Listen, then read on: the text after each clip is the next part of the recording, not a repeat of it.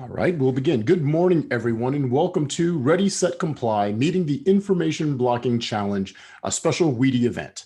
It's my pleasure to introduce to you Charles Steller, WEDI President and CEO, and Rob Tennant, WEDI's Vice President of Federal Affairs.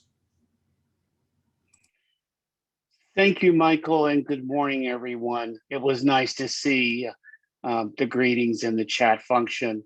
As you can see, we're far-reaching. We have a lot of, and for those people on the West Coast, we really appreciate you getting up so early to be on this event today. It is my pleasure to welcome you and also to let you know that my colleague, Rob Tennant, is going to go through the agenda and a little bit about WEDI.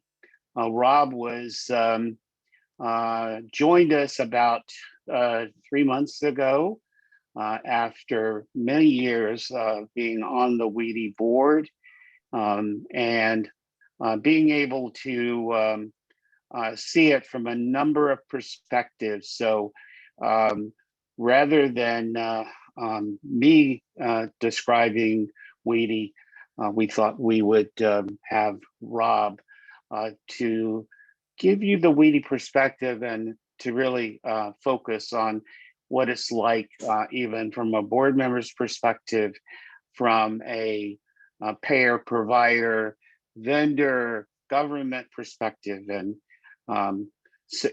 we are indeed lucky to have brought Rob from MGMA after many years there. So Rob, if I could turn it over to you to walk us through the next steps. Thank you, Charles, and just let me add my welcome to all the attendees today. I think we have a very exciting program. We're very delighted to have Dr. Chapathi join us. And if this was a sporting event, I would call it an all-star game, because we have really some of the preeminent experts in the industry to talk to you about information blocking.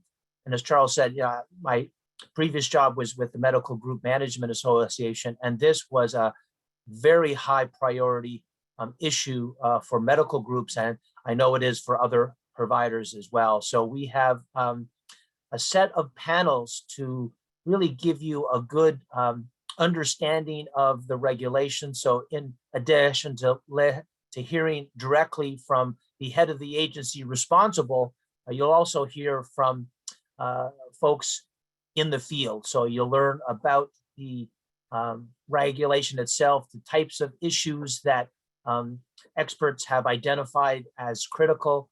But you'll also hear about information blocking from the patient perspective. We think it's important to understand why this regulation has put in place these requirements. And so you'll hear from AARP and the Arthritis Foundation. We'll talk about the information blocking exceptions. There are 8 of them. They are complex, and they are the centerpiece of any organization's compliance efforts. And speaking of that, we have 2 of the leading attorneys in this area today. So we'll have both Adam and Laura talking about compliance plan and what you'll need to do in your own organization to ensure that you're in full compliance. And I did want to say that we do have a chat feature, so you're able to ask questions throughout. We hope to get to as many as possible, but certainly feel free to make comments or ask questions leveraging the chat feature. So next slide, please. So many of you may not have heard of WEDI. WEDI has been around for almost 30 years. And really, we wouldn't have the Cures Act and interoperability and all of the things that we're working on now without WEDI's efforts early on. We were involved in developing reports in the mid-1990s, if you can believe it. And through those reports, they created legislative language which led to the passage of HIPAA. So we had the effort to streamline healthcare administration, but also add privacy and security elements as well. So ever since then, WEDI has been a powerful force in trying to simplify healthcare and make data exchange, in particular between health plans and providers, more efficient. And because of our work early on, we were actually named in the HIPAA law as an advisor to the HHS secretary.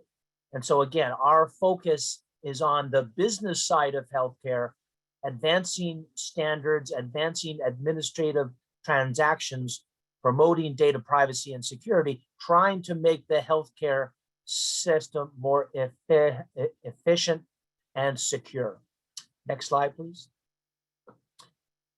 And so, you can see here, I won't read them all, but we have a number of key focus areas. Obviously, we follow very closely what the government is doing, whether it be proposed or final rules. We're looking at business operations, business workflow, interoperability, and data sharing. But we're also very focused on issues like cybersecurity and making sure that this new world we're moving into in terms of apps and application programming, interface standards, APIs, we want to make sure that that works well, that there's good communication between key stakeholders, and that information related to patients is kept secure and confidential. Next slide, please.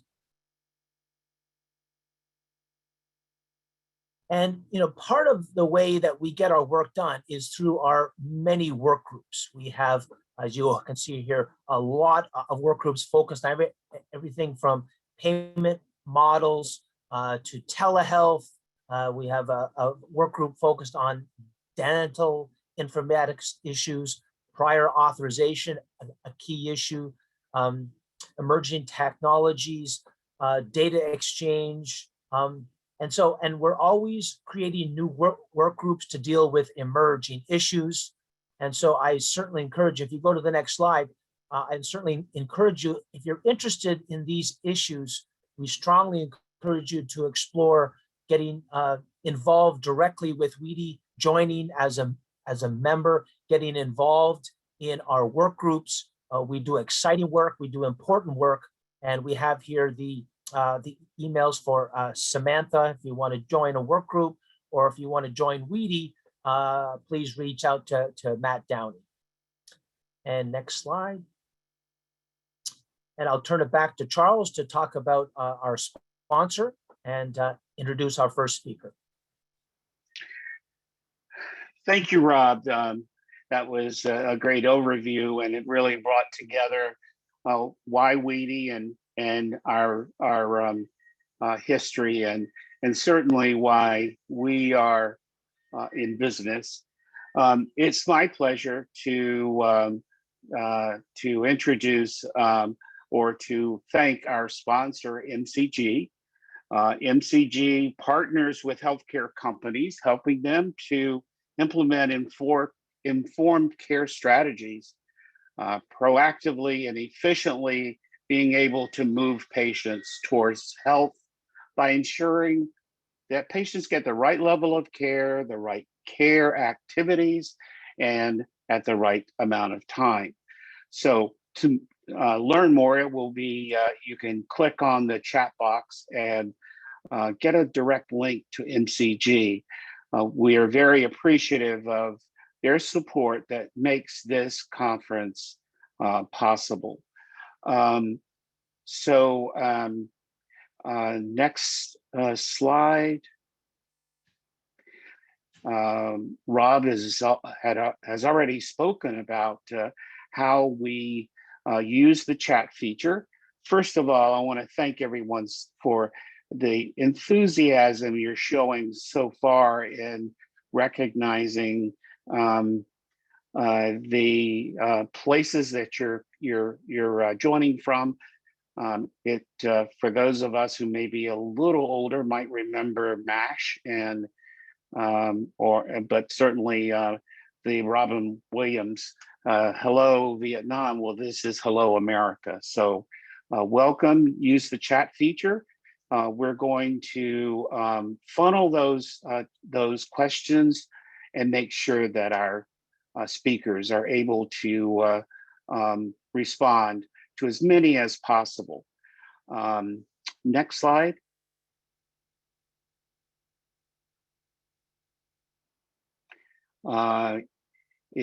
Mickey, are you, I assume you are live. If so, let me, that's my pleasure to, oh, great, great, great. You know, at first it was like, well, am I introducing someone who's not with us yet? But yeah, it makes me feel much better when the speaker is with us. And it is a pleasure to welcome Mickey Tripathi. And for those of you certainly on the ONC website and Google, and you can read all about his background. But I would just like to say, when I think of health IT, I think of Mickey and all the contributions that he's made over the years to improve our process to make interoperability possible, to contribute from a number of organizations towards this goal. He joined ONC probably over 3 months ago. Mickey, you may have already gone through your 3 months review. So you probably certainly passing with flying colors. And we are indeed fortunate to have a leader like you following in the shoes of Don Rutger and all of your colleagues at ONC who are committed to assuring interoperability, to make data flow, to exchange data, and to make this all possible for the patient. So with that, I would like to turn it over to you, Mickey, and then you can lead us through the presentation about ONC. And then we obviously will have questions, I'm sure. And thank you again. And thanks to all of our participants for the enthusiasm in the chat function this morning. Okay, great. Can you hear me okay? Perfect. Okay, great. Thank you. Well, thank you so much for the opportunity to be here. Thank you very much for the kind introduction. I really appreciate it. And thanks to all of the participants and to WEDI as an organization. I mean, WEDI is just a pillar of health IT in this country, in the health IT ecosystem. Baked right into HIPAA, and is certainly foundational in terms of going back all the way to the beginning of thinking about electronic exchange of information, and all the way through to today, the important role you play in bringing collaboration to the table, helping to advise HHS on standards and on sort of the path forward. So we really appreciate being here, and really appreciate all of your contributions, and look forward to working even more closely with you over the coming years. So I thought I would just give a little bit of an overview of of ONC, what we're doing. I know all of you are familiar with ONC, so I'll spare all of you the background on ONC, but focus a little bit more on on what it is we're doing. Sort of my early vision of some of the things that we want to be able to accomplish, and then I know we're going to have a fairly extended period of time for Q&A, which I look forward to, and happy to dive down into any detailed areas that any of you are interested in.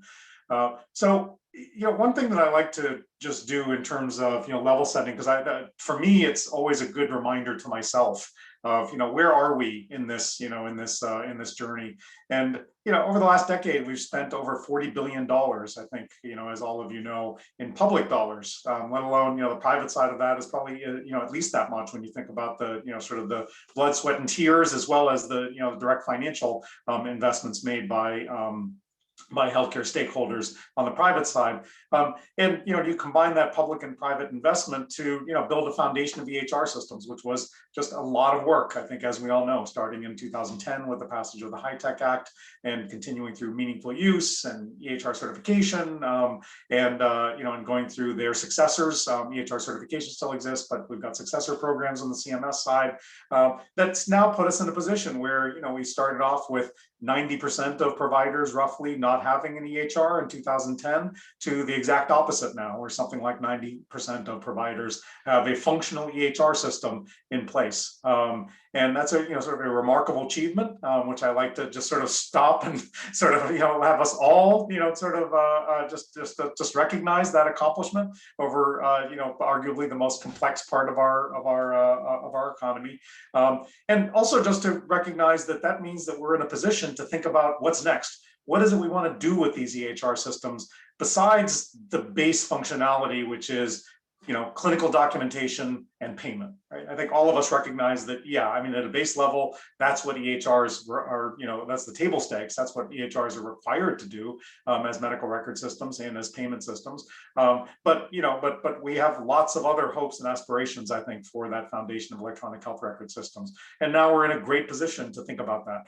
We've got, the foundations being laid. And with adoption in a really good place, I think. Obviously, there's ups and downs, and there's places where you have higher adoption and lower adoption, but a lot of base familiarity now with users, and particularly with a whole generation of new users who are coming up as EHR natives. They don't remember a world where there were paper-based charts or fully paper-based charts in provider organizations. So we're really, from that perspective, I think, in a great place. And then we also are in a great place with respect to the 21st Century Cures Act and having, a different perspective from a regulatory perspective on how we ought to think about information sharing as well. So I think both of those things are, real opportunities for us now as we think about what it is we're going to do. So, from an ONC perspective, and certainly COVID is, has been a top priority and continues to be a top priority. From an ONC perspective, most of that focus is really being applied to the public health data systems work that's going on. So we're co-leading an executive order evaluation of public health data systems. For those who track the HITECH, we're going to be having, we're launching a HITECH. That's the Health IT Advisory Committee, for those who aren't familiar with that. We're going to be launching a task force, a HITECH task force that will be providing input to that executive order process. Then their work will continue through midsummer at least. And we'll also be having a public hearing on May 13th, I believe. It's either the 13th or the 14th. I think it's the 13th. A public hearing, all-day hearing on public health. That's specifically going to be focused on, sort of assessments of, what went wrong, what worked during the COVID crisis, which is still ongoing. Obviously, we're not past it, but what can we learn to date? What does that suggest to us about gaps? And then what are some ideas of how we ought to think about the public health system of the future? So, we're really delighted by the privilege to work together with CDC on that, and you'll be seeing that, I think, through the HITECH as well as in a number of other areas as we continue to do that work. As we think about the programmatic side, so moving beyond things that are specifically driven by COVID. I think, as all of you know, we already had a pretty full plate from an ONC perspective. So information blocking, and I know we'll get into more of that, into more information blocking questions during the Q&A. So let me touch on some high-level themes there, and then save some of those details for the Q&A. But the applicability date was April 5th, I think, as all of you know, and we're spending a lot of time educating the industry, working with industry, trying to answer as many questions as possible. We've got a very active and robust process for taking questions, comments, wrestling with those internally in very laborious, detailed sessions, as you might imagine, with some of the questions that come up, and then trying, doing our best to get out FAQs, get out education programs, and then work with stakeholders. We've got our clinical and our policy teams on, on doing virtual roadshows pretty much every week. And if you would like to get, have contact with those teams and, have them participate in an activity that you have to be able to answer questions or anything like that, please let us know. We're always happy to do that. We see that as, being a priority mission for us is working with industry to try to educate based on everything that we know and what we understand, but also to take your questions.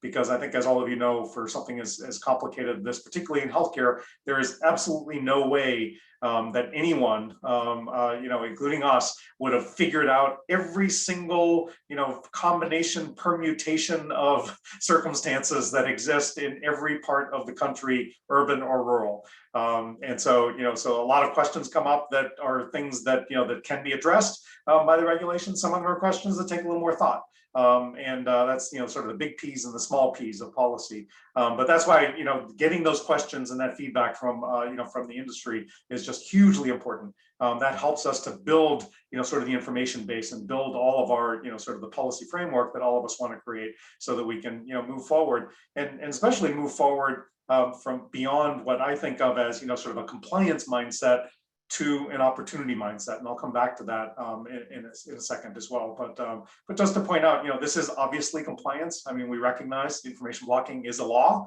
It has, real, no kidding, civil monetary penalties associated with it. So, it's got to be thought of as a compliance mindset. But I don't want it to be, a ceiling. Right? It should really be a floor in terms of thinking about the compliance aspect as a floor. But what do we do beyond that? How does that, sort of help us move the industry? How does this help us rethink the way we thought about information sharing and stakeholder access to information across various parties? So that, to me, is a part of our, real core objective from an ONC perspective, is helping the industry move beyond that. Move beyond these initial, sort of things about, figuring out, what does the law mean? How do I set up my compliance framework right? How do I get my organization positioned correctly from a compliance perspective, so that I can start to think about what those strategic opportunities are and how those really might change the way I think about doing business and present real opportunities for greater value, both from a clinical as well as a financial perspective going forward.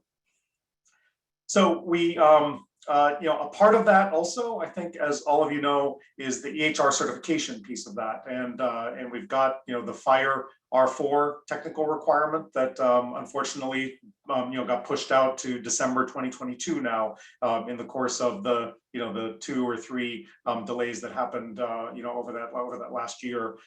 So that got pushed out to December 22. We're doing everything we can to try to evangelize and encourage the industry to implement in advance of that. And I think that's already happening, which is great. Obviously, I think, as all of you know, one of the challenges of, having a very fragmented healthcare industry is that you have pockets and vendors that will move ahead with that, but then you have some who won't. And so that's, always the challenge for, for developing, interoperability and developing an app-based world, where you ideally like to be able to have solutions that that can, migrate across or be implemented across systems without having to do too much customization system to system. And without the floor of a regulation in a fragmented healthcare industry, you're always going to have a lot of variation around, around what's the floor of that. So, we recognize that that's, the important role that regulation plays in healthcare. But on the other hand, as I said, we'd like to do everything we can to encourage industry to move forward with FHIR R4 implementation, putting that into production uses, as well as thinking about EHI and, extending beyond the US CDI, which I think is, as many of you may know, the information blocking covers what's called EHI, which is the electronic piece of the designated record set. Excuse me. And for the first 18 months, that is limited to the US CDI, which includes notes, but it is limited to the US CDI. But then after that, it really is all-encompassing in terms of that all-encompassing definition of electronic health information. And from my perspective, I think there's no reason to wait for that to happen. That's not going to be sort of a flip of the switch process. So I think getting that in place and starting to make that kind of information available as well, and accessing that kind of information where it's available, so that you can start to figure out how is that going to help all of your clinical and business processes to help you get to sort of a higher level of value, both for yourselves as well as for your patients. Not suggesting there aren't patients participating today, but both for providers as well as patients. So I think that's a really important part of the information blocking rule is the the FHIR component and the technical requirement for that. So we're doing whatever we can to try to help encourage the industry to move forward and provide whatever we can in terms of sort of support from a standards perspective, from from grants and other kinds of things that we have available to us to help the industry move forward, and always welcome your input on other things that we can be doing as well. The other piece of the 21st Century Cures Act is TEFCA. And TEFCA, contrary to rumors, it's the death of TEFCA is wildly exaggerated, to coin a phrase. It is very active. We are doing a little bit of hard thinking about how that ought to be oriented. But I think that that's a really important aspect of the 21st Century Cures Act as we think about nationwide governance of interoperability. I think of it as less about that and more about how do we make it an enabler of interoperability that can answer some finally answer some questions like, how do networks interoperate with each other? What's that base level of exchange that all networks should have with each other? And how does that translate from nationwide interoperability networks, which, as we know, like Care Equality, Commonwealth, the eHealth Exchange, have already built that kind of capability across those networks, but with a little bit less connectivity to the state and local and regional HIEs that some parts of the country are very important parts of the healthcare delivery landscape. So TEFCA, I think, as all of you may know, is not required. There's no carrot or any substantial stick that we have right now, at least, to try to encourage participation in TEFCA. And so what that means is that it had better be valuable. Because if it's not valuable, no one's going to want to participate in it. So we're thinking really hard about how is it an enabler of health information exchange interoperability going forward? How is it something that people want to participate in? How is it something that isn't seen as just another layer, another tax on an already overtaxed system where you have some parts of the country where people feel like, I have 4 or 5 different interoperability mechanisms here. I have to pay separately for each one of them, and I can't really figure out how they all fit together. So we, doing everything we can to try to get, TEFCA to be able to answer, as many of those questions as possible to set us up, going forward. So these questions aren't, just kind of hanging out there like they have been for, at least since I've been in health IT, starting with the Indiana Health Information Exchange in 2002.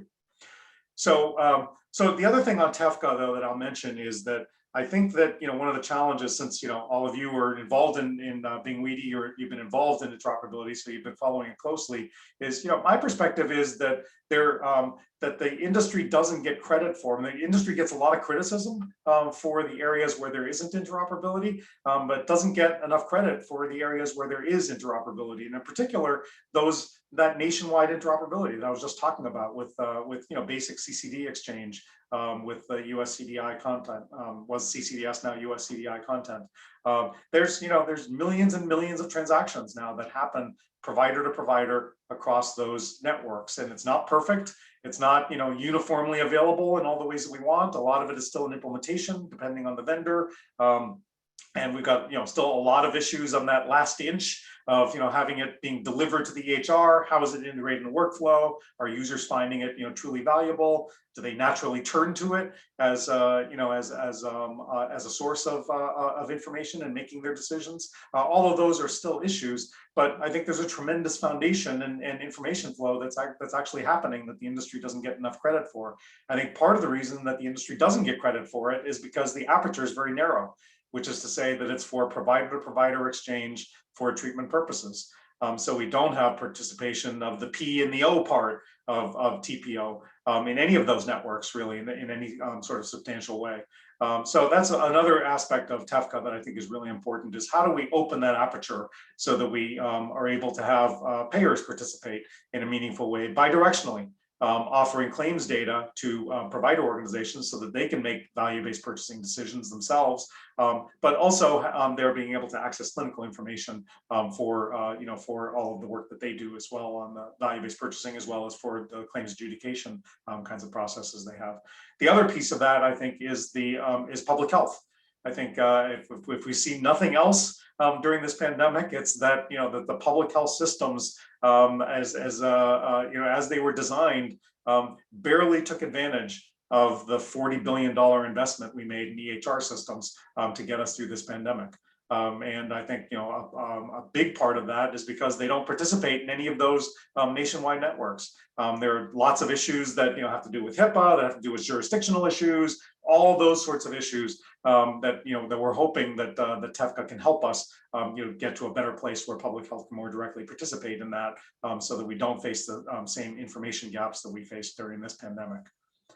So let me just close by, I know I covered a lot of ground there, and I don't want to talk too fast, and I want to make sure that we leave a lot of room for the Q&A. How does some of these things fit together? To me, there's just a number of ways that, as we think about that opportunity, as I was talking about before, how do we move from a compliance mindset to an opportunity mindset? Taking compliance into account, obviously. There are a few areas that seem to me to be, especially rich areas to be exploring. One is just the richer information exchange to support advanced payment models. There is nothing from my experience in industry over 20 years, there's no better driver for interoperability and demand for interoperability than value-based purchasing. That's just, full stop. And I just haven't seen it. I've been in lots of places where states have tried to regulate and say you are required to participate in this or that and the other thing. And what you get is whatever, what always happens when you order people to do things where they don't see the value is they do the bare minimum that they have to do, but they don't really fully engage in it and try to think about it in a value enhancing way.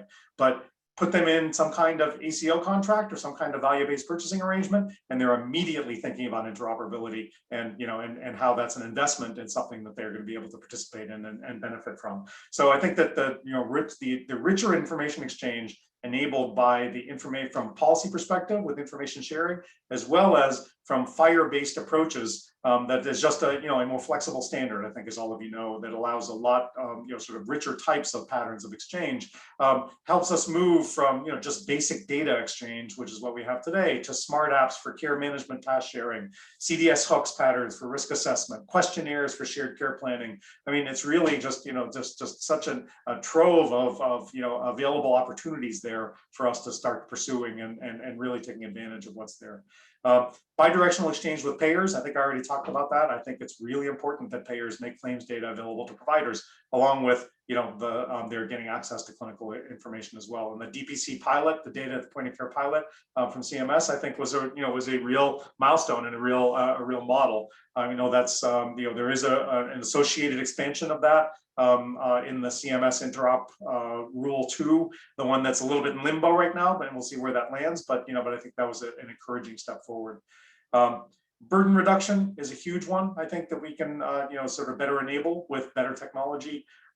Greater transparency, which is to say that there are service level types of information that is available in almost every other sector of the economy that we don't make available in healthcare typically. If I'm a patient and I'm going to be referred to a specialist, why don't I get good tracking of where that request is, whether my records have been transferred, all of the seamless scheduling, all of those kinds of things for a prior auth kind of workflow. I know some payers do this, but very few of them really. How do I know? Why don't I, as a consumer, know that there is a prior auth requirement? A request has been made. It is sitting with the payer. It's sitting with the provider. Where is that information? And how do I keep track of all of that? That just seems like basic core service level stuff that ought to be made available as quickly as possible, and that these new standards help to enable. And then, finally, the last thing I'll mention, and I promise I'll stop, is EHI. As I talked about before, the ability to start to do what we can with unstructured data is a really important aspect, I think, of interoperability and value enhancement going forward.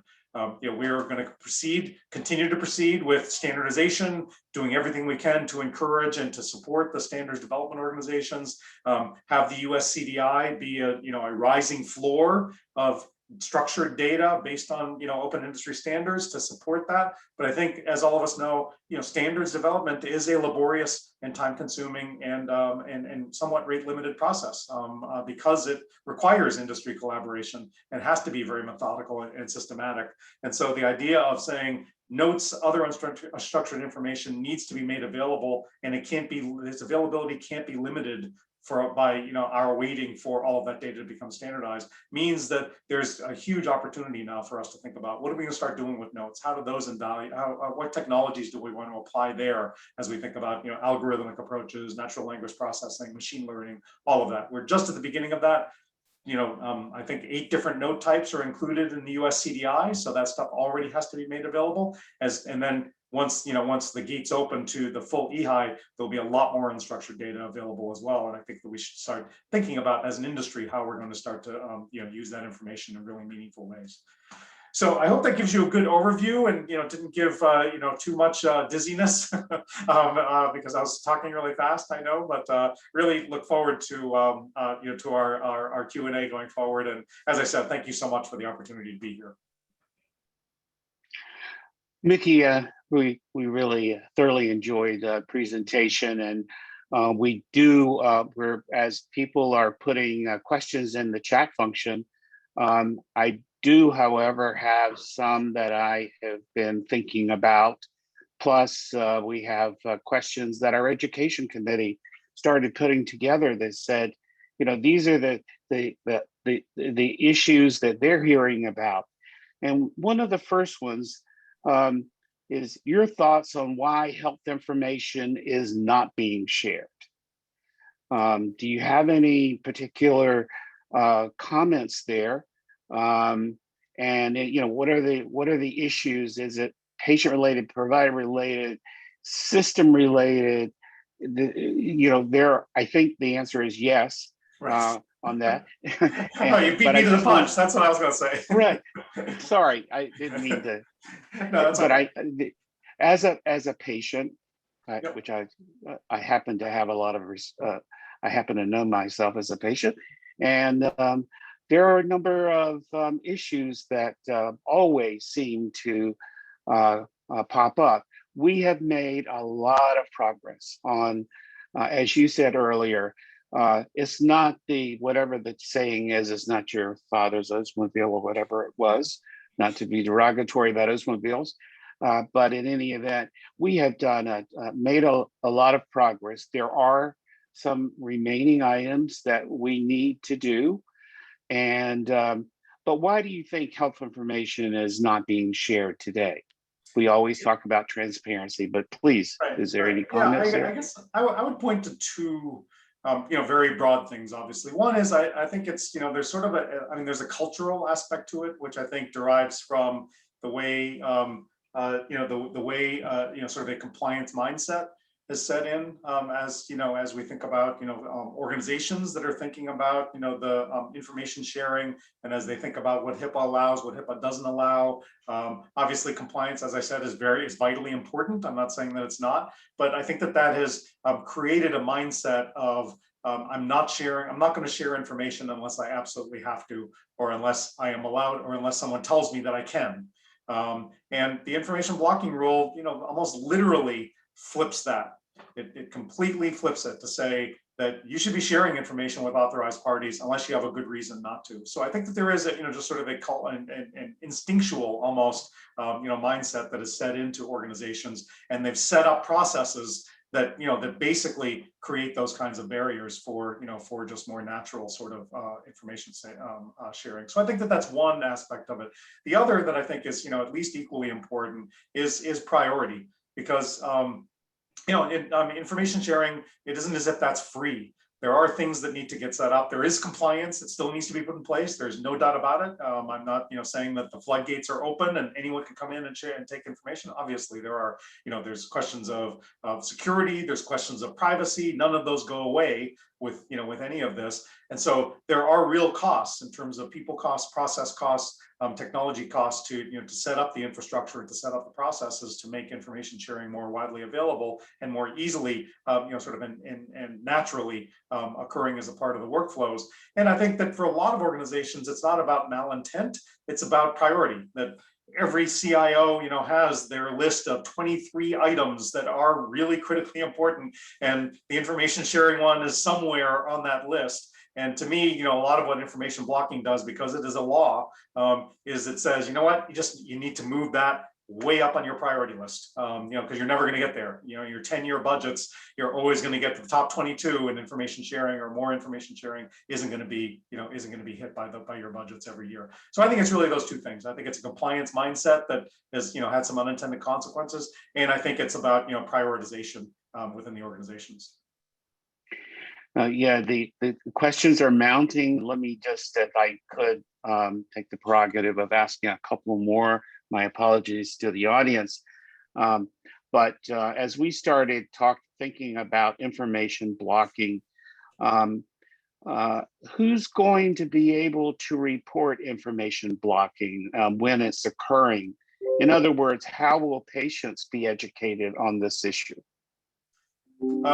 Yeah, so I think those are two different questions, but really anyone, any party to information exchange, whether it's patients or providers, and the definition in the information blocking rule, well, in the law, and that's translated into the information blocking rule itself, is a very expansive definition of providers. Any of those parties can file an information blocking complaint. They can go to our website, and there's a very visible, I think, and accessible way of reporting a complaint. So it's really open to anyone who feels that they have seen something that they think that violates information blocking. And then one last question before I refer to some of the chat questions.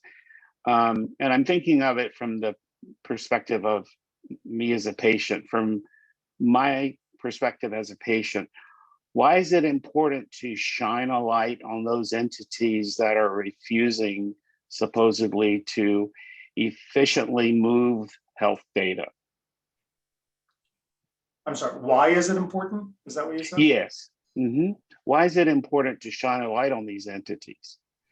I'm not sure I understand the question. Is that like a patient education perspective, or is it a question about whether we are going to be shining a light on those entities? Or sorry. Well, I think it's more like, are you going to be shining light on those entities that are not cooperating in moving health data along? I see. Okay. Yeah. So we don't, so every complaint will go through a process of vetting, and then there will be, if it moves forward, there'll be an investigation. And I think, as all you may know, there's sort of a multi-agency process for, ONC, sets the policy, and then investigations and enforcement happen through OIG. And that's all a protected process from an information sharing and like from a FOIA perspective. So that's all confidential as that investigation takes place. We don't have any intent of publicizing those that are found to be in violation of it. I think that the idea is that that this is a process, an enforcement process that will be ongoing. Those parties that end up going through that process and have penalties assessed will have the penalties assessed, but we don't have any intent on sort of publicizing or having press releases about about the adjudication of any of those things.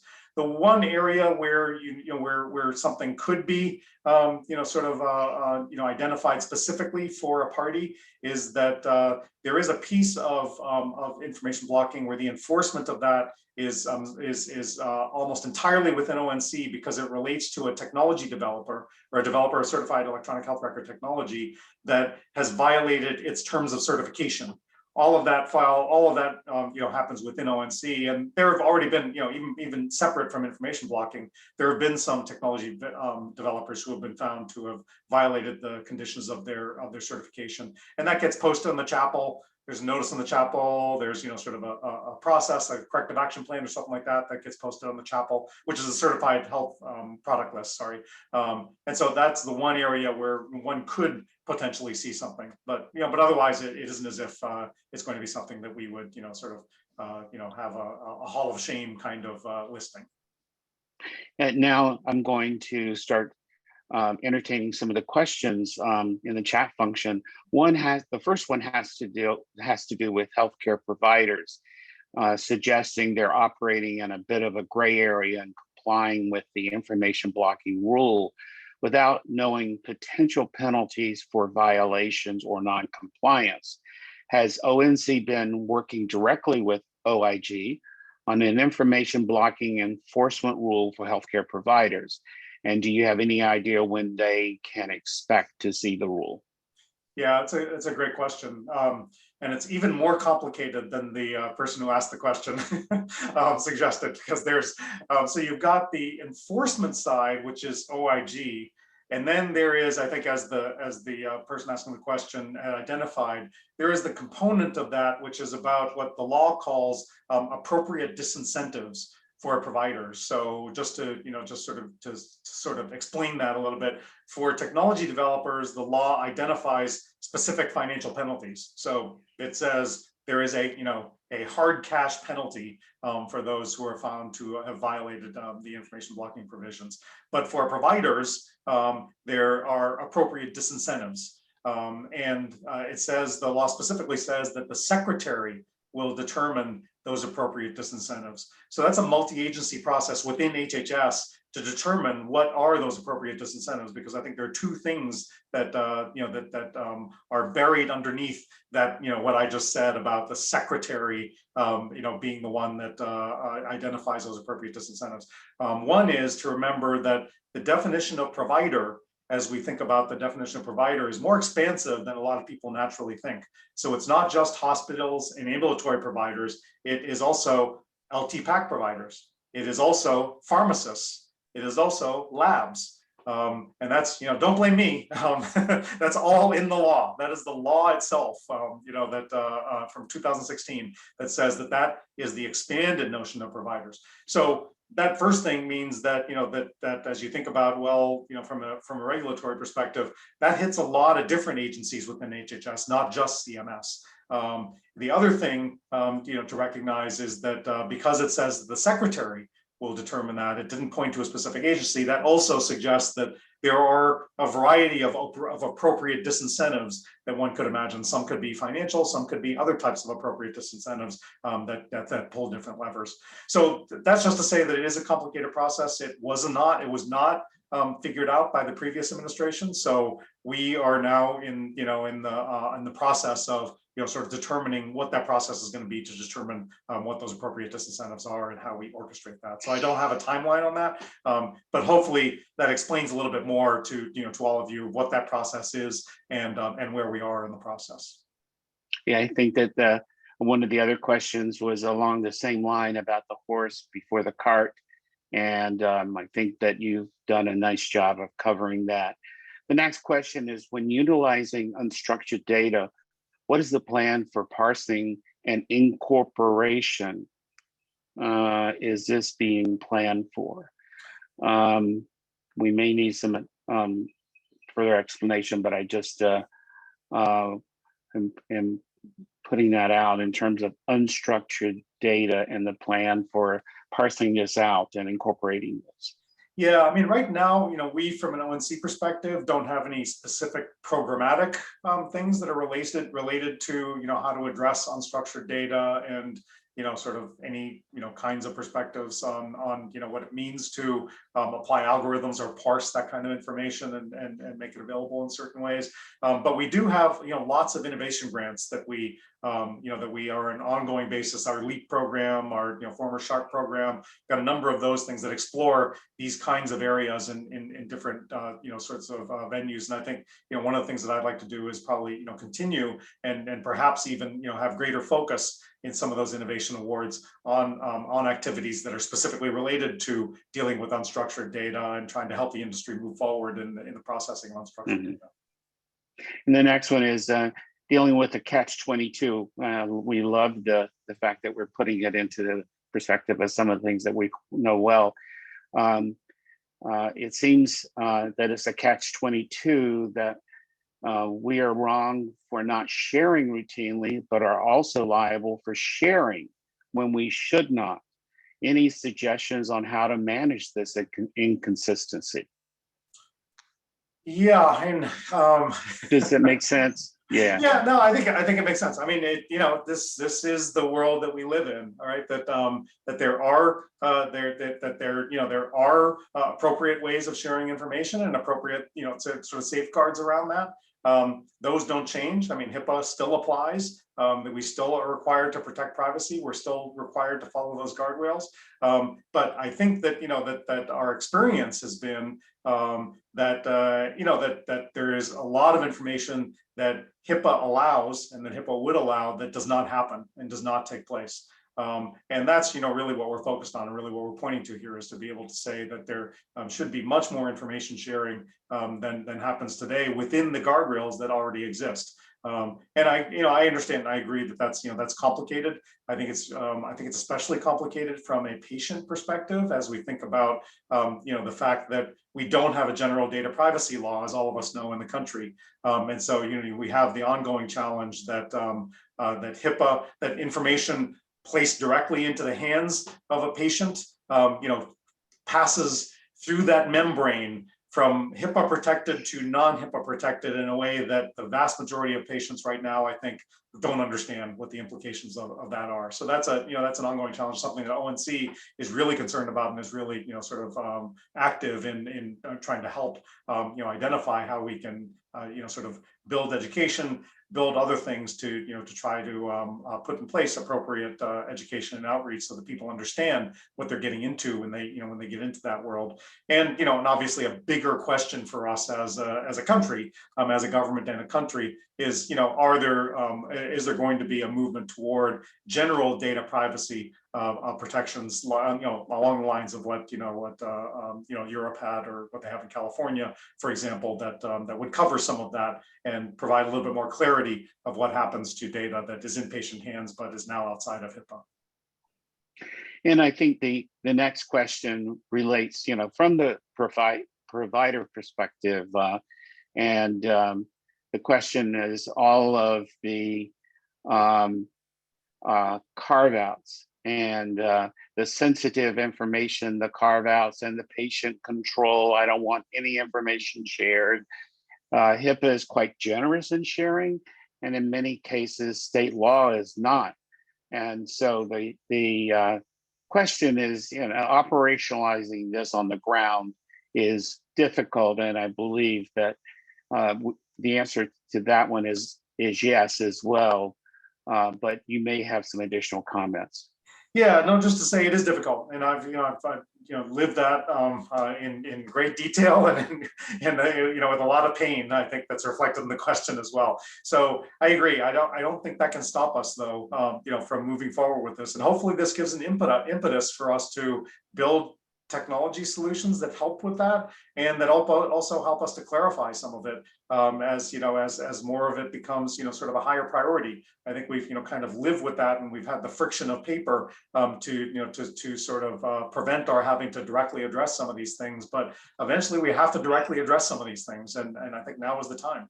So so now is the time for us to do that. I appreciate the point. I mean, I think it is absolutely true that that we have all of these jurisdictional issues that that sort of plague our system in a way. But there is a lot of general sharing that can happen, with HIPAA itself, that as we've seen with the nationwide interoperability networks. There are obviously a lot of edge case kinds of things that, different things that happen that are required in states. We've got, sort of the parent child, and emancipated minors issues. All of those have been ongoing issues since I've been involved in health IT, for 20 years. But again, there's no time like now for us to be able to figure out how, from a process and a technology perspective, we tackle those, or shine a harsher light on them to be able to say, how are we going to get through the policy landscape to be able to clarify some of this stuff if interoperability is the goal that we all say it is.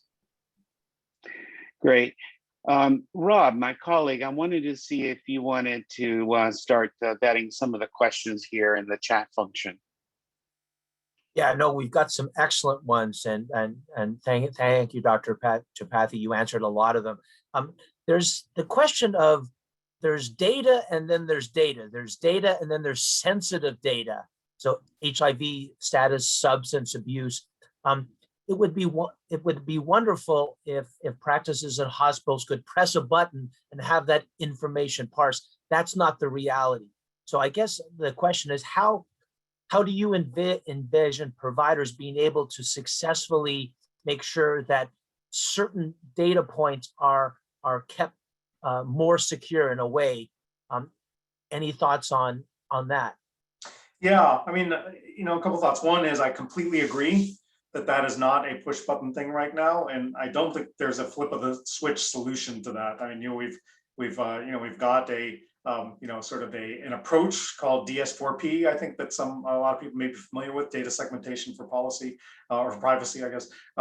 That for those of us who tried to work with that and spent a lot of time thinking about that, discovered that the real challenge with that is that we don't have consistency in law. We don't have this consistency in sort of data tagging and robust ways to be able to do that. And therefore, if you don't have that, then you don't have the ability in systems to have a push button. I think part of the challenge is that we don't have consistency in the way that providers document, right? If providers agreed across the board that they are going to follow a consistent recipe and never deviate from that recipe, then we could have the kind of data tagging that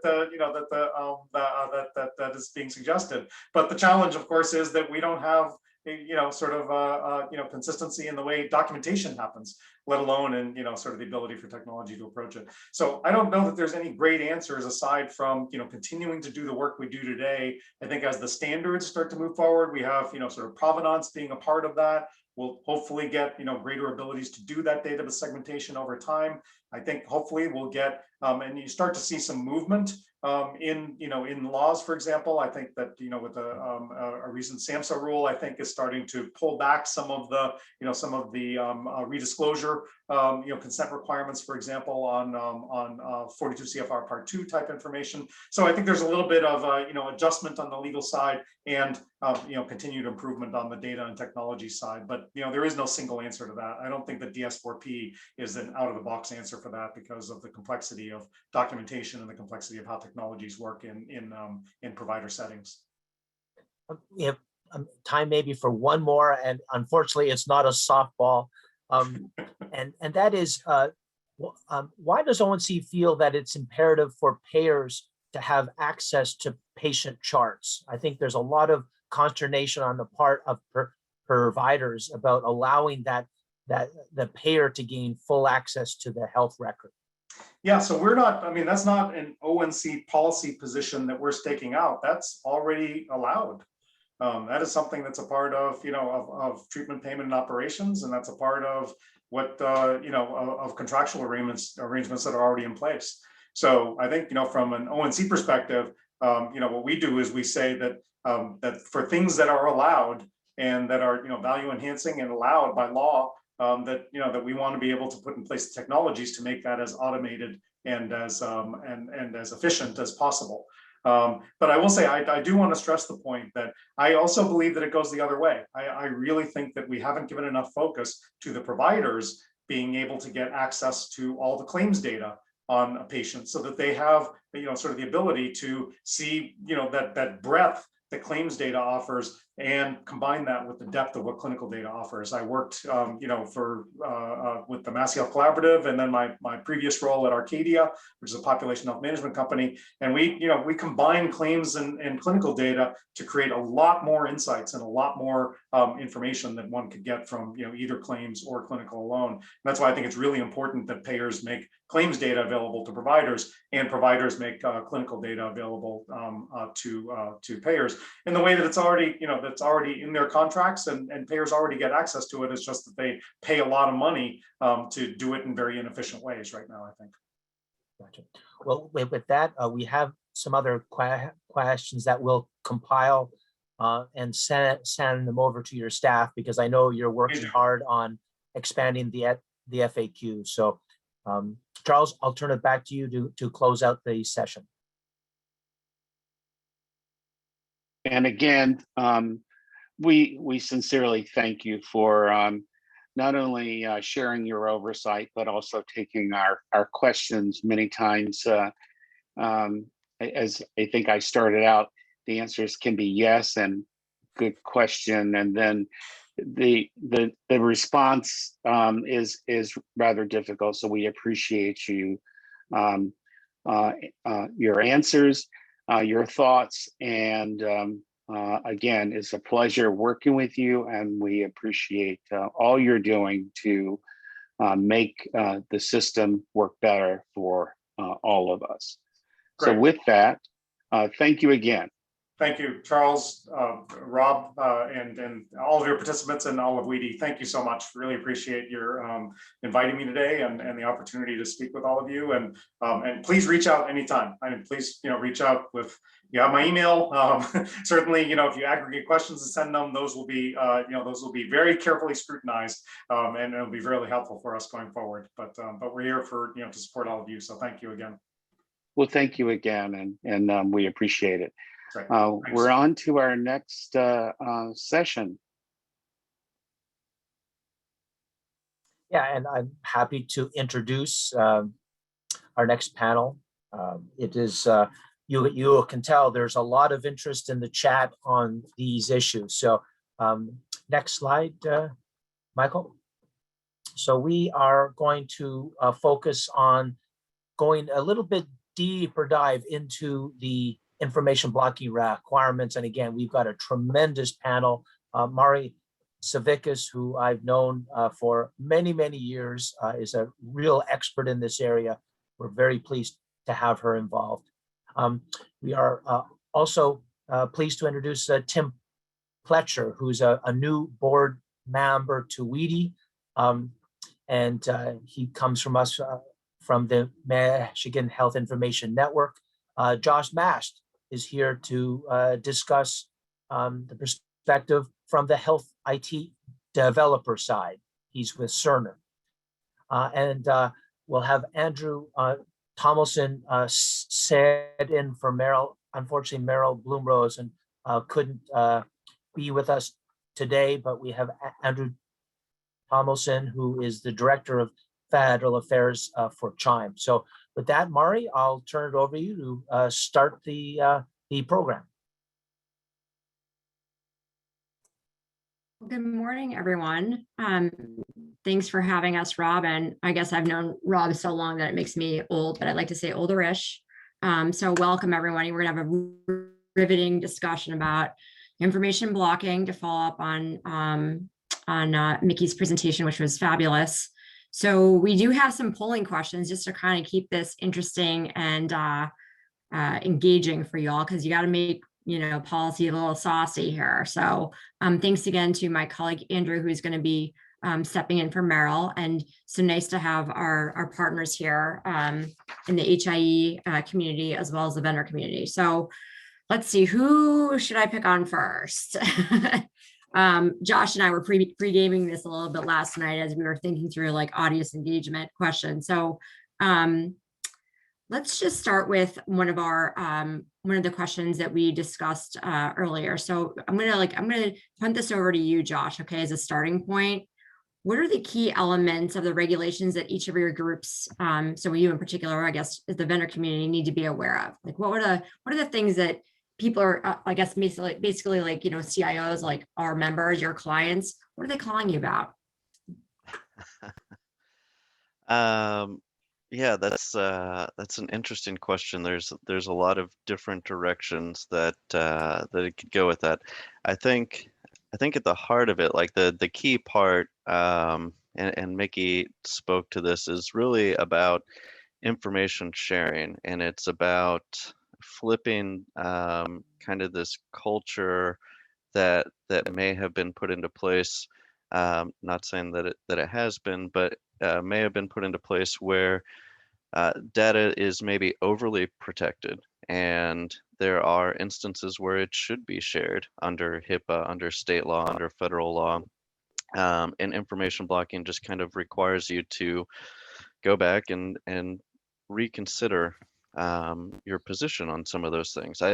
As Mickey said, it doesn't require you to share information that shouldn't be shared. It doesn't require you to violate any of those privacy protections or patient requests to withhold information. Those things are all still in place. It's just kind of re-evaluating positioning. And I think that takes place at a couple of different levels. And the area where we probably see it the most and get the most questions relates to patient portals and to APIs. So really focus more on the patient access piece and what information should be available, and how do you do that, and those are kind of the key questions that we hear the most. We're going to just insert, just to build off that, Josh, Michael, let's put the question in about the portals, which would be question number 6 and 7 for folks. So I'm going to keep having the dialogue moving along, but also just pay attention to your screen here. Thank you. So that we're just going to do this for fun. So again, is there a minimum data set that must be sent to the portal? So let's move on to you, Tim, and why don't you give us your thoughts? What are the things that you're maybe hand-wringing over or agitating a little bit about, and what kinds of things are you hearing from your clients? A lot of we're, first of all, we're a health information exchange, so we're a new group to some of the party, if you will. And a lot of the concerns are, what does it mean at the very, very beginning level?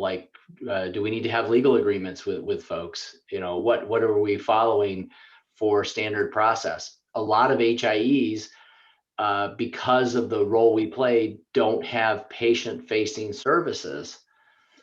So what does that mean? Do we need to start doing authentication of patients to basically let them have access to the data in the HIE?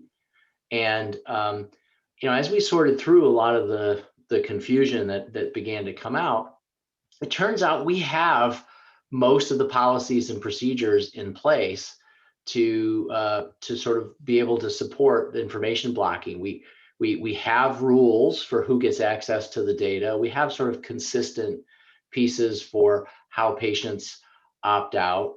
And so overall, assuming we haven't misinterpreted, which is, I think, the most interesting part, we're in pretty good shape. It's not a dramatic change for us. But I think as things unfold, we're going to see more and more questions be asked that will say, well, what needs to be different for us? Okay, because we're in the information sharing business already. So it's a little bit of a lighter load for us compared to some of the other folks who haven't necessarily been in that space. And what we are seeing is a lot of organizations are basically saying, here, we're turning over our responsibility for sharing to the HIE.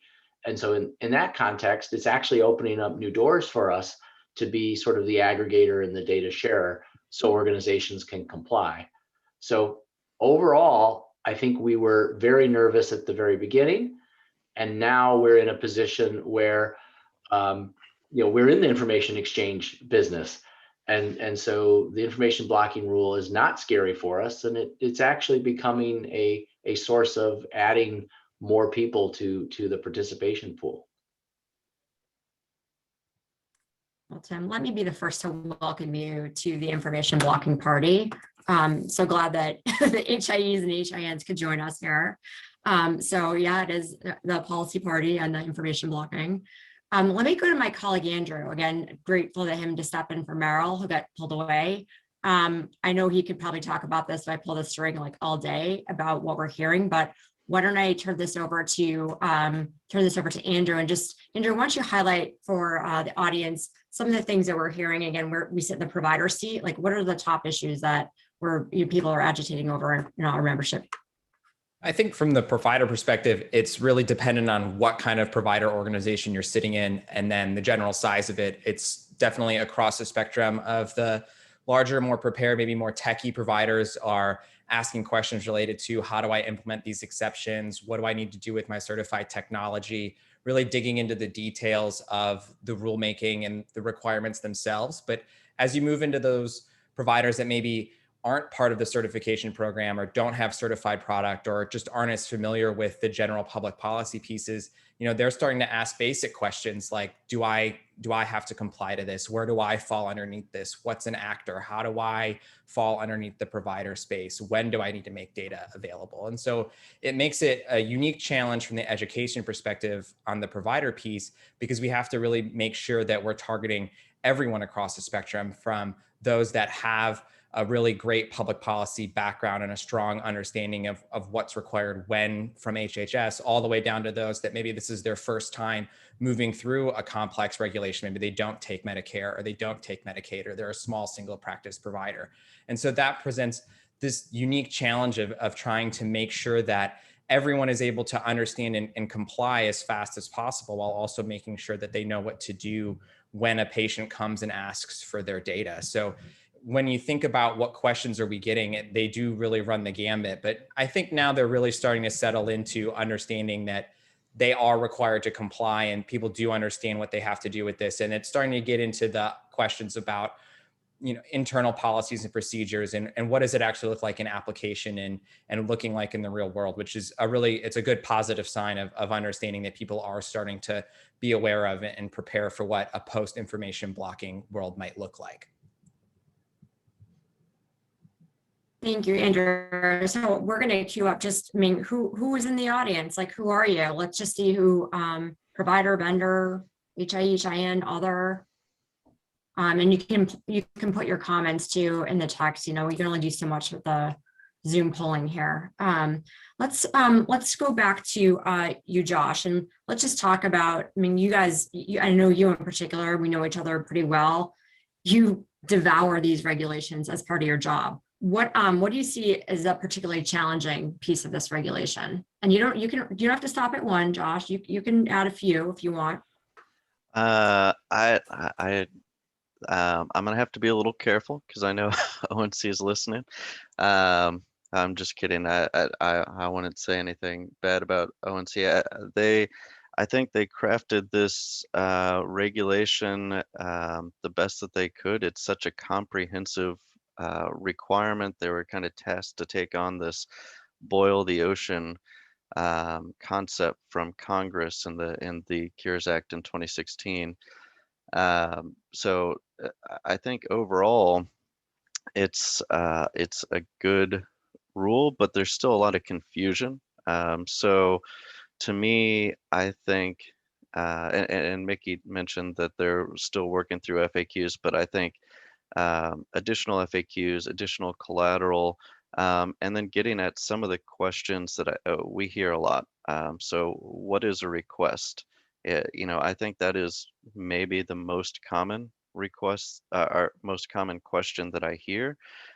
There's a lot of discussion of, is signing into a patient portal a request? What's the scope of that request? If it is a request, is that patient requesting everything? What, is there an ability to flex what is provided? So digging into some of those questions and providing the answer. The other thing that I'll say is that I think and Mickey mentioned this as well, that the inclination right now is really towards more of a compliance perspective on responding to the information blocking requirements and trying to make sure that you are compliant. And I think just the nature of this regulation, it becomes a bit of a administrative burden to try and review all, to make sure that you are capturing all of these requirements with compliance in mind, thinking down the road, if there was an investigation, I'm going to need all of this documentation on all of these things, and trying to make sure that all of these items are in place to capture and make sure that, because somebody may file a complaint, you want to have all of this documentation in place. So trying to find that balance, I guess, of doing what I believe we've traditionally done, which is trying to provide the information, trying to provide what our clients and others are asking for, and also capturing the documentation so that if something were to occur, we would have the outline of what happened. So just trying to find that balance, I think, has been one of the more difficult items in preparing. And then the last item that I'll mention is trying to determine the strategy around moving forward. So we have a US CDI version 1 floor to begin compliance right now, April 5th through October 2022. October 6th, 2022 rolls around, and this is all electronic health information. That's a lot of data. And Mickey mentioned that, we need to figure out how to make use of unstructured data. So, indicating that he understands that not all of that data is going to be ready to be available in a structured format at that point. But, also to one of the other points he made, prioritization. How do you determine what data needs to be prioritized? Is that based off of the US CDI versions and the work that's being done there? Is there another methodology in trying to determine the elements that really need to be developed and pushed out first? Because as Biggie mentioned, there's a cost to all of this, and trying to determine how to prioritize which elements are going to be the keys for the industry and for interoperability purposes moving forward.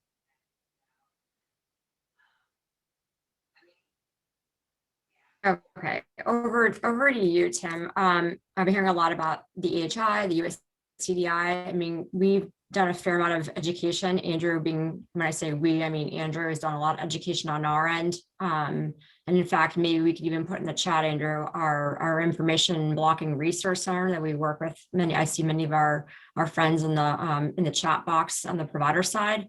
So Tim, from your perspective, again, HI, are EHI and USCDI, are these like confusing, are these the things that are most sticky and challenging on your end, or is it something else? Well, I think as we look at designated record set, I think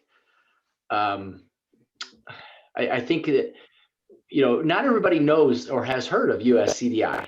If you're kind of in the interoperability space, you're all about it. But it's not sort of common knowledge when we talk to folks, and sort of what's in the designated record set is a bit of debate and discussion. And is it just US CDI, and that's the narrow scope? And I think that conversation plagues us a lot, and it doesn't really talk about sort of some of the usability of the information. And so I think our approach is, we have our policies. We had to create a policy that says, right, we're not going to information block, okay, which is sort of basic ground setting for getting started. But I think a lot of it is we're going to have to stumble through the process. We're going to have to see who's trying to use the information and thinks they're experiencing information blocking, and who doesn't understand, and who can take the data in different formats. And just, there are technical limitations for what we're able to do. And so, reading the rule, we can't go through heroics and do stuff, and we're not required to, that we just simply technically aren't in a position to offer up. And so I think, while we have to take it seriously and we have to really dig in, and we've spent many hours kind of going through the policy, going through our own policies and procedures, I think we also have to plod forward with the implementation stage for a little while to sort of see how it actually is going to work in practice. And so I think there's a lot of fear, uncertainty, and doubt about the unknowns versus, part of this is how many organizations have been practicing all the way along. Other organizations, this is going to be a bigger hurdle for. But at least it's set the stage for a certain mode of behavior that, in our business, we're finding incredibly refreshing. So, overall, while there's some messy parts, I'm really excited about what I'm starting to see, and I think USCDI is, we had these original minimum data set concepts. I think it is exactly the right trajectory to sort of set a baseline expectation for everybody, and then sort of systematically allow that to grow. So I think it's the perfect starting place for us to get people at a baseline. It's not where we want to end up, but it is a very good baseline to get started. Unfortunately, there's going to be lots of education opportunities out there, because as much as we've talked about this in the interoperability space, I don't think people understand this hasn't really entered into everyday vernacular, even for people who we are assuming are in the HIT arena. Thanks, Tim. Andrew, I'm just looking at one of the questions in the chat. There's even questions about like dates, and we can put in the chat a timeline table. Some of them link back to ONC, and ONC has an excellent amount of information available, though I will say that we continue to request more answers to many questions that and as you can see, like, I don't know that we necessarily have all the answers, and I don't even know that ONC does. And this question, Andrew, is, speaking of questions, just define why information blocking came into being. HIPAA is something we all understand. Providers share information requested overall. Not sure I understand the need for teeth added with information blocking. So do you want to talk a little bit about the statute and how we got to where we are today? Sure. So information blocking came out of the 21st Century Cures Act. It was one of the last pieces of legislation passed and signed under the Obama administration. And then much of the last administration, the Trump administration, was spent understanding, proposing the regulations behind the information blocking, and then ultimately releasing the final regulations last year. I think some of the antithesis behind what created the information blocking space and where we are now is that while maybe data was moving from place to place, there was starting to see a trend at times of maybe data wasn't as moving as freely or as regularly or as easily as patients needed to have the care, to have at the fingertips of the provider when they wanted to get care.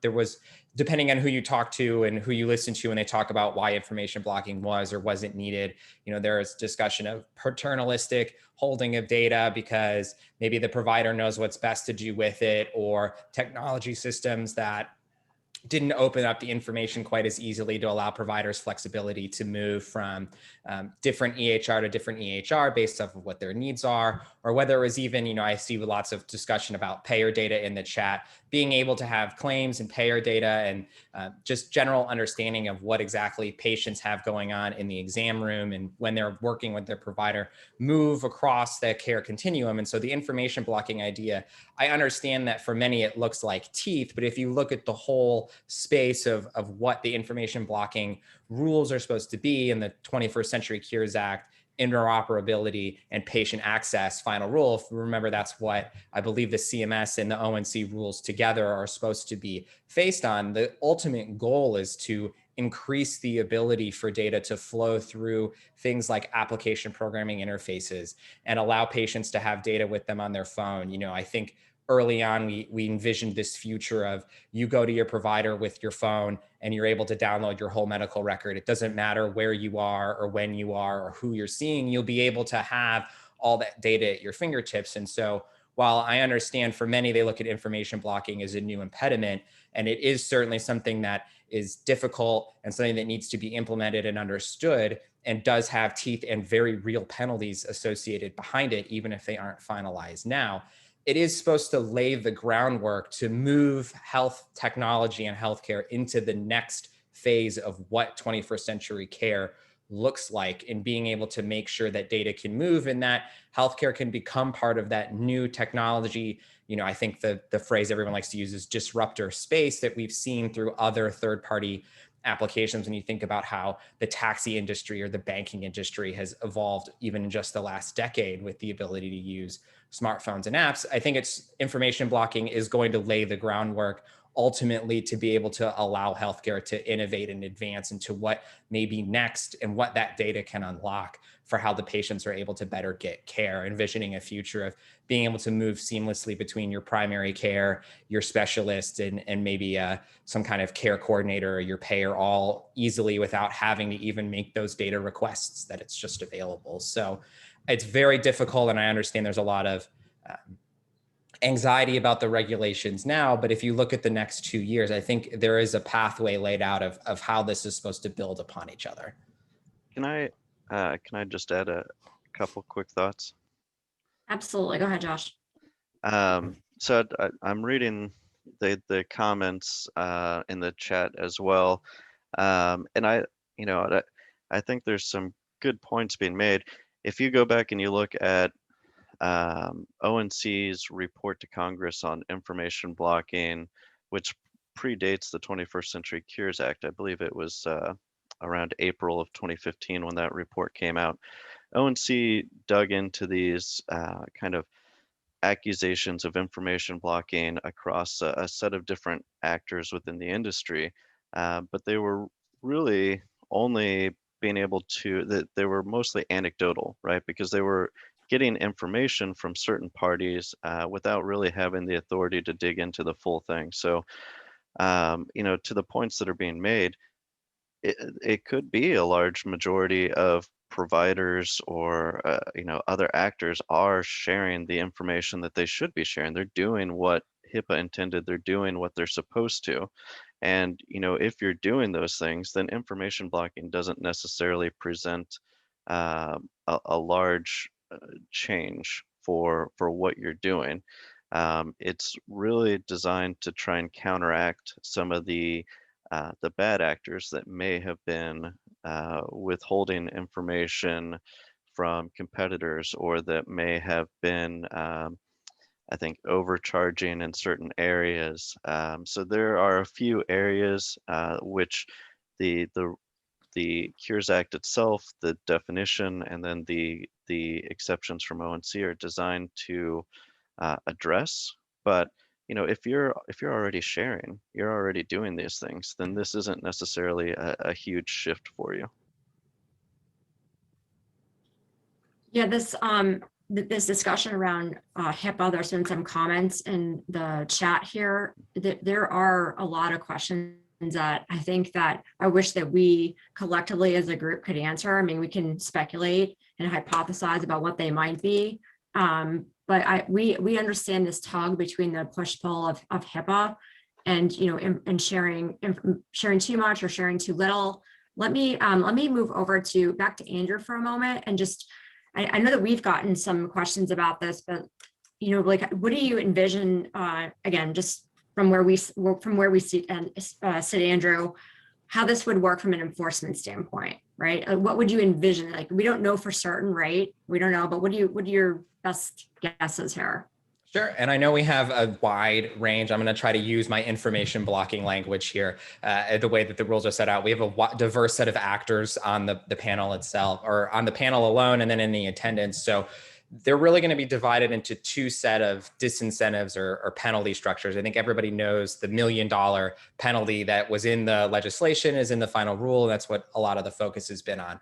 And that $1 million, it's kind of right now in the space of the Office of the Inspector General and HHS, with the HIEs, HINs, and the developers or vendors of certified health technology are governed by the investigatory and then disciplinary action that could be taken from the Office of the Inspector General. While the providers are not included underneath that, they also will be subject to penalties, but that is at the discretion of the secretary. So what we're looking at right now is necessarily not exactly a clear pathway forward. We know how some actors, and there was a proposed rule released last year from the HHS Office of the Inspector General on how the investigations would work for all the actors, and then how the penalties would potentially be enforced for the HIEs, HINs, and the developers or vendors of certified health technology. But it's not exactly clear what's going to happen for the providers. It's, as I've said, it's with the HHS secretary, and we largely envision that it's going to be sown through many of the programs that you're already a part of, promoting interoperability, thinking about the grant programs that you're a part of within HHS, that there'll be some kind of structure or requirement for information blocking within all those programs. For those of you that may need some light reading at night and have been reading the Federal Register will notice that several of the rules that have come out this year have this generic information blocking language in there, but doesn't really say anything about why it's there or what it means. I would envision in the future for providers that that language will be replaced with some sort of disincentive or penalty language if you are found to be information blocking underneath these programs. Meanwhile, for the vendors, developers, HIEs, and HINs, they're unfortunately also stuck in a holding pattern of knowing what it could look like, but are still waiting anxiously for this final rule. I'd be curious what Josh and Tim think about waiting to find out and how they're preparing for what the penalty structure could look like for them, because while it is already proposed, it could look very different when it is finally put into place. And so we're all waiting kind of anxiously to know what information blocking the penalty phase is going to look like, but not everybody has as clear of a path forward as the other actors may. Yeah, I do think we have some clues, though. This is Tim. I think we have some clues that suggest, having a consistent policy for who gets access and who doesn't, right? And not discriminating against who can have data and who can't is going to be one of the big hot button areas that folks are going to look for, right? Are you excluding a particular group? Really, this is about creating a level playing field across the board, and then that idea of that sort of minimum data set being able to be shared.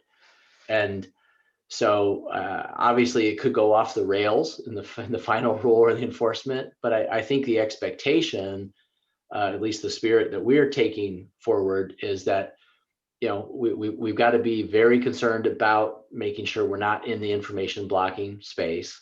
We've got to be clear on where a registered concern about information blocking goes in our organization and how we respond and how seriously we take it. And then, for some of the provider community, there is a bit of some safe harbor language there that I think, while I'm not a policy expert, I think might be worth one of our policy folks on the panel speaking a little bit to, because that's an interesting area as well that I think people should take some comfort in. Yeah. Sorry, Tim, I didn't mean to cut you off if you're... No, I think if somebody better than me could speak to that, I think it would be helpful for some of our providers. Yeah, so I have a couple of thoughts on the enforcement and penalties, and then maybe we can circle back and Mari can bring us back to that. But the enforcement with OIG, and Tim, you spoke to this a little with OIG, does provide some indications of what that may look like in their proposed rule. I would hope that it's not going to change a lot. Technically it shouldn't change a lot from proposed to final rule without it being an interim final rule or without a new proposed rule. But OIG is fairly limited on resourcing. They don't have unlimited resourcing to go out and investigate every potential complaint that comes in. So they really have to focus. And I think a lot of that rule, the proposed rule that we saw, indicates how they intend to focus those investigations, which investigations they're going to key in on first. And a lot of that is based off of these patterns of non-compliance or patient safety issues or a combination of those. So those are kind of key areas of where I think we would be most likely to see those investigations go first and enforcement actions go first. And then the other thing that I wanted to note is for HIT developers, and Andrew did a good job of outlining the enforcement and of these requirements, but for HIT developers, we are already under the obligation. So we don't have the enforcement rule from OIG yet, but we have the conditions and maintenance of certification requirements. And ONC has complete control over the ability to receive those complaints, investigate those complaints for information blocking under the conditions and maintenance of certification. So for vendors, there's kind of this dual line of enforcement that can occur where something could be investigated by OIG as well as investigated by ONC for the purpose of the conditions and maintenance of certification. And Mickey spoke to that a little bit. There's a couple of things that could happen if you were to violate those conditions and maintenance of certification. It's certainly, I don't think anything that any of the vendors want to do, but to one of the questions that you raised earlier, Mari, about some of the challenges, one of the challenges for vendors is this conditions and maintenance of certification requirement is a yes/no attestation. Yes, are you an information blocker, or no, you're not an information blocker, right? And maybe the yeses and nos gets flipped based off of the question, but information blocking is such a nuanced and complex topic. What would happen if you were to, say, inadvertently have an issue, you rectify the issue. At the end of the year, can you attest that, no, I'm not an information blocker because I rectified the issue, or do you have to say that you are an information blocker because you had an inadvertent issue at some point? So trying to take this complex and nuanced topic of information blocking and put it into a black and white answer of yes or no, that's going to be really interesting to see how ONC does that, and hopefully they'll be providing some more information on that. Well, clearly the topic of enforcement is an agitator for everyone on the panel and for many of the people listening in. So let's just talk about enforcement for another moment. HIPAA, if we look at HIPAA, it's a complaint-driven approach. OCR doesn't just level penalties against everyone, right? They're very public, and it's very difficult to have to endure one of those, but typically they seem to go after egregious violators, people who have been, or entities who've been warned and who have, not heeded the warning. I'm going to throw this out to the group, and maybe someone wants to jump in here. Do you envision this, HHS taking an approach akin to that, given some of the limited resources that were discussed with, say, like the OIG and even CMS? CMS with all the resources, they still have they have a lot of things on their plate. Do you think it would be, few and far between penalties, or do you think it will be something much more severe than we were maybe initially anticipating? I can go first and kind of carry on what Josh was saying about patterns. I think, Mari, to your question about what do we think it looks like, I think Josh may be hitting the nail on the head a little bit of looking at patterns of bad actors. It's hard. I'm always cautious to say this because ONC is not the organization within the government that will be doing the investigation of what's happening, but they've been pretty clear. And I know Mickey has talked about this as well, as has Steve Posnack, who has spanned now 5 national coordinators, I think, throughout this, is saying that ONC wants to see that you are attempting to get the data to the patient. So it's very much a process of working through making sure that you are trying to work in the patient's best interest with their data. Now, as I've said, who knows in reality what that's going to end up looking like. But you mentioned HIPAA. I think we see lots of conversations about state laws as it relates within the chat and how information blocking affects those. I know both our members at Chime and Josh and Tim and who they're working with all have to manage this delicate plate spinning of watching what rules apply when to who and how you're moving through it. And HIPAA is such an interesting piece of law to go up against with this rule, because information blocking and HIPAA don't always align. they're not exactly the same in every place. You know, HIPAA has a set timeline in which you have to respond to, but information blocking doesn't. Information blocking allows you to take exceptions, things like preventing harm and security and privacy and things like that. Well, HIPAA could challenge those for right of access claims. And it's really going to require the provider to make sure that they are documenting what they're working with. You know, speaking just from our membership, for providers to make sure that they're documenting their requests and how they're responding, and showing that they are working to release the data that is in the best interest of the patient, but then being able to show why and show their work, like, you know, going back to high school math, you have to make sure you're showing your work as to why you've made the decisions that you've made, what you've done. And I think Josh is right. I think patterns are going to be the key takeaway, because there are limited resources. If you have 100 information blocking requests, I think you probably should be, or complaints against you, I think you should probably be prepared to be able to answer some questions. One or two, I think it will probably depend on if you're working, like Josh said, to rectify it long term. I don't know how the others on the panel feel about that, but it's a complicated process to manage all the different requirements. Well, let me go. I'm going to put another polling question in here. Speaking of challenges, I think this is our almost last poll question. We have one bonus one. So Josh, this issue that some of our members and some of the providers have raised, and maybe Tim has some comments too, is how, like, what's your recommendation for to a provider to document like that maybe an exception was taken? Because there's nothing in the certification rule that says like you do it this way or that way. I mean, we've told our members like you should document everything, but how are you handling that? It's Cerner, and then maybe Tim, how are you handling it as an HIE?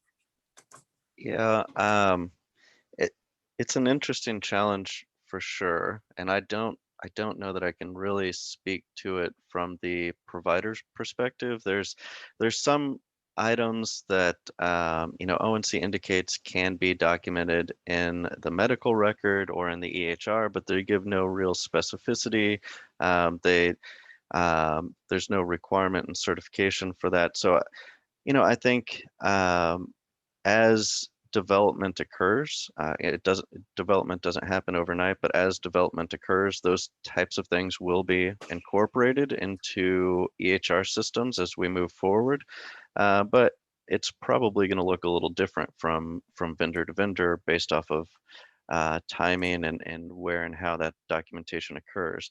But then there's kind of this broader question of documentation. I know as an actor under information blocking, we are looking at all of these requests that we get in and trying to some extent just tag them so we know how many requests we're getting, and then anything that we think might fall within an exception category, which thankfully is I believe a very small percentage of the overall requests that we're getting. We try and analyze that. We've tried to build policies around that, and we try and track that within a couple of different documentation systems that we have. And through the conversations that I've had with some provider organizations, it seems that they are taking, for the most part, a similar approach where they are considering how they're receiving requests in, what type of documentation systems may already be available to them to document certain exceptions, so that they could go back and find that documentation if needed. So, it may make sense to have all of your documentation in one place, or depending on the exception, have it in different places.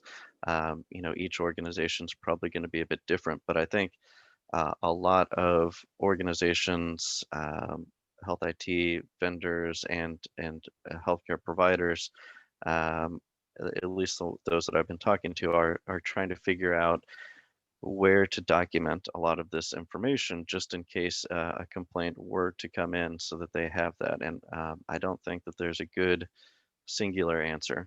From our perspective, again, we've kind of taken this JIRA type concept, and we're doing a lot of it within that. Well, you can see from the poll that regulatory uncertainty takes the cake here. Let's go back to you, Tim. Are there any issues like around this enforcement issue and uncertainty that maybe are just like, unique to the HIEs and HINs that we haven't maybe touched on because you seem to somewhat sit in a different camp? We do sit in a different camp because like our whole philosophy is to share information, right? There are a couple of nuanced things here, and it was teed up. You know, HIPAA kind of says there's certainly a private right of access, but there are some limits on sharing, or is there some expectations around limits on sharing, and information blocking. They don't exactly are push pull against each other, but they kind of do a little bit. And so what's unique here, I think, is you could kind of get in trouble for sharing information, and you can kind of get in trouble for not sharing information. And so that what came up in the poll, the regulatory uncertainty, is trying to write a policy that has you thread the needle between that little tug of war at a national level, right, is tricky, but also at a local level is tricky to try to articulate to everybody, you know, why something's perfectly acceptable to share and then why it's not. And I think, to be honest, I think the rule's done a nice job of finding that balance. And so we're probably going to err on the side of sharing the information as much as we can, as long as folks kind of meet the criteria, right? The issue around documentation is interesting, because what if somebody has a poorly formed API request somehow that gets sort of rejected? You know, we're not necessarily logging in the same space things that look like a denial of service attack. And so is it theoretically possible for somebody to bang up against an API kind of interface and say they made a request thousands of times, right? And it just be something low level like that? Or is it a formal request that sort of somehow come in and landed on the desk in a legal document for your chief privacy officer, right? You could have those two extremes kind of occurring right now. And so I think for us, we're trying to log everything. The JIRA kind of model makes a lot of sense for anyone looking at the kind of lower level pieces. But then, you know, having our privacy office and our chief privacy officer, you know, living and breathing this for every single minute of the day is also the other part of that continuum. So I think we don't know enough yet, partially because we had very similar concerns when HIPAA first rolled out. If folks remember when HIPAA privacy components first came along, and the concerns of the fines, right? There was a lot of sort of fear, uncertainty, and doubt. And as time went on, it systematically worked itself out. And so we're betting reasonable minds will prevail here, and that we'll take very similar precautions as you do for your basic HIPAA kinds of activities. Well, Tim, thank you for bringing me back to the time of HIPAA, because I actually lived through those questions and they seemed like never ending. And it seems like a million years ago, also dating myself. But there is, I agree that like there's that same level of initial anxiety that we've gone through. I just want to pivot. We have 9 minutes left, and in the chat, there's all these questions about like, you know, can you release information like maybe lab results like right away? Oh, yeah, you must. So, but maybe Andrew spent a lot of time on this this FAQ. So I don't know if you want to provide a little bit of context regarding this piece here, and then maybe Michael, while Andrew is addressing that, we can put up question number 3. So Andrew, what are your thoughts on this? What are we?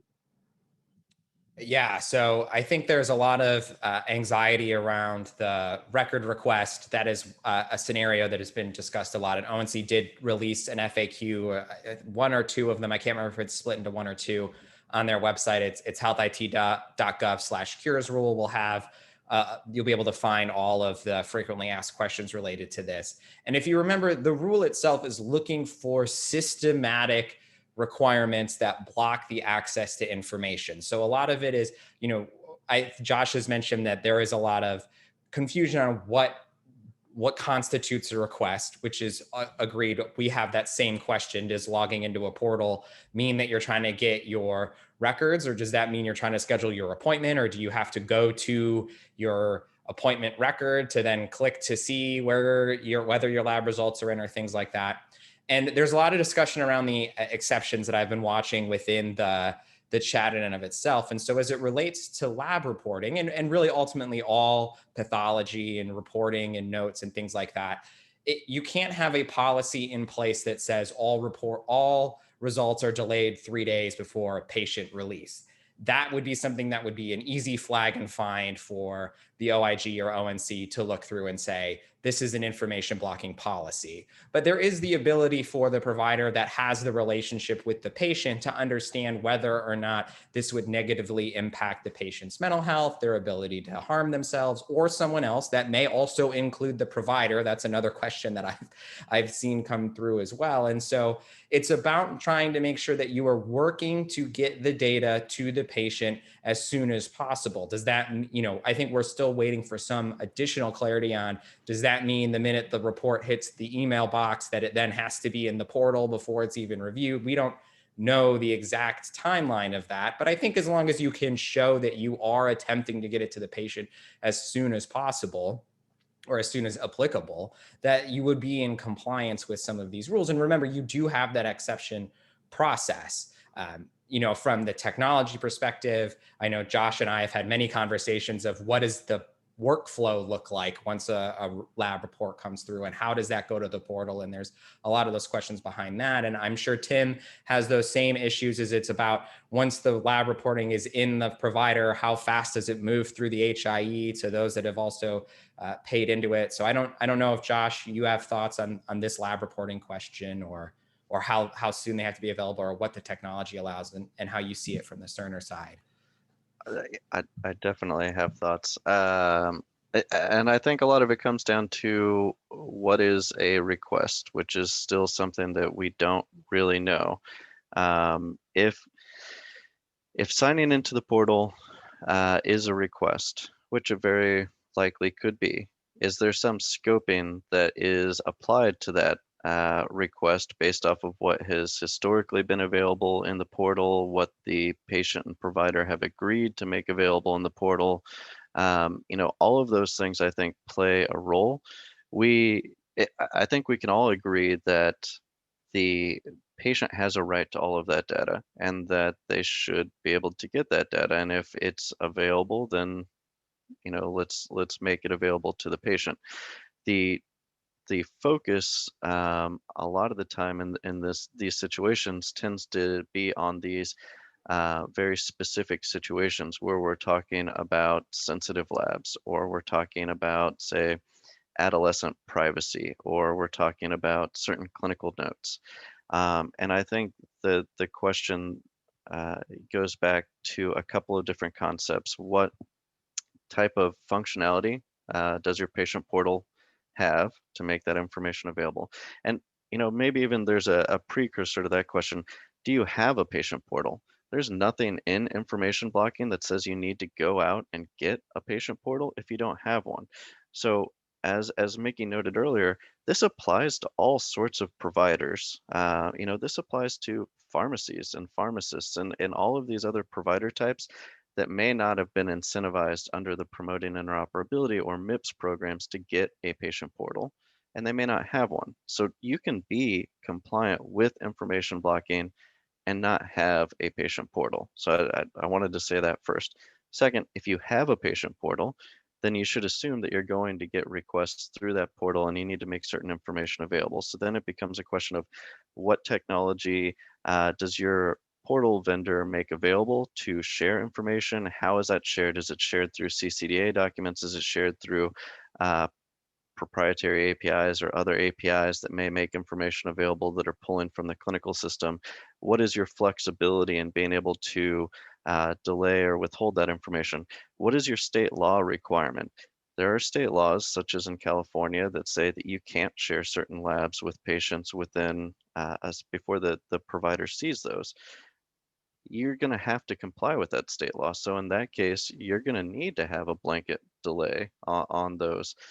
So there's so many aspects and avenues that have to play into this idea of what you share and what you don't share.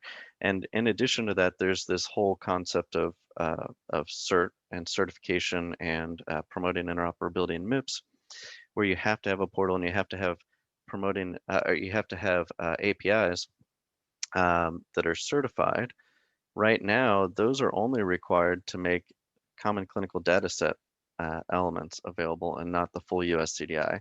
And at the point that you are required to have a portal and APIs that make the full US CDI version 1 available, information blocking will require all EHI. So there's this kind of disconnect between the two, which I think goes to the poll question that we had earlier. What is there a minimum data set that needs to be presented to the patients in the portal when they sign in without actually sending a separate request? Is there an ability to have a separate request that may go through the portal where you can ask for additional information that may not be present? And as long as you're responding to that within the timely manner, that's acceptable. I think a lot of these questions are still unanswered. And I think that this question is, it's too nuanced to provide an overall answer. So I think that's where ONC gets tripped up.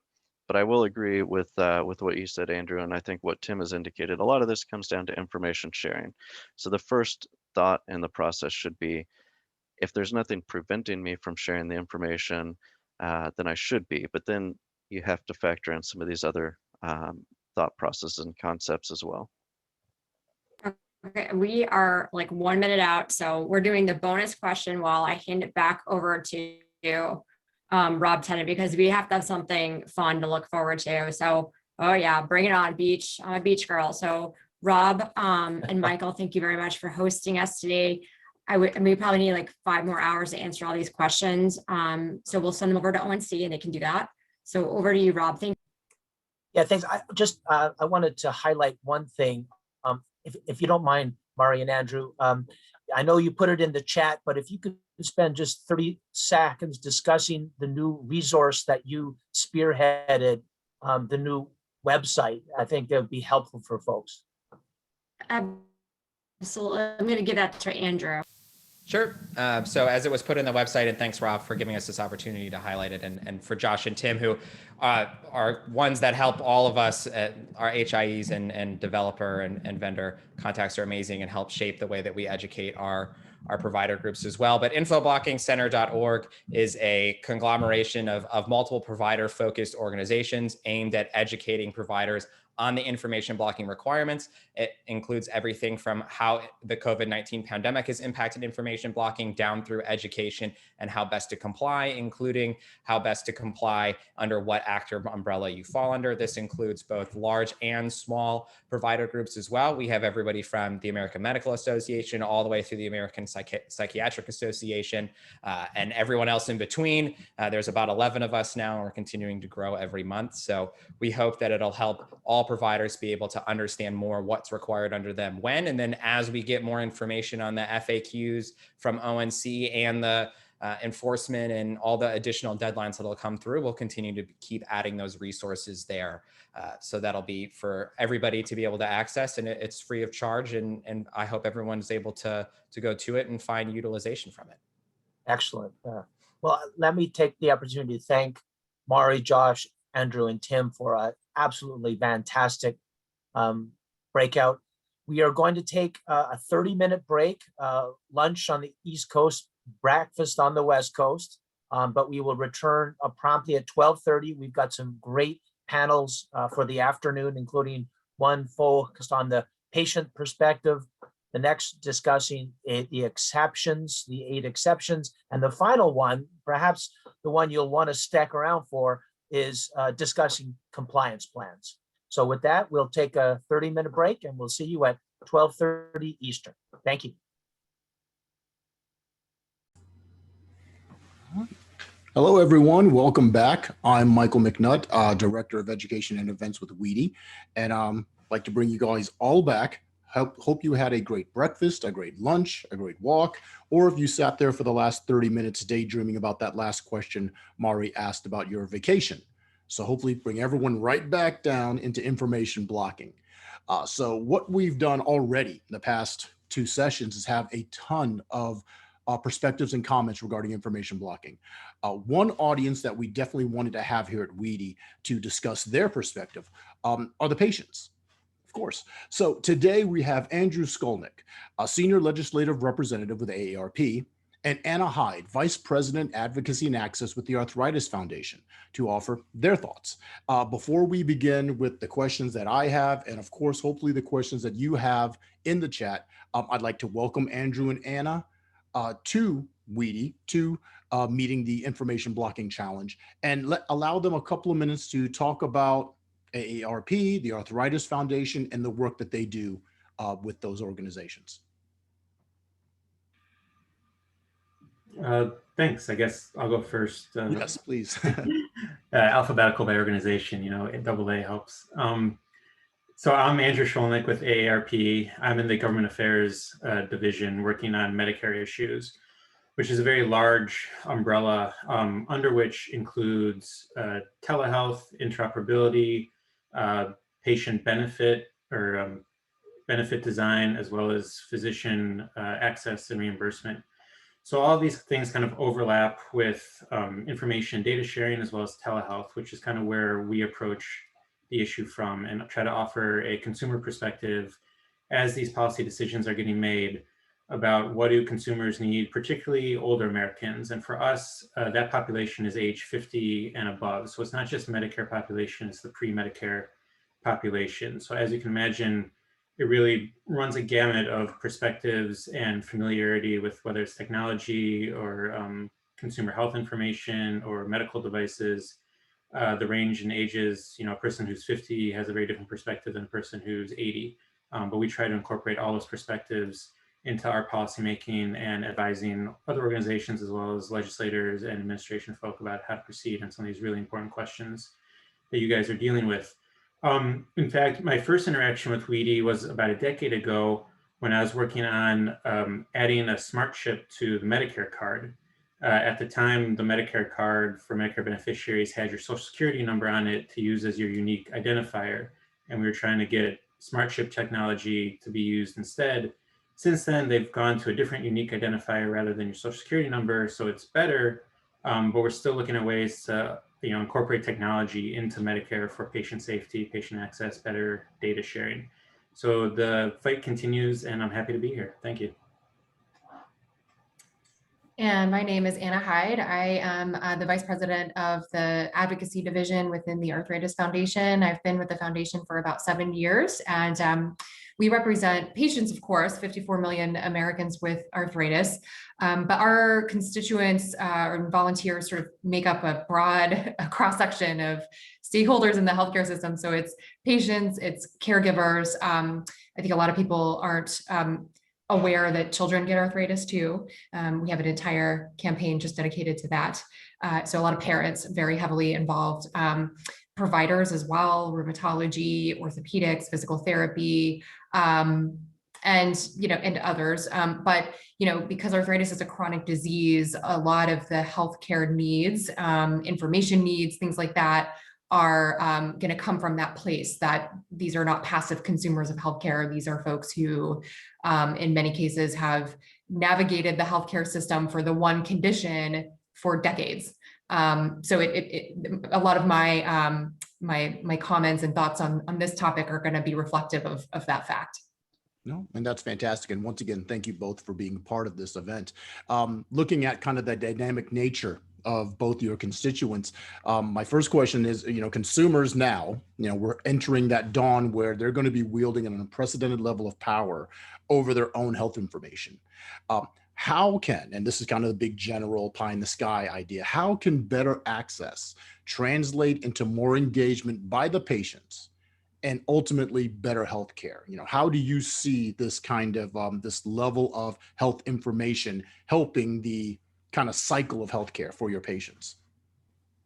I'll let Anna go first, since Andrew, you went first with the AARP, with the two A's. I was going to say we can draw straws each time. I don't know. Yeah. So I'll also preface by saying that just in preparation for this panel, I mean, this issue was relatively new to me. I mean, I've worked on health IT issues for a very long time professionally, but this particular rule is relatively new. And so we wanted to find out a lot of the questions. We always want them to be informed by patients. So we did a survey and kind of a straw poll and segmented among some of our sort of top patient advocates and then just our general patient population. So I have some survey data I'm going to present along the way. But I mean, the bottom line is patients want transparency. And again, I'm coming at this from the chronic patient lens, chronic disease lens. They want to be active partners in their healthcare. One of the survey questions that we asked was what records you want access to that you don't currently, and the overwhelming top response was doctor's notes at 66% said that, and 85% indicated it was important or very important to have access to medical notes made by their physician or member of their healthcare team. And I think it just goes to better shared decision-making, where they are an active participant in their healthcare, not passive participants in their healthcare. The other thing too is it gives patients a quality assurance opportunity, which I think is important. I think, we all want to believe that that everyone in the healthcare ecosystem is infallible and is never going to make a mistake in recording notes or anything else. But unfortunately, that's not true. And patients catch mistakes all the time. Unfortunately, it's often, when they're looking at their EOB, because they've already gotten some sort of treatment disruption because of some mistake that could have been more easily fixed if a patient had more access perhaps to some of those records on the front end and could catch mistakes in diagnoses or treatment notes or whatever it may be. So I think that potentially could be really powerful too. Okay, Andrew? Yeah, I agree with everything Anna said, although, from ARP's perspective, Anna works with a very focused population, the chronic conditions, high utilizers, and I think there's a much different utilization level of technology and information than probably the general population that I'm usually dealing with. And I think there's this dream ideal out there of the super empowered individual having access to everything all the time and really diving in and using that data to make informed decisions and find the best cost price comparison and the best value of care. And unfortunately, that doesn't really exist by and large. It would be great if it did, but it's not going to happen.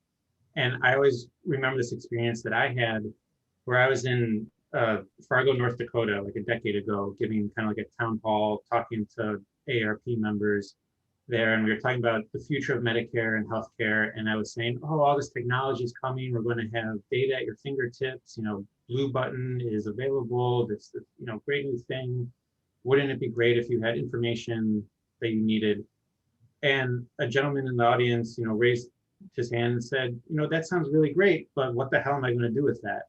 He didn't care. It's like, okay, that's out there, fine, but he has no interest in using it. And even if he did have access, he doesn't know what he's looking at most of the time. So I think there needs to be a recognition that some individuals will absolutely dive in head first, be those active participants. But we don't want to be shifting responsibility on the consumers. It's not necessarily every individual's responsibility to be sharing that data or being the quarterback of their healthcare team. It really still needs to be physician-led. They should be part of the conversation, absolutely, but the onus of responsibility should not be on the individual or the consumer because they're just not equipped to make some of these decisions. Excellent. I'll start the next question with Andrew because I know Anna might have additional data based on the survey that you guys just did. So, in your talks, Andrew, hopefully there have been some discussions from your constituents about information blocking. What have you heard from your constituents regarding some of the current challenges with getting the data that they need? Is it, where is it? Is it the time it takes to get the data? Is it incomplete data? Is it both, or is it something else totally? But what have you been hearing in terms of, folks trying to get their data? Sure. Well, also, again, with the population we serve, we typically only hear from people when they have a complaint. So it's not necessarily representative of what people are dealing with. And we're often like the last resort when they can't go to anybody else who don't know who else to go to. I have heard complaints of, looking for specific information or just hassles of getting to run around the consumer experience, quite frankly. It's not so much the data itself, it's the consumer experience of getting that data. Whether they have to call one number and they get put on hold and they get transferred to 2 other people, or send an email to somebody, but it's a generic email address and there's nobody accountable at the other end for it. It's really the consumer experience makes a huge difference when you're trying to access that data. But I do want to certainly raise the point that it's not so much who you're hearing from, it's who you're not hearing from. And I remember this story I was told once, a long time ago. I think it dates back to World War II, but you can put it in any context of, the Allied fighter planes were making bombing runs over Europe. And when they would come back to base, all the engineers would go out and look at where the bullet holes were and discuss among themselves, okay, how can we patch the bullet holes and make sure that they don't get hit and, fly out stronger again. And they were doing this. And then one guy said, wait, why are we patching up the planes that come back? We need to be thinking about the planes that don't make it back. And it was like an aha moment of, we're missing what's really important because we're not seeing the effect. And you have to go out and actually find the people you're not hearing from to really understand what the problems are and where the lack of engagement is or why they're not using something. To just wait for the complaints, you're missing a whole universe of why people aren't doing what they ought to be doing or what you want them to be doing. So there's a variety of reasons, but I think most of the reasons are ones that we don't really even hear about. That is such an important point. That is something that we think about a lot, that, we spend so much time talking to patients and digging into all aspects of their healthcare journey, health coverage issues, that sort of thing. And you do pick up these threads that it requires a lot of tenacity to navigate the system and to, know how to find errors or know how to speak the language. And, they're talking to so many different people. They're talking to their provider and the payer and the pharmacist and doing a lot of triangulating. A lot of people don't have the time to do that. They don't have the know-how to do that for one reason or another. I worry about that too a lot. Who's falling through the cracks? Who could really benefit from transparency and, things like that just aren't getting it.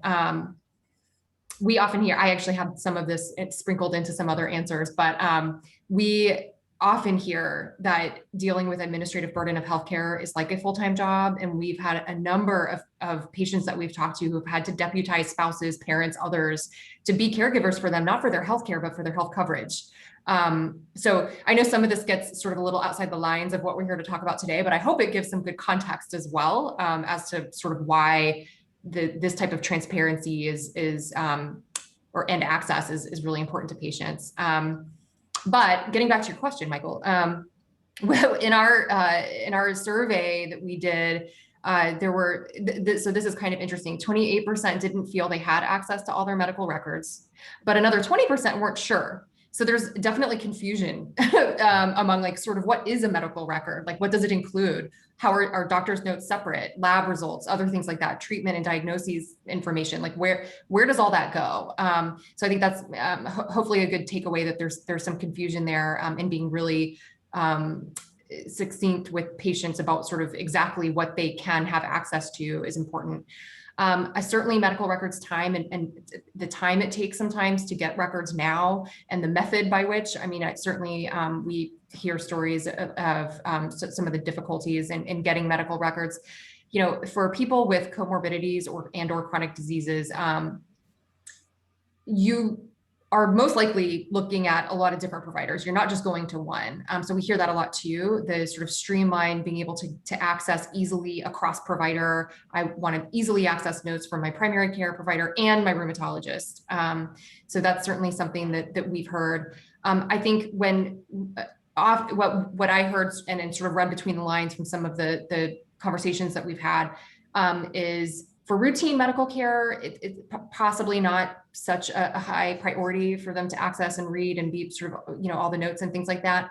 But if it's a new provider, if you have a change in treatment, a new diagnosis, arthritis is a tricky disease. It changes up on you, especially the autoimmune forms of it. you know, you've been on a treatment for a decade, it's been working great, all of a sudden it doesn't. It's a constant moving target. So when those kinds of things happen, they want to be more involved. They want to see what's going on. They want the context into, you know, the treatment decisions. And oftentimes patients leave doctors' offices confused about a lot of different things. And some of it is, oh, I didn't think of that question in the moment, or we know that providers have limited time. So anything that can help to provide context into that care visit is helpful and desired. Excellent. And we welcome, as my colleague Rob has mentioned in the chat, we welcome questions. We know we have a lot of provider organizations here on at this. Oh, there's a question right there. Speak of the devil. Ask and you shall receive. So let's take a break from my questions and look at a question from our audience. Jennifer, have you found that patients have requested billing information such as itemization? Everyone is concerned about the cost of healthcare. Is this an information blocking actor scenario? Well, I can't answer the second part of the question, but the first part of the question, so I think yes. You know, we asked, what types of information do you want generally? Just very broad question, and a lot. I mean, over 70% said they want information about coverage, formulary decisions, cost. What are payers telling back to doctors about charges? Why the cost? They feel very in the dark about those things, and most certainly want more information. Do they want every single piece of itemized information? I'm not sure, but whatever's going to make it clear the why. It's the why. They want the transparency because they want to get to the why. You're requiring this prior auth or this whatever it is. I just want to know why. Mm-hmm. And Lisa McKean mentioned, she kind of added on, many of the older constituents do not understand their EOBs. And I think that's what Jennifer was kind of getting to there. Yeah. Well, I think that's 2 points. I think, yes, people want the billing information. They want that itemized EOB so they know what they're being charged for. I think even if they don't necessarily understand it, it's still okay. At least they have an itemized receipt, so to speak.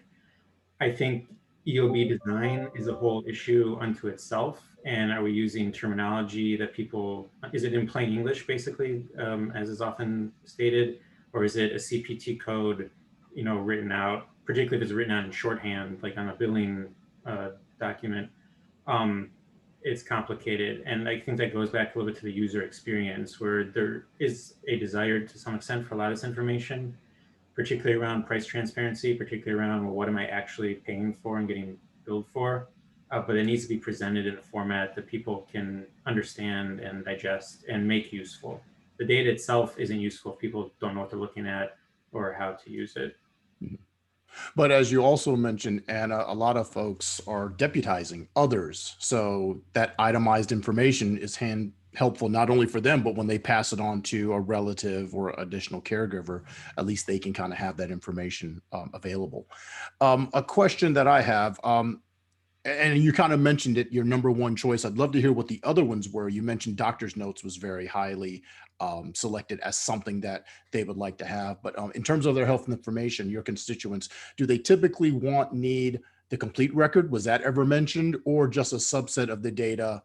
Like you said, doctor's notes or maybe blood test results. Is it an all or nothing, or is it kind of in piecemeal? What are they looking for? Yeah, we asked that question too. Some do want complete information, but it is usually when you are seeing a new provider or having a big change in your healthcare or getting a diagnosis. For the routine stuff, not so much.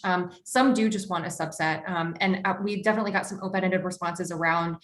So, you know, the doctor's notes, and then, you know, anything around treatment decisions, and then labs, just sort of, you know, radiology images and other kind of lab tests. But to what Andrew was saying a minute ago, they've also indicated in some of the open-ended responses that don't just tell me the number, I need to know what it means. Don't assume that I know exactly what that means. And again, I know some of this may go a little bit outside of what we're talking about today. And I know that some providers may have a little bit of consternation about this translation of what they're writing versus what patients are going to see and understand. But the need is there for patients to know what is being written about them, what that blood test says, what that, you know, number for that, whatever it is, you know, reflects and refers to. They sort of some of the quotes that they've given us are, it's my care, and therefore I should be part of knowing what's being said and written about it. So finding some way to make that translation happen, I think is a really important component. Okay. Paul Berkeley has a question. Do you find that patients, your members, are concerned that their doctors do not have all their information? Is there like kind of a level of mistrust or just not knowing for certain if the doctor has their information? I think there's a level of distrust. I think there's a level of frustration is probably the better way to explain it. For those that do go into a healthcare provider and experience it, it's always, for the last, decades, why do I have to fill out the same form every time I walk in?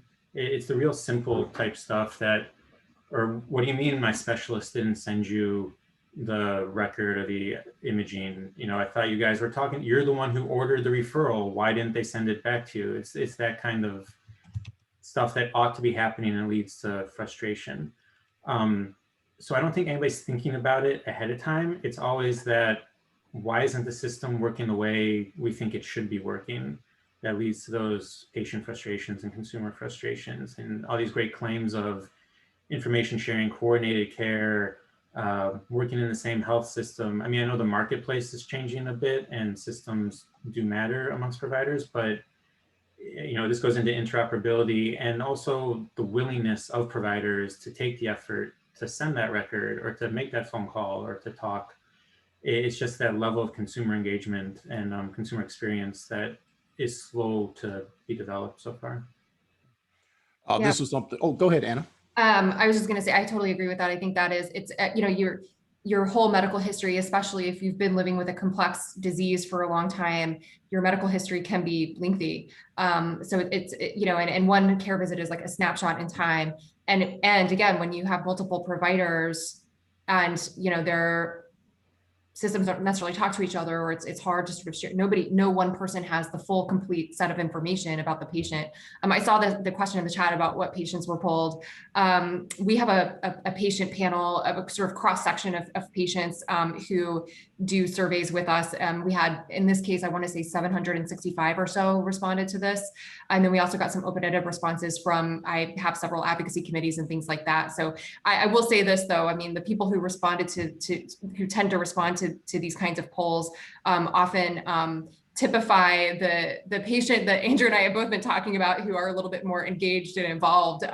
So it does leave a lot of questions about if we were going to poll, if we were going to identify and poll a sample of patients who sort of are the ones that we fear are sort of falling through the cracks, how would the answers change? I'd certainly be curious to see those answers myself. No, I bet. In terms of, you mentioned systems, you mentioned multiple providers, the idea of websites and portals. I mean, I know for a fact just for last week, I was on 3 different portals, just filling out the same information. Like, how important will it be? Excuse me. Do patients want and take advantage based off your data you're receiving? Do they actually take advantage of the websites and portals? Do they find any difficulty with them, or is it what it's supposed to be is showing ease of use? So are they having good experiences with the website portals, those who actually use them? It has to, I guess, do people use them? Sure. Particularly amongst the Medicare population, some probably do. I think CMS and Medicare knows exactly how many people click on blue button or use blue button. And it's definitely not 60 million people. So I'm not sure what the percentage is.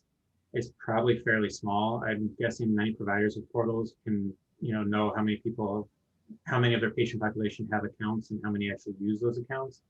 And it's probably a fraction of their overall patient population. Same with insurers and payers, know how many people are logging into their website to look at billing information. And I'm guessing it's not that many in the scheme of things.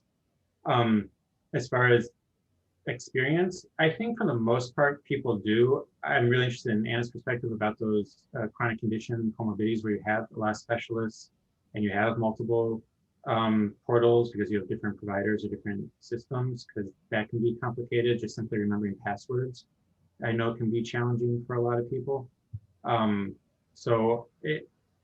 think every experience is a unique experience, quite frankly, and certainly it's a small universe of people that are regular users of their portal or app, so to speak. Yeah, portals and apps. I mean, we asked sort of how do you want to receive information? Portals come up first, apps.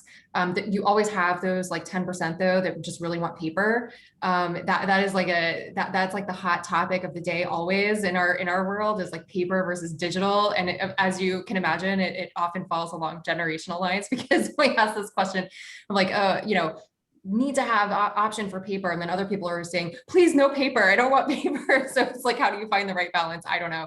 I suppose the answer is give multiple options, but certainly, I think having anything digital is desired by the vast majority and used.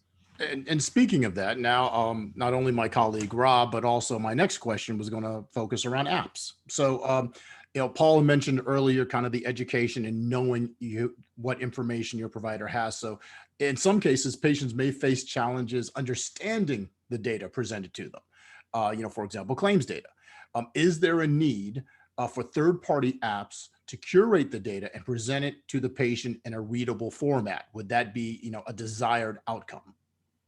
I think there's a need to curate. Who should be doing that? Is it a third-party app? Maybe. My one sort of guiding principle on this and any kind of question like it is, if there is going to be an effort by anyone to curate information and to help do that translation, patients should be part of the process, because I find this all the time talking to patients. You make assumptions that they know what out-of-pocket costs mean. They don't necessarily. So, but you won't know that unless you ask them. So just engaging the patient community in the process of what that translation looks like. I just always put out sort of that call to action to folks who are looking at writing patient language. Okay. Yeah. I think to Anna's point about who's responsible for that is tricky, because certainly, we're aware that not every provider is equipped or knowledgeable enough to kind of walk through and explain a lot of the technology aspects. But that said, it's not really on the individual consumer either. And to give control of that information to a third party, particularly, we're very concerned about HIPAA compliance. We just responded to the proposed OCR changes. And the notion of, and I think somebody alluded to it in an earlier panel, of once that information leaves the covered entity, it's not protected by HIPAA essentially. I mean, I know there's business arrangements and contract arrangements, but there's still a lot of gray area about safety, security, usability, sharing, level of de-identification. And that's actually the biggest concern amongst our population. We've done our own polling as well. And overwhelmingly, I think one of the biggest barriers is a lack of trust in the system.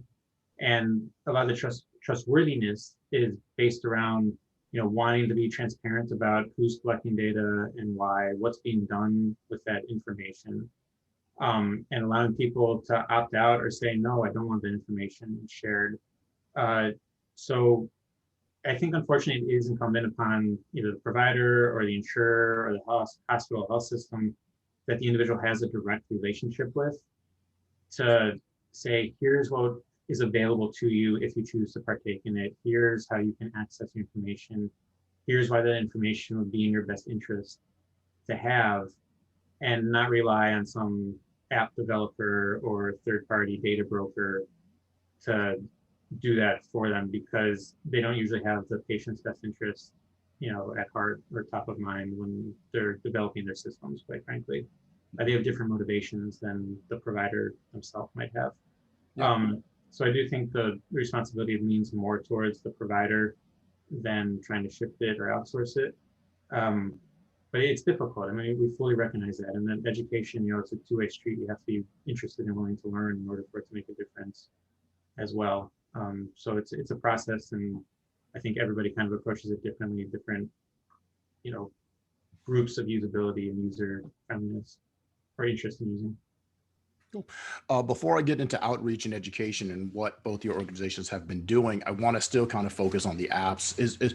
I mean, it's concern for everyone, but just wanting from your, advocacy point of view, is there any concerns about these third-party apps, and you kind of referenced them right there, inappropriately disclosing a patient's health information? Is there a privacy element that your folks have kind of addressed now that we're going into the enhanced level of technology and having these third-party apps being involved in healthcare?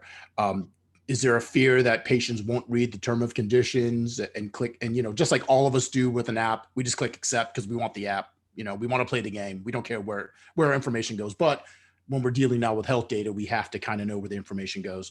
So is there an overall concern that, you know, there's going to be a reluctance to use the apps because of the privacy issue, or the opposite? People are just going to go do it because they see it's easy, but they're not going to understand exactly what they're accepting.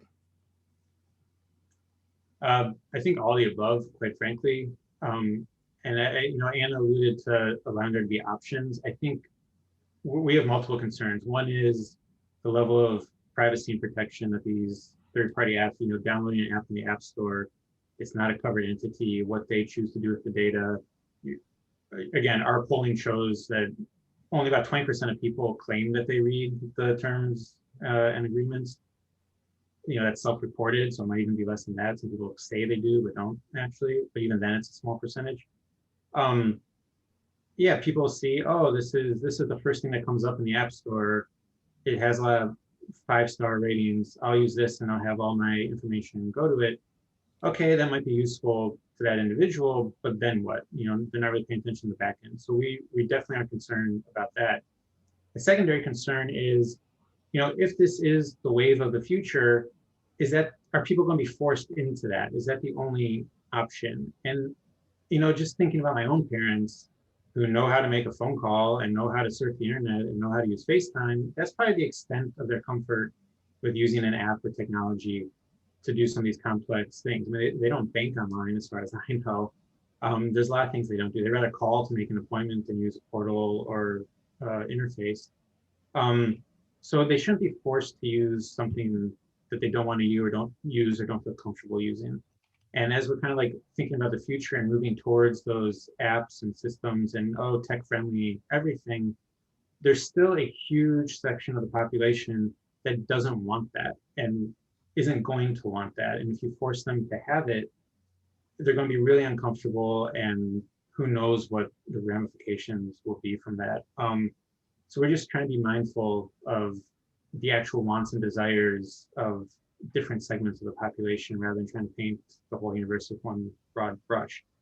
And on that note, I do want to plug AARP because we are a fairly large organization. We actually have a component that's really dedicated to working with companies and developers to try to infuse that age 50 plus or older American perspective into the product design and into the app design, so that you're not worried about these questions after the fact when it's already out there and you're hearing complaints. So we really want to try to have thoughtful design processes so that when we're developing products, we're thinking about the consumer experience, we're thinking about the end user, we're thinking about who that is. And for many of these things, it's not the millennial or Gen Z person who lives on their phone. It's the Medicare beneficiary who would love to have access to the information, but doesn't really know exactly what they're doing or have comfortable. They're not a digital native, I think is the term of art these days. So we want to make sure that everybody is kind of represented in that development process.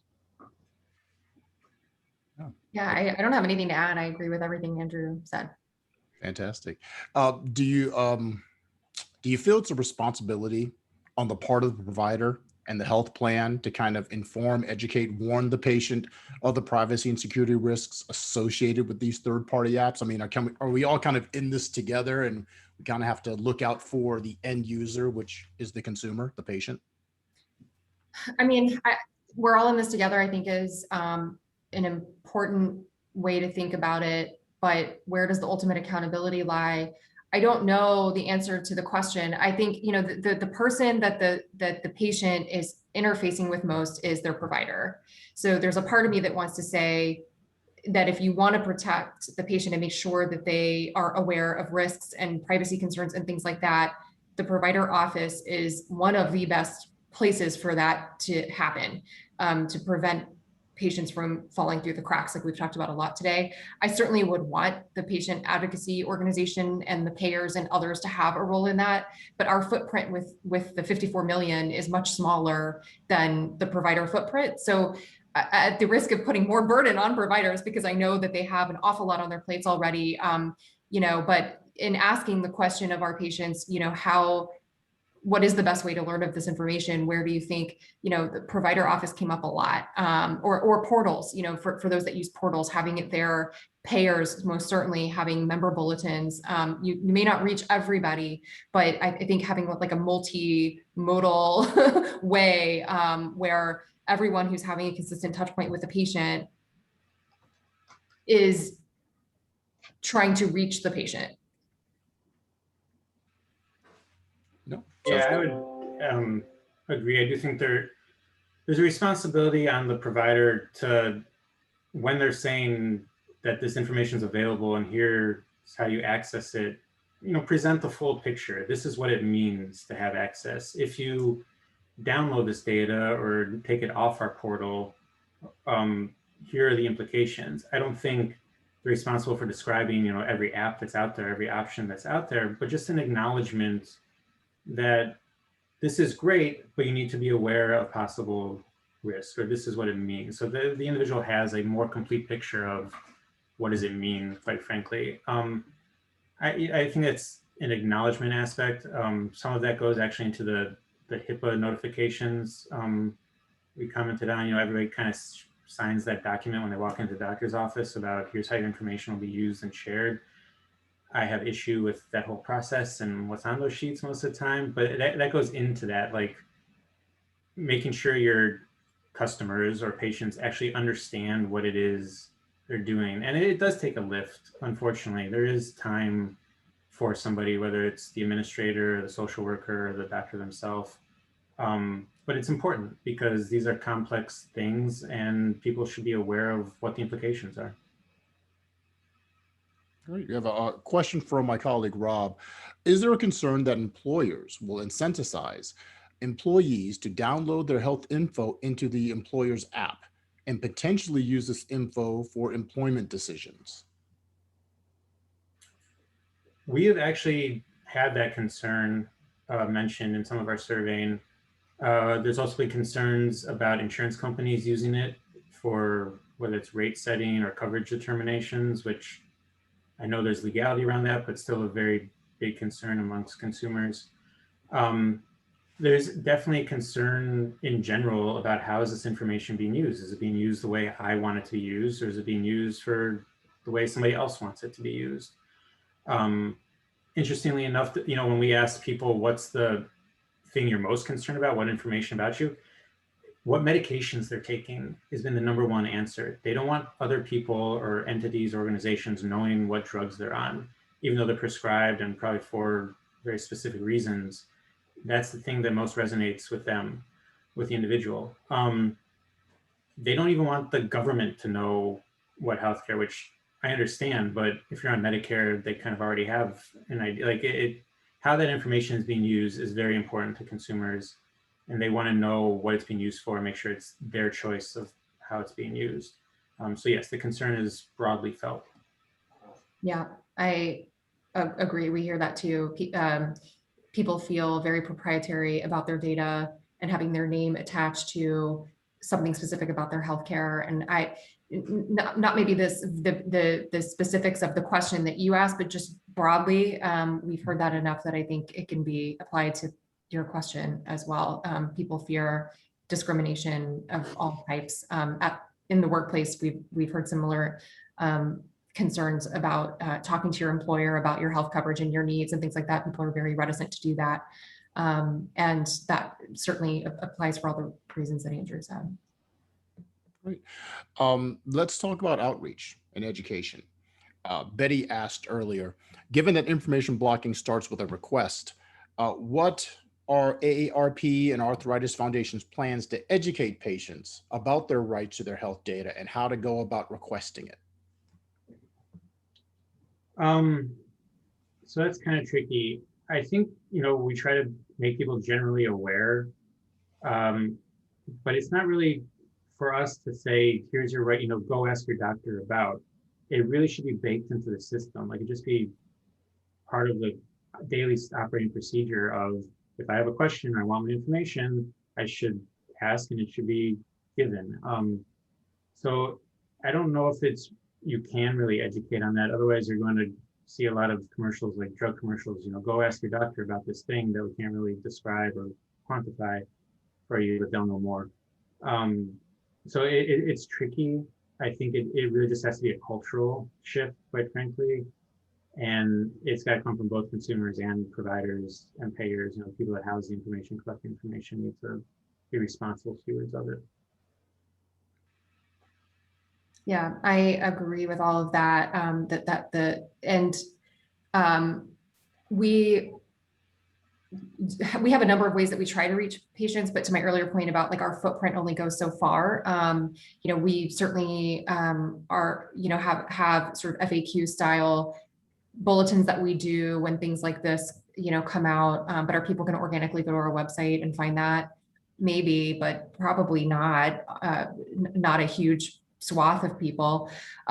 We have other sort of support groups and things like that where we can expand our reach, and we do use, we have social media and all those things. So we use, multiple communication methods to get information like this out to patients. But, the other thing is that we just like, there's a lot on the backs of providers and others around, complying with this, that, and the other, and navigating prior auths and all these things. The same is true for patients. We ask an awful lot of patients. We ask them to be active, perfect consumers of their health coverage, to understand, when you're choosing your insurance plan, make sure you're looking at this and use your drug covered on formulary and this and that. We want them to be perfectly health literate, and to, file appeals when something's, denied, and all these things. And it's just a lot. It's a lot to ask. So, also then expecting them to sort of keep abreast of things like this,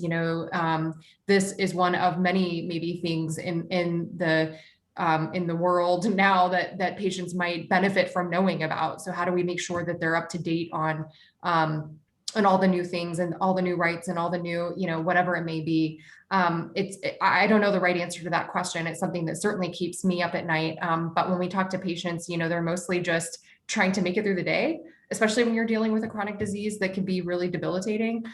So I would just go back to sort of where I started at the very top, that having streamlined access in as easy a way as possible, and one-stop shop, like that we hear a lot. Is there a way to have a one-stop shop? So being able to access doctor's notes is great. But to that other point we talked about earlier, also understanding, real-time benefit, options is also really important to patients. Their out-of-pocket liability, what hoops are they going to have to jump through to get on whatever drug it is that they're talking about with their provider, all of those things. And to be able to have those in one space would be the ideal. I understand that there are myriad roadblocks to getting there, but if you're thinking about the end user and what's going to be most valuable and helpful to them, that's closer to what it looks like than where we are now. Okay, so question in the chat, and I'll add payers to this as well, but I know we have a lot of providers in the room, so this would probably be very helpful for them. How can providers, parentheses, and payers, educate patients on their rights? Warn patients of app dangers through the privacy notice, posters in the waiting room. Like what do you think your constituents would appreciate coming from the providers and payers in terms of educating them about information blocking, patient access, et cetera? All of those things. I literally wrote those in when we asked that question of some of our patients. Some of them do want information displayed or accessible through a portal if their provider's using a portal. Some do want information in the waiting room, rack cards, posters in the exam rooms, or whatever it is. And then with payers, one specifically mentioned just member bulletins and things like that go out from payers as being helpful. So I do think that it needs to be sort of a multimodal push to make sure that patients know the information. I mean, I agree. I think there's another layer to it where you're not just educating people about their rights, so to speak, or what they can do, you really need to look inward and say, how are we facilitating them actually getting it? Because you can explain to somebody, you know, if you want your information, here's the exact steps that you need to do, here's the risk inherent in it.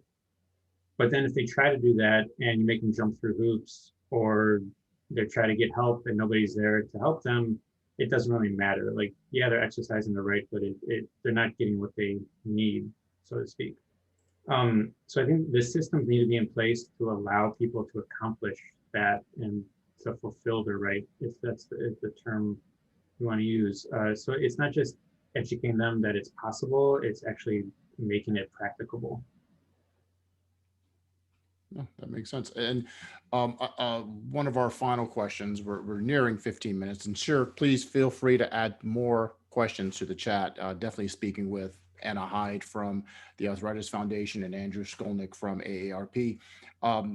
What can organizations like WEDI, what can we do to, you know, assist and help other patient advocacy groups like yourselves educate patients, excuse me. Patients and parents. Well, yeah.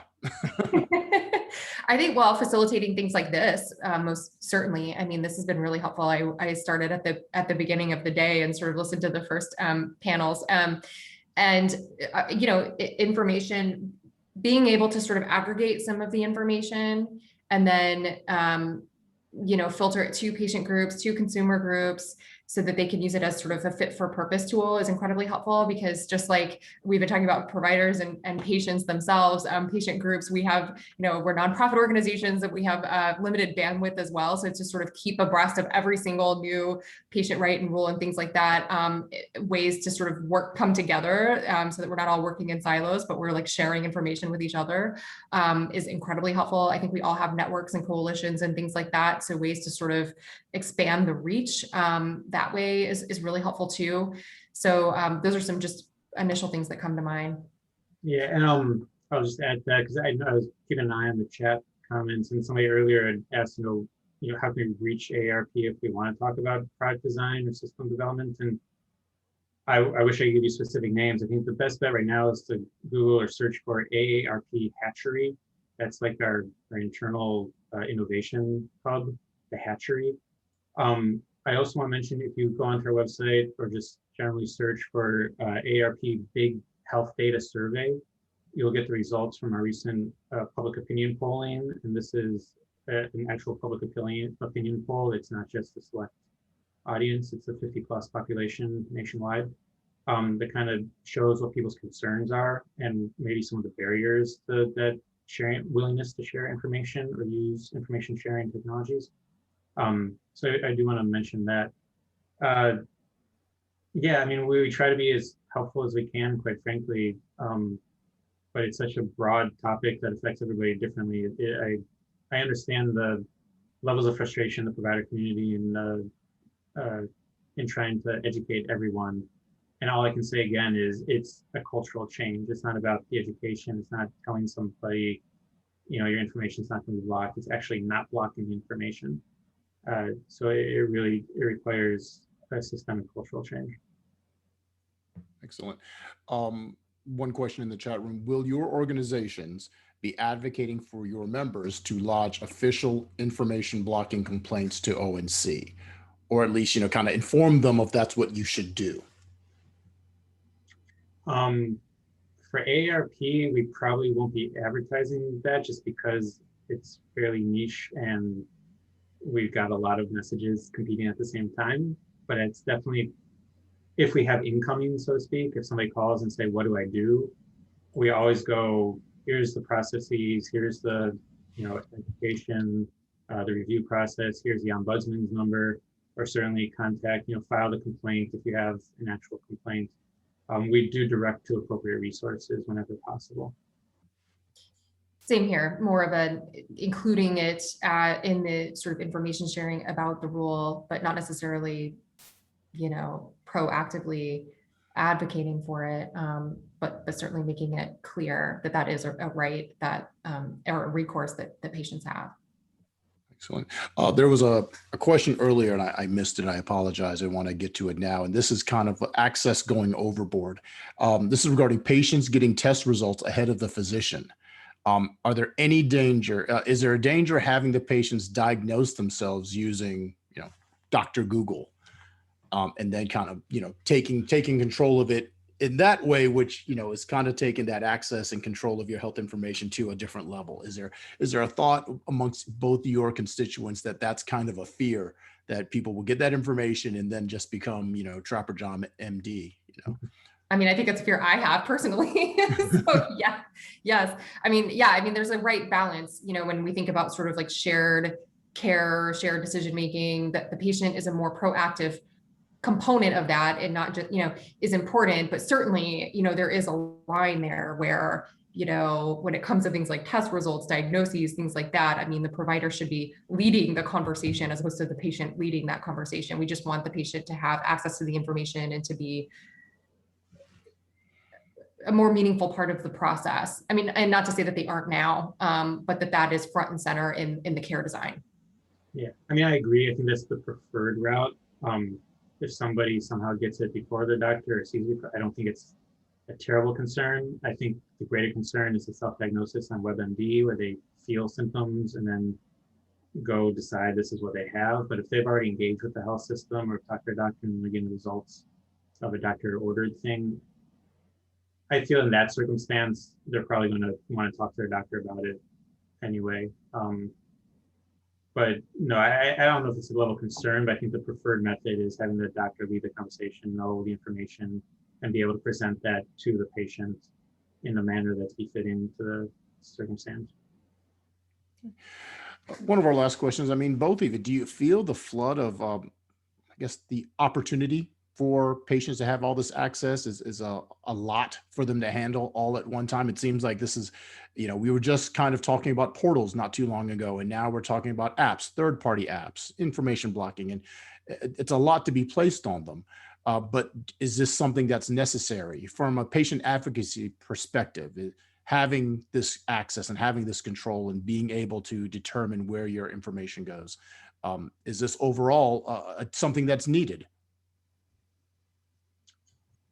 Yes, it's definitely something that's needed. I think, in general terms, this will be great. It is a revolution. The data revolution is here. I think it bodes well for the future, having everybody on the same, leveling the playing field of information and access. I think there needs to be recognition that it impacts different people differently and different populations and subpopulations differently.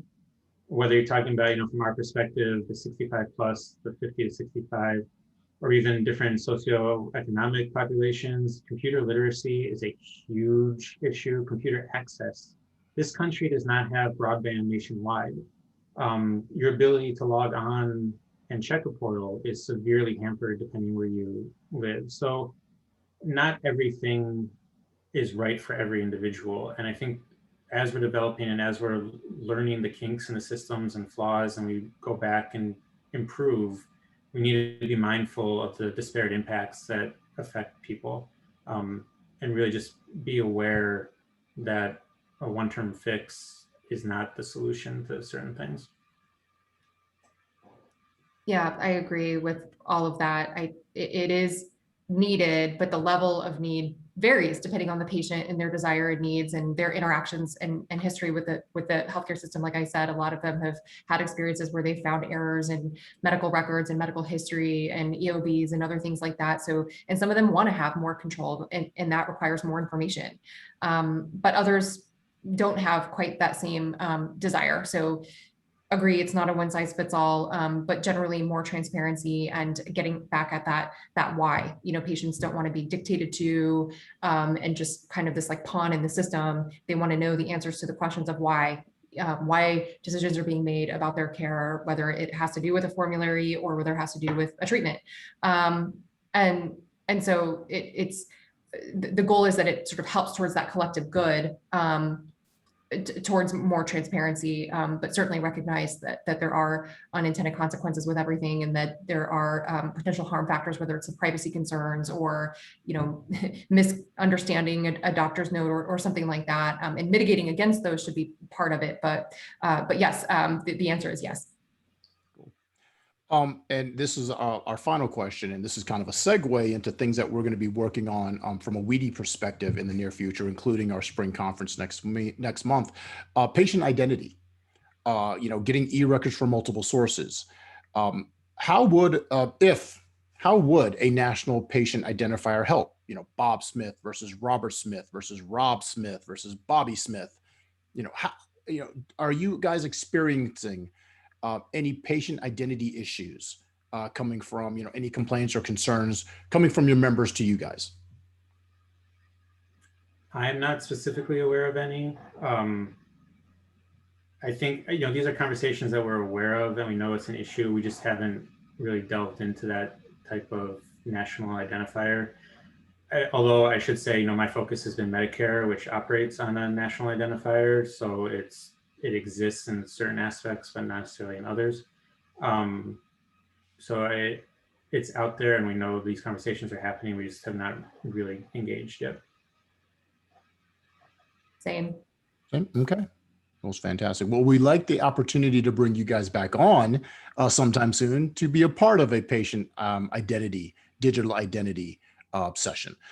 Anna from the Arthritis Foundation and Andrew from AARP, thank you very much for being a part of this. It's a welcomed and needed perspective that we definitely want here at WEDI when we're discussing these healthcare IT issues. We definitely want to know how the patients feel about all this that's happening around them. So thank you very much. Any closing words? No, thank you for including us. I appreciate the audience. Agreed. Thanks for the opportunity. Thank you very much. I am going to now turn this over to my colleague, Rob Tennant, who will introduce and moderate the next session. Thank you, Michael. And that was excellent. We often hear from providers, payers, and vendors, but we don't hear enough from patients themselves. So that was extremely valuable. And I'm very appreciative of both Andrew and Anna for joining WEDI today. So our next panel, there we go. We've got a great discussion ahead of us. We're going to talk about the 8 exceptions. And again, as many of you know, the way that the ONC has created the regulation is essentially by saying every blocking of data incident is prohibited unless it falls within one of the 8 exceptions. So we have, excuse the pun, we have 3 exceptional speakers joining us today. Andrew is Prizing. He's again Director of Federal Affairs for Chime. We have Lauren Rapplinger, who is VP of Policy and Government for AHIMA, and Brooke Rockburn, who is Senior Associate Health IT Policy for the American College of Physicians. So I'm absolutely delighted to have all 3 of you here on the panel. And I don't know if you want to take just maybe a couple of minutes to discuss your individual organization and the role that you play there. Maybe we'll start with Lauren. I think you might be on mute, Lauren.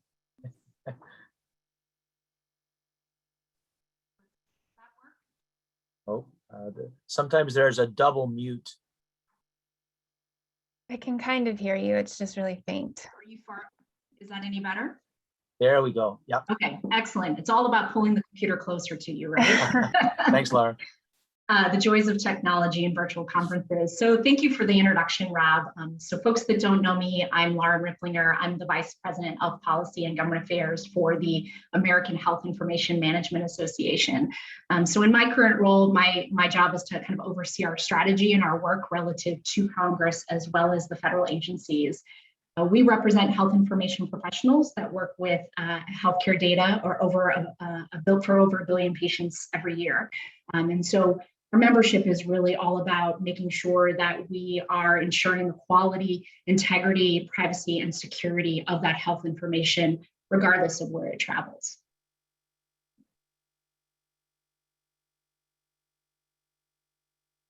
Thank you. Brooke, please. Great, thank you, Rob. Hello, everyone. I'm Brooke Rockwarn. I'm the Senior Associate for Health IT Policy at the American College of Physicians. And so in my role, I lead our full health IT policy and advocacy portfolio, which is very much involved currently in the information blocking provisions and what that means for our members who are, the wide range of internal medicine physicians. And yeah, looking forward to the discussion. So thank you. Great. Thank you. And Andrew? Yeah, good afternoon. I'm Andrew Tomlinson. I'm our Director of Federal Affairs here at the College of Healthcare Information Management Executives, or CHIME. I lead our federal portfolio, and that includes our full information blocking portfolio. So I'm really excited to get to talk about these exceptions with Lauren, Brooke, and yourself, Rob. Thank you.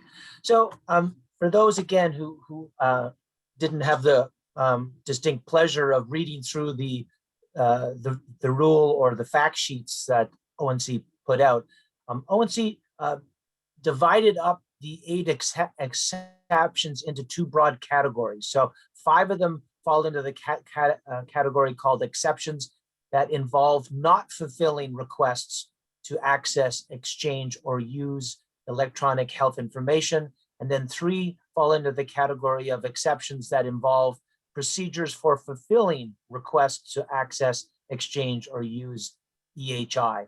So what we want to do first is turn to Lauren to talk about really 2 of the more challenging ones of the 8, I think, fair to say. So that's why we gave it to the lawyer. So Lauren's going to discuss preventing harm and content and manner. Lauren? Excellent. Thanks, Rob. So let's talk about the preventing harm exception first. And that kind of goes to the first category that Rob mentioned, which was about not fulfilling the request. And the intention behind the exception is that there is a public interest in protecting patients and others against unreasonable risks of harm that'll justify not sharing electronic health information, right?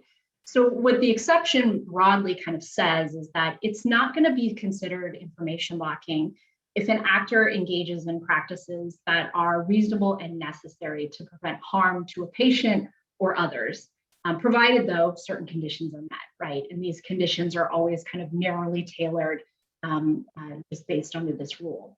So I want to talk briefly kind of about what are some of these conditions. The first condition is that the actor needs to have a reasonable belief that the practice will substantially reduce the risk of harm to a patient or another individual that could arise when fulfilling a request. Kind of the second condition around this is that the practice needs to be no broader than necessary, and it has to also meet kind of some sub-conditions under that. So let me kind of talk about those a little bit more. The first is around the type of risk. So what that means is that the risk of harm needs to be based on an individualized exercise of professional judgment by a licensed healthcare professional that either has a current or a prior existing relationship with that patient. Alternatively, this type of risk could arise in instances where data is known or reasonably suspected of being misidentified, mismatched, corrupt, or erroneous. So for example, if there is a belief that an overlay occurred in your master patient index or your enterprise master patient index, provided the other conditions under this exception are met, an actor will be able to claim this exception to prevent harm because they know that overlay has occurred. So that's kind of the type of risk condition that needs to be met. The second is kind of the type of harm standard that also needs to be met. And this varies depending on who is requesting the information and what information is being requested. So for example, if you have a patient's personal representative that's requesting the patient's electronic health information, in that particular instance, the harm standard that needs to be met under this exception is going to be substantial harm to the patient or another person. However, if you have an instance where the patient is requesting their own electronic health information, that standard that needs to be met is only physical harm, right? And that means harm to life or physical safety of that patient or another person. So that's kind of the type of harm that needs to be met of that subcondition. The other conditions that need to be met under this particular exception is that the actor needs to have a process for review of their determination that is consistent with HIPAA, federal, state, and tribal law. But they also need to have an organizational policy in place that also meets a number of conditions. And we see similar language in the other exceptions, and I'll refer to Brooke and Andrew to talk more about that in depth. But all that to say is this organizational policy needs to be in writing, it needs to be based on your relevant expertise, it needs to be implemented consistently and in a non-discriminatory manner, and of course conform to the conditions of the exception. Now, if there's an instance where the actor doesn't necessarily have an organizational policy, they can still potentially claim this exception, but that determination that there is a risk of harm really needs to be based on individualized facts and circumstances that they know or reasonably believe at the time of determination. So that's really the preventing harm exception. So what are some of the considerations, just briefly to think about, is, of course, the question of how does this square with HIPAA? HIPAA doesn't necessarily require a current or a prior clinician-patient relationship to make these professional judgment determinations. The other thing to keep in mind is the preventing harm exception can't be used as a blanket delay for the release of lab results. So if the clinician wants to hold off providing that information because they believe there might be a potential risk of harm and want to review those lab results before they share with the patient, that's not necessarily going to be acceptable under this rule. So those are two really important considerations. Let me switch gears and talk about the content and manner exception. And this falls into the second category that Rob talked about.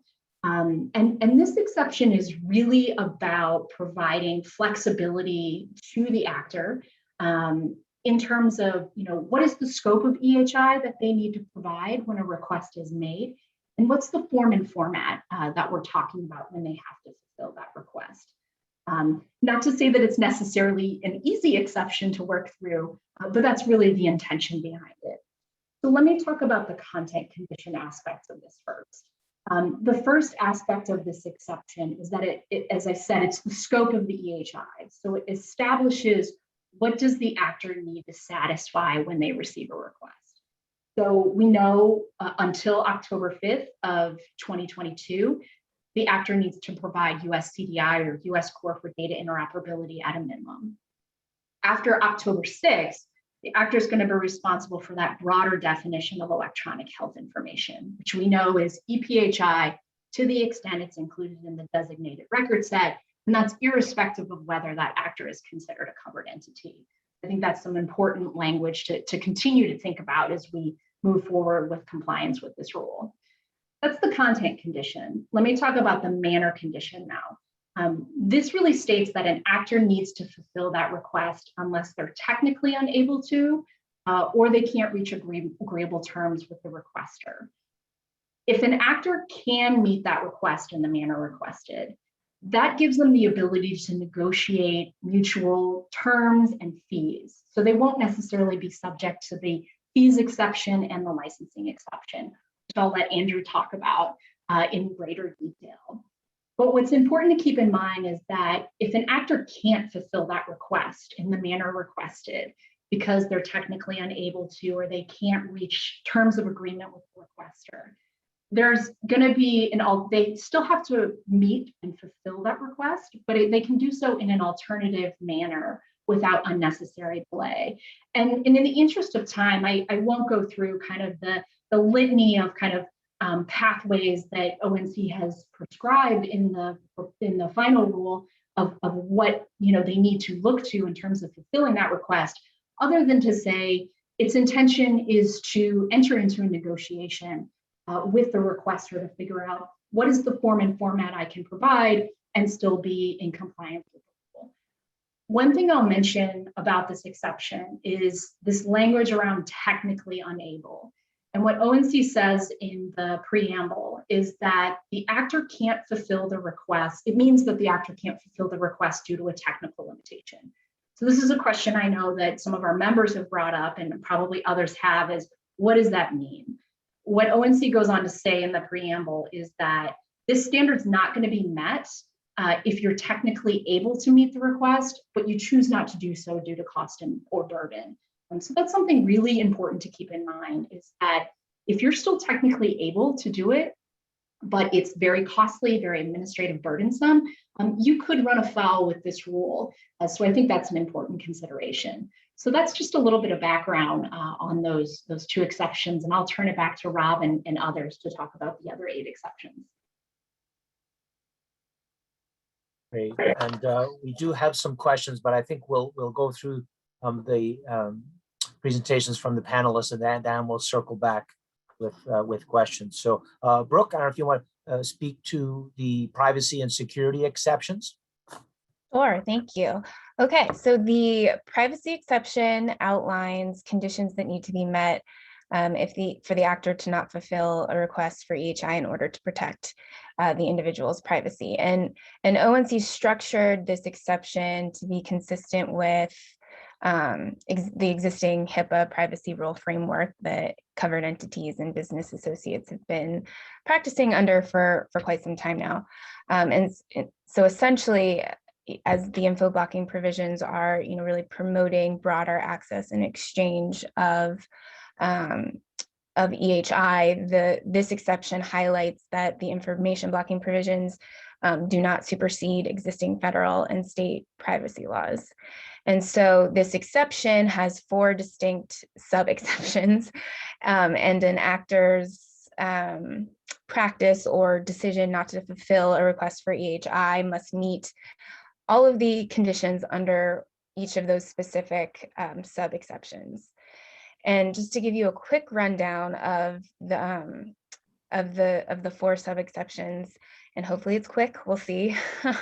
The first is when state or federal privacy laws impose certain preconditions to access EHI, and those preconditions have not been satisfied.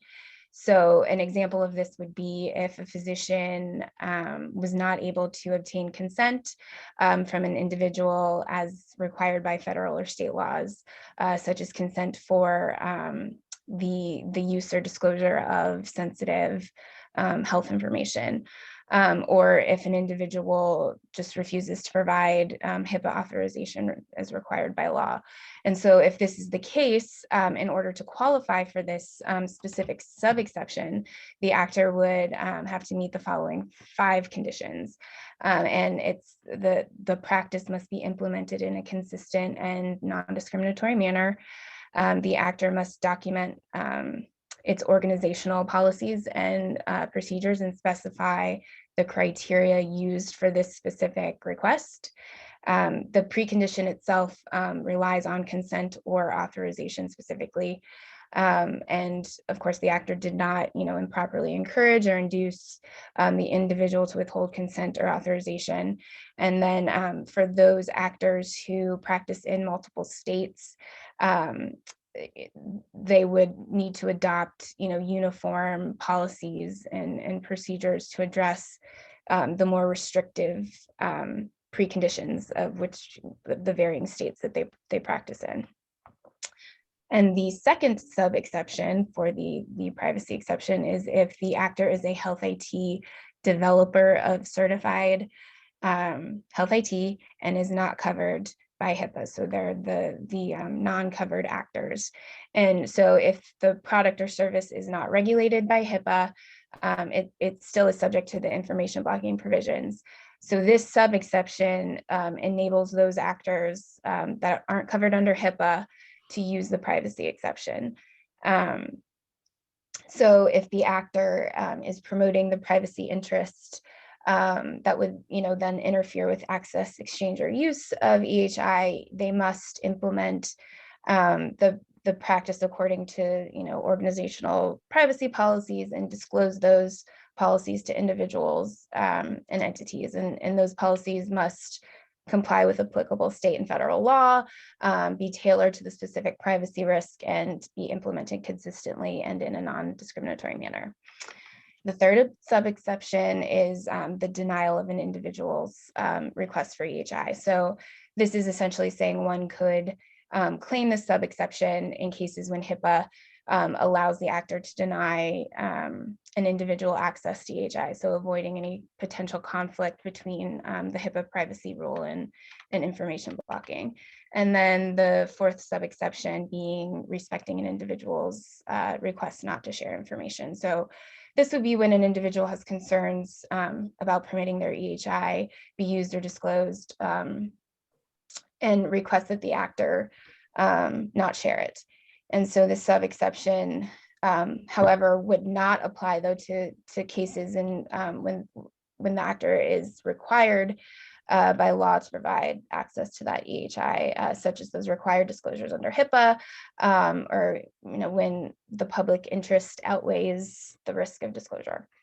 And then the specific conditions for qualifying for this fourth sub-exception are that the individual requests either orally or in written format without any improper encouragement or inducement by the actor. The actor documents the request, and then the actor decides if the actor should decide to terminate that specific request for restriction, there has to be written or oral agreement on the individual's side as well.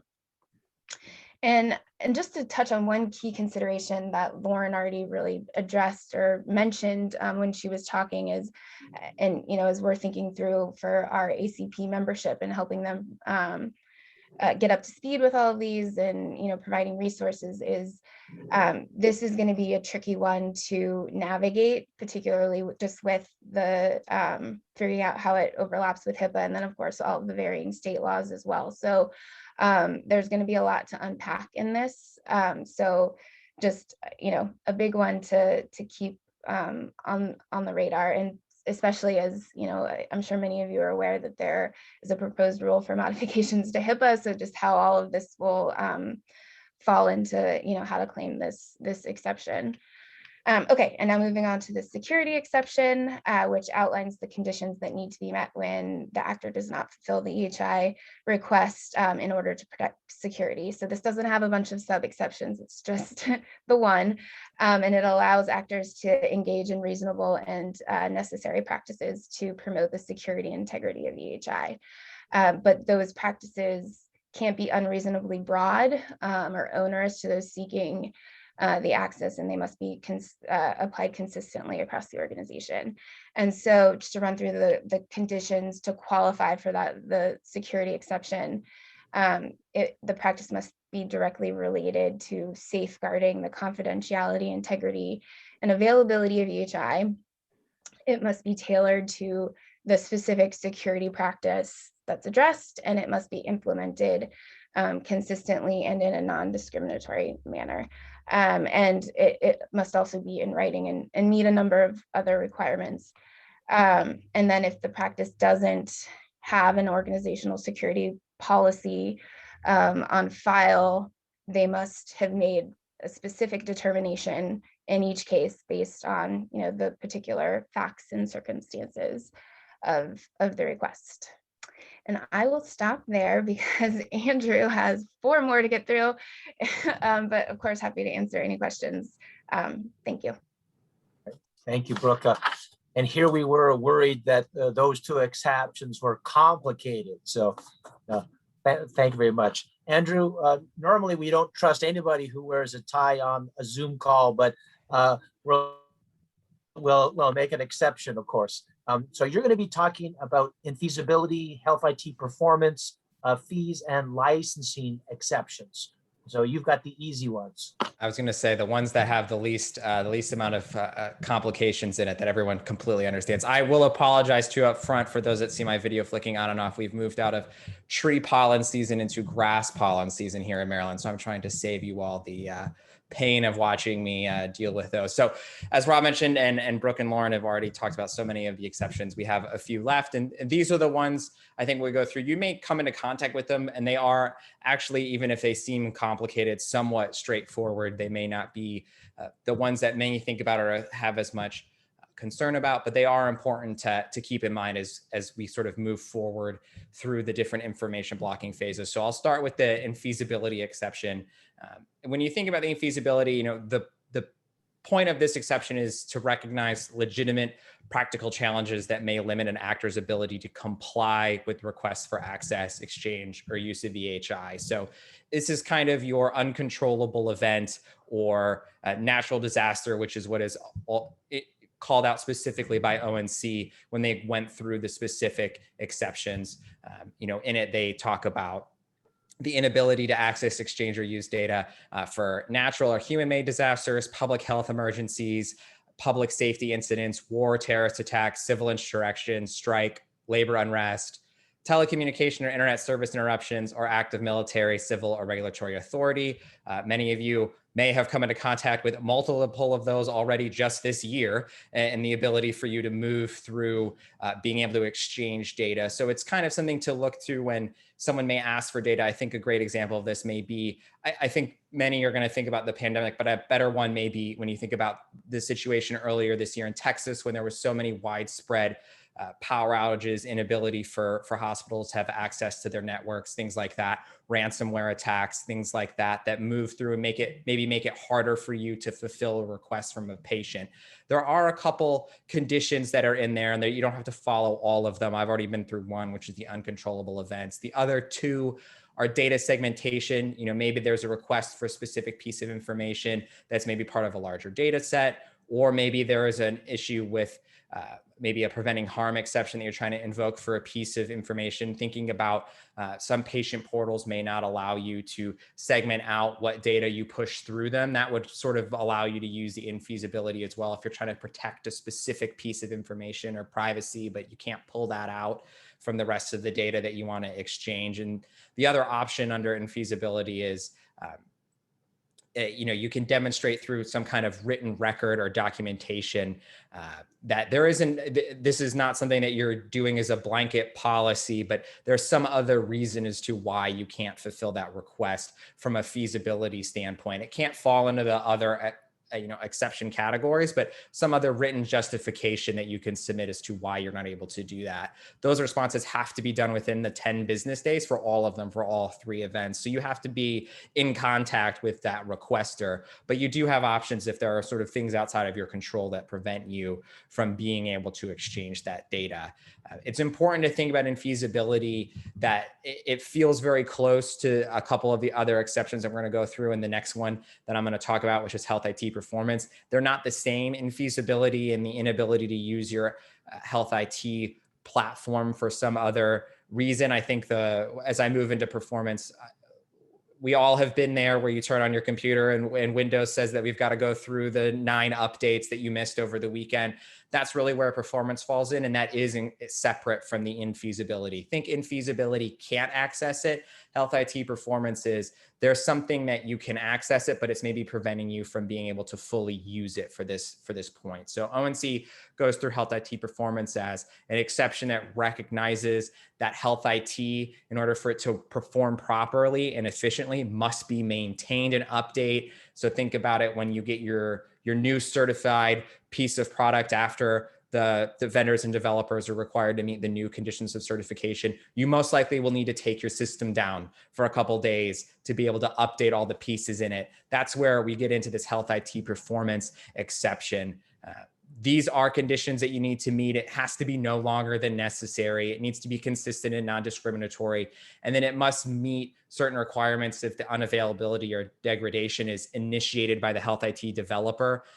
It's just things that you need to think about in here, that it shouldn't be if you have to take your system down for 2 days, it shouldn't then take you 2 weeks to respond to a request. It's really for when you're not able to access that system because it's being updated or repaired or fixed or being changed in some different way.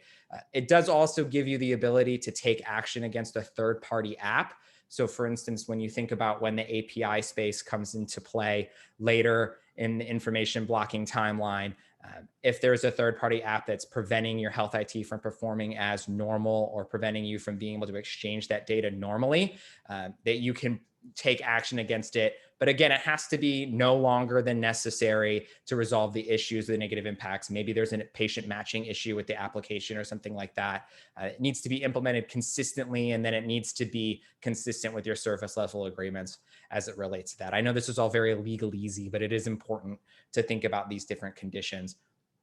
And then if the unavailability is in response to something like risk of harm or security, you also have to comply to those exceptions as well. So that's something to remember, that even if you're going to take the health IT performance exception, if it falls into the lane of any of the other ones, you need to make sure that you're documenting and meeting those as well. And then kind of the most straightforward that we'll move through a little bit now is fees and licensing. So fees, it's the idea that actors can charge fees related to the development of technologies and provisions of services to enhance the interoperability while not protecting rent seeking. There are multiple conditions as it relates to meeting the fees exception. It needs to be based on objective and verifiable criteria. You can't just pick a number for what it has to be. You have to be able to justify it. It needs to be related to the reasonable related to the costs that you are incurring while you're enabling that type of access to VHI. And then it needs to be not based on whether the requester or the other person is a competitor. For instance, if a patient asked for something, they would need to be charged the same fee as if it was another provider that was asking for it. The exception does not apply specifically to a fee that's based in part of an electronic access by an individual. So you can't charge somebody for purely for getting access to the information. It has to be something along the lines of, you only have X and I want Y, and you're not required to do this under the current regulations, but I want it anyway. You can move back to being able to say, okay, if you want that, it's going to cost this much money for me to do that. And the fee to perform and export the health information must be in line with some of the other health IT criteria that's outlined within the rulemaking and things like that. I'm not going to go through the chapter and verse that goes through there, but it is important to realize that you do need to be aware of what other pieces of data you have to exchange as it relates to that. For instance, you can't charge a fee to get access to a piece of the US CDI. You have to provide that regularly.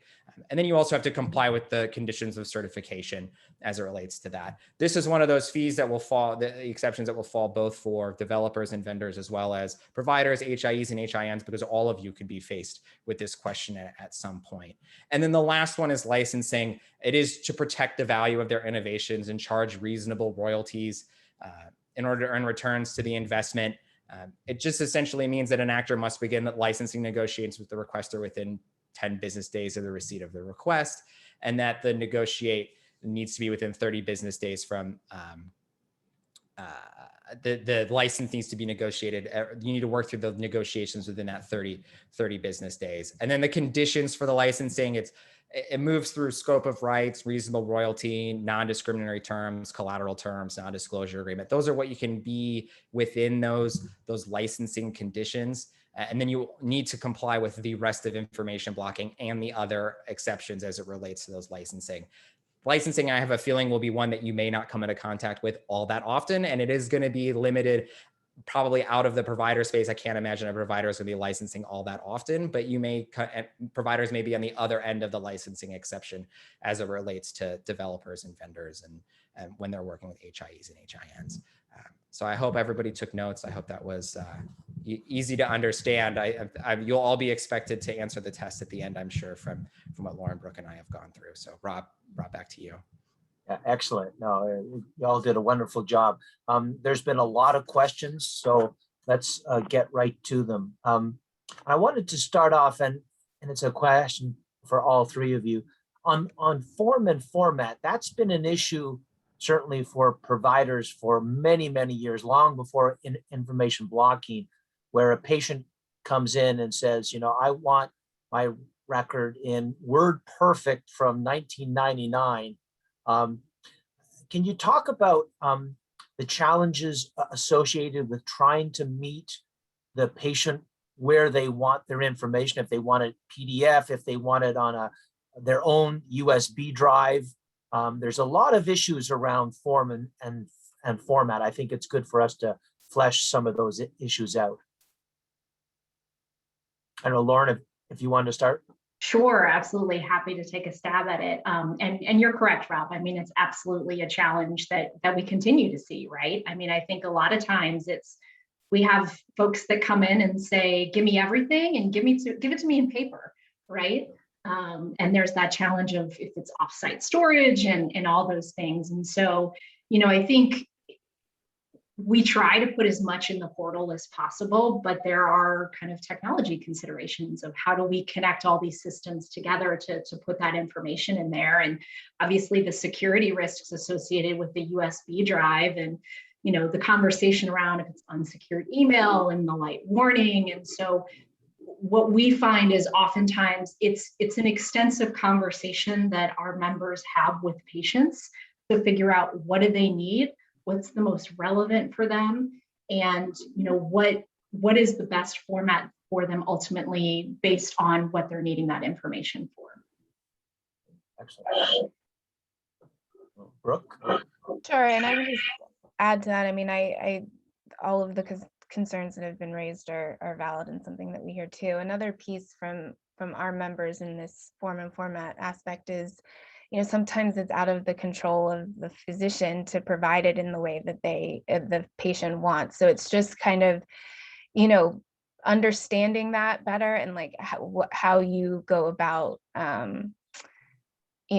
fulfilling that request. And this gets at a lot of, information blocking more broadly and what this will mean and the culture change that I think we're going to talk about, more in this discussion. But it's that, the physician patient relationship aspect of it, and, being able to have that conversation and knowing, like, if this request does come in, what can you tell them, so that it's not like triggering an issue with information blocking that could, obviously cause a problem down the road. Good points. And I think it's interesting too, when we think about it and information blocking, we're all very involved in the health IT space. And so I think we think about it in terms of Medicare and MIPS and promoting interoperability and all that. But this is one of the first requirements on health IT and availability and access outside of HIPAA that is for all providers. So when you move into providers, if you think about a mental health provider that maybe takes their notes in a Word document, they're still required to comply to this requirement. And, we've just gone through all of the individual exceptions. If you're a solo practice mental health provider that takes all of your notes in Word and your patient comes to you and says, I want it in a FHIR-based API, you're able to move through these requirements that these exceptions, these fees exceptions, and it's all of it sort of builds on top of it. I know you said form and format, Rob, but as Lauren went through too, and content and manner, those are almost interchangeable in the way that you think about it and how those negotiations move to try to meet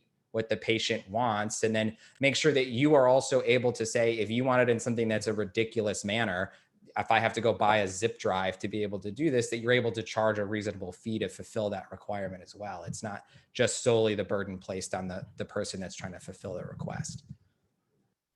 All good points. We had a question, and it's a good one, about the whether or not providers are at risk of a legal action if harm comes to the patient because of the release. So you've decided, okay, to avoid information blocking, I'm going to let this information flow out. There's a harm caused by that. Do you see there being some potential legal ramifications against the provider? I'm going to let the lawyer answer that one. I was thinking that as well. All pressure on me, right? I mean, I think I'll give you the standard lawyer answer. It depends. And I think it does, right? I mean, certainly under this particular rule, there is not a legal liability that's going to attach if the risk of harm occurs, right? Now, will there be other federal and state requirements where if a harm does occur, yes, certainly that legal liability could potentially attach to that provider. I don't know, Brooke or Andrew, anything to add? I don't have anything to add. That Lauren covered it. Well done. I also defer to Lauren and the lawyer, the legalese on that one. We had a question, and we've touched on it in the past in terms of the previous panels. but the psychological harm, and we had Laura Hoffman answer this in the chat, but I wanted just to discuss this more as a potential area for advocacy. So again, you have a very sensitive test completed, and under this new regulation, you potentially would have to get it to the patient even before the physician had an opportunity to discuss it with the patient. You know, HIV status, a cancer diagnosis, that sort of thing. There could be tremendous psychological harm done to the patient, especially if they had said, you know, beforehand, you know, if the test result is positive, I'm going to kill myself. And I think Laura said correctly that, you know, that would not fall under the harm exception. Is this an area where we think we need to push ONC on to get them to see that there is some potential harm caused by early release, or at least release prior to having that discussion with the patient? I don't know, Andrew, maybe we'll start with you. Yeah, I mean, I think the provider's the one that has the basis for knowledge for the relationship with the patient and what releasing some of this information could or couldn't do for that. I think all of us have spoken. I don't mean to keep harping on or talking about the mental health side, especially since Chime is a CIO and CISO based organization, but these are real situations that have been brought up to us. Things like mental health treatment for multiple personality disorder, where success of the treatment is often required that patient to not know that they are currently being treated for multiple personality disorder. There is a gap in there as to how to make sure that that information can be seen, captured, and prevented from being released. They almost get there in the FAQs a little bit while talking about the patient-provider relationship, and the provider is the one that has to know whether or not the release of a lab result, for instance, would cause harm to the patient or someone that they may know. I think, Rob, you mentioned an HIV test result. I think we can all see a direct correlation between why a provider may be able to withhold some of that until they're able to speak with the patient. But there is the provider knows best a little bit for how the patient may react to it. And so in terms of whether or not we should go to the next step of advocating for that, you know, I think we need to hear from the provider space on if that is something that they want to be able to have more ability to forge that bond with their patient. Then, you know, 100% think that we need to hear from them, and ONC needs to hear from them. They're still taking public questions as it relates to these things. And it's, you know, but it is important to maintain that patient provider bond. I don't know what Brooke or Lauren feel about that as well. Yeah, Andrew, I think you hit it really well. And again, the importance of the patient-physician relationship is huge. And you know, of course, the intent of this is to give them the information that they are asking for and need, and part of their care delivery, and can help improve care delivery.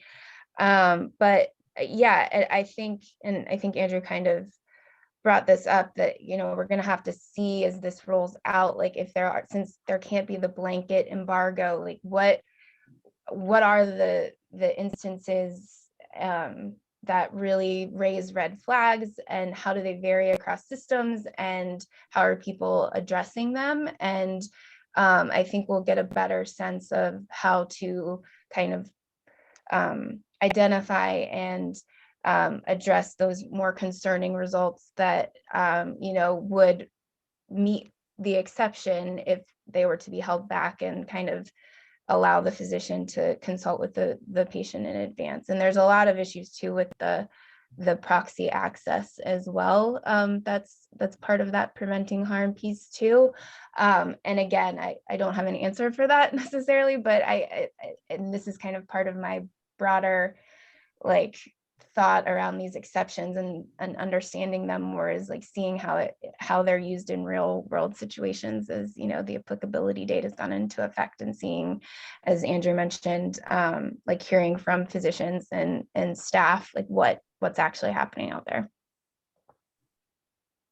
Lauren? Yep. Yeah, and I think I just add, and Laura kind of pointed to this in her chat, is that we also, I think it's also, if we choose to advocate, it's also a conversation with OCR, right? Because their standard is currently limited to physical harm. And I know that this generated a lot of discussion for ONC when the proposed rule came out, and something that we certainly talked about from an association perspective. But we want to make sure that there's alignment with both of those rules to reduce some of the complexity for clinicians and others. Yeah, and I noticed Laura in the chat mentioned that the AMA has taken on this issue as an advocacy position. I think the one thing that I think we need to be cognizant of is there's real world implications to these policies. We can talk about them in the abstract, but when those patients show up in a practice or a hospital or other care setting, each case is going to be different. And I think ONC has said specifically that they will be looking at these issues in terms of application of an exception on a case-by-case basis. And I know Matt in the chat reminded us that you can't just have a blanket policy to say, oh no, our policy is we wait 7 days to release the information. That makes it even more challenging, I think, for providers. So it's going to be a lot of documentation. So if you do get a problem, you get a complaint lodged against you, you'll need to have those documents able to show ONC why you did what you did. I think that is going to be a part of the education of providers to make sure they understand that. And I wanted to talk a little about OCR, the Office for Civil Rights. HHS has a rule out. The comment period ends next week. And there's a lot of potential changes to HIPAA, not least of all the issue of when you would have to get information to the patient. And to say it's confusing is understating it. The rule is proposing that the 30-day period be shortened to 15 days. But of course, how does that apply here to information blocking where they have no time frame applied? I don't know if you want to talk just a few minutes about that issue. Maybe Lauren will start with you. Sure. I mean, it's definitely a concern for us. 15 days. I mean, we like the fact that there's uniformity of electronic versus paper, right? And that's what's been proposed in the OCR rule. But 15 days is hard when you're thinking about someone who has a long hospitalization stay, the amount of documentation that's produced by that. Certainly, it's done faster on the electronic side, but again, if the patient requests paper, that can certainly complicate things. So there's real challenges there. And then you throw in kind of some of the requirements of the Promoting Interoperability Program. You've kind of got 3 separate agencies that are kind of telling you, when you need to provide this information by.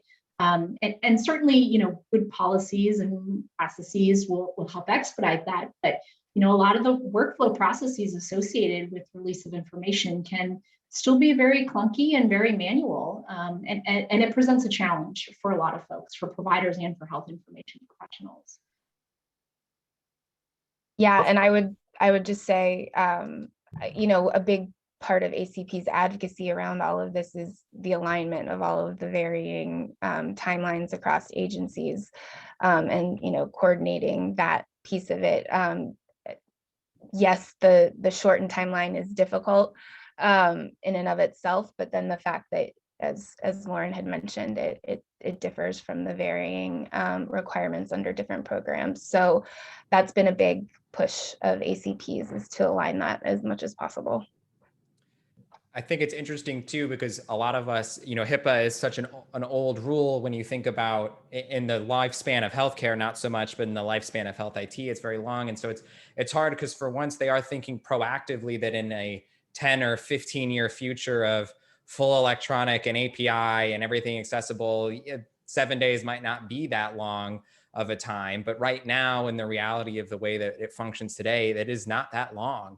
And so Lauren is right and Brooke are right about just about how long it's going to take. And I think the thing to remember with HIPAA, because even I forget this at times as it relates with information blocking is geared around the idea of unreasonable delays or impediments for release. And HIPAA has that defined timeline of response. And when they do interact with each other, even I think sometimes forget that information blocking is not necessarily have it, it's got to be available, but it's about looking at, are you preventing it from being available sooner, in a reasonable amount of time, in a way that it could be accessible by a patient? Are they having to call you, email you, write you to get the data versus it just being available in the portal? And OCR is going to say that HIPAA doesn't have anything to do with information blocking, and information blocking is going to say that it falls within the lines of HIPAA and state regulations. And it's trying to understand what applies where and how your policies react to that is really what's being pushed and asked on the actors under all of these requirements.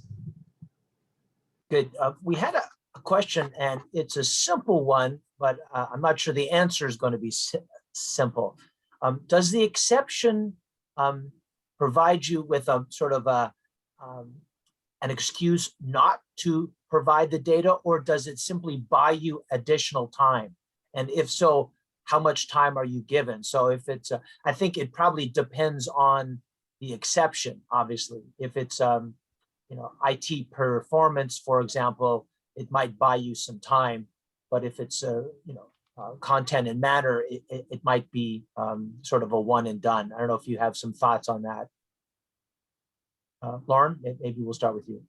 Sure, I definitely, so I want to say it's a mixture of both, and I welcome my colleagues' perspective on this. I think there are certain exceptions where you don't have to share it. I'm not, and I guess it does buy you some time. I lean more towards thinking about it from the perspective of, because when I think timelines, I think HIPAA, right? What I think of it more as, what is the alternative manner? And maybe I'm just focusing on content and manner exception too much, right? But what are the alternatives that you still have to provide that information to the requester? I don't know if my panelists think differently. I would agree. I was thinking both. It could be either, it depends on the request and the situation, and as to whether it would be giving you more time or just simply stating that you wouldn't necessarily have to exchange that information. I think about just, how you document what it is, like it's what you're gonna write down wherever that may be, saying like why you're either blocking it or needed more time to fulfill the request, because it could, again, be either of those. So it's just how you present it in the documentation, which is a whole other, we've touched on this a bit, but like that aspect of it and the documentation requirements to fulfill each one of these is a significant aspect of all of this, and will be what, whoever is enforcing it, either for the providers or for the other actors, what they fall to look to see whether you comply or not. So that's, I think, kind of getting at the answer to the question. And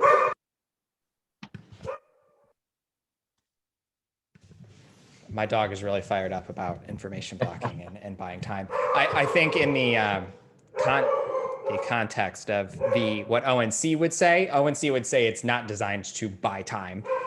They would say that it's supposed to enable you to best fulfill the request in the way that the requester is asking for the information. But I think Brooke's right and Lauren's right. It's all about documentation. If you're documenting an exception over and over and over again, hundreds of times with the same language, I think you're going to get some questions about whether or not you really need that exception, or are you just really enacting an organizational policy within the exception process. And so I think that how you're interpreting it and seeing it and documenting it is really going to depend on the way that it's viewed by the federal government if they were to receive an information blocking complaint against you. There's a question, and it's sort of a real world one. I've certainly heard this issue before. I wanted to get your thoughts on it.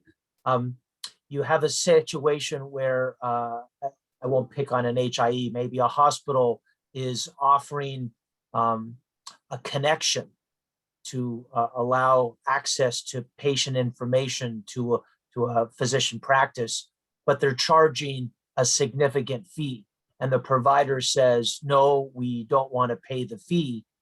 Would they be considered information blocking because they're not taking advantage of the opportunity to gain access to data?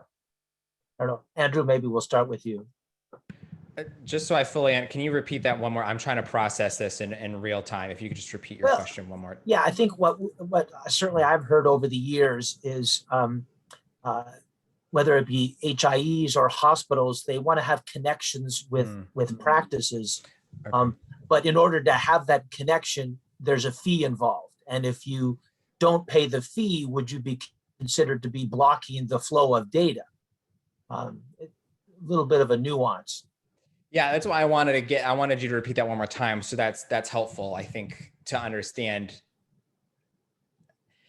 I've received this question from several providers. If I choose not to buy into my local HIE and someone wants that data through the HIE, would I be information blocking? And I think it does. You mentioned the fees exception. I think if someone just really wants that data through the HIE and you say, you as the actor in this space is saying, well, I'm not going to sign up for this HIE. I'm going to provide it to you in another way. And they say, no, I want it through the HIE.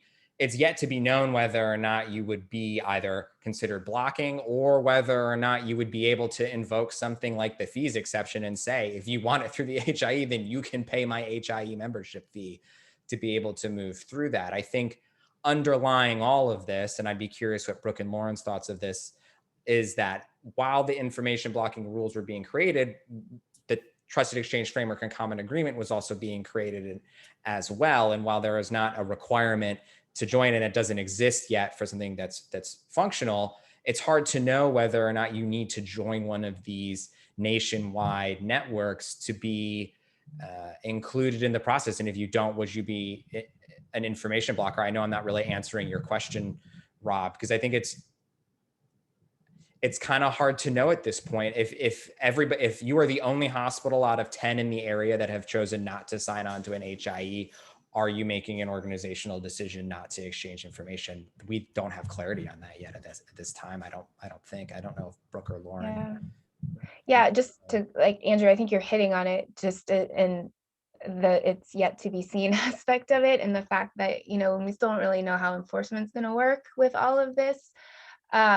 So just, being you could potentially claim the fee exception if it is too big of a fee to pay, depending on whatever the breakdown of that is. But yeah, I guess I'm just echoing Andrew's kind of broader point about the fact that we really got to see how a lot of this stuff plays out and what types of claims are made and how they're made to really see how that'll work. And I just add, I agree with Andrew and Brooke, and I think this goes back to your earlier point, Rob, of, this is the challenge with the rule, and that it's a facts and circumstances case by case basis, right? So who's to say that there might be a finding in the future where if you're engaging with an HIE, HIN, and they say, yes, that's information blocking if the hospital decides not to do that connection. But if it's a provider to a hospital, those facts and circumstances may be different enough to say, no, that's not necessarily information blocking. In your organizations, has there been any discussion of, is there going to be a need for an information blocking official within an organization? Would it be tacked on to the, for example, if a small physician practice, usually the practice administrator is the privacy officer, would there also be an information blocking officer? And Lauren in particular, and maybe Andrew, in the larger organizations, do you see this being an employment act for a new sort of category of health official within an organization?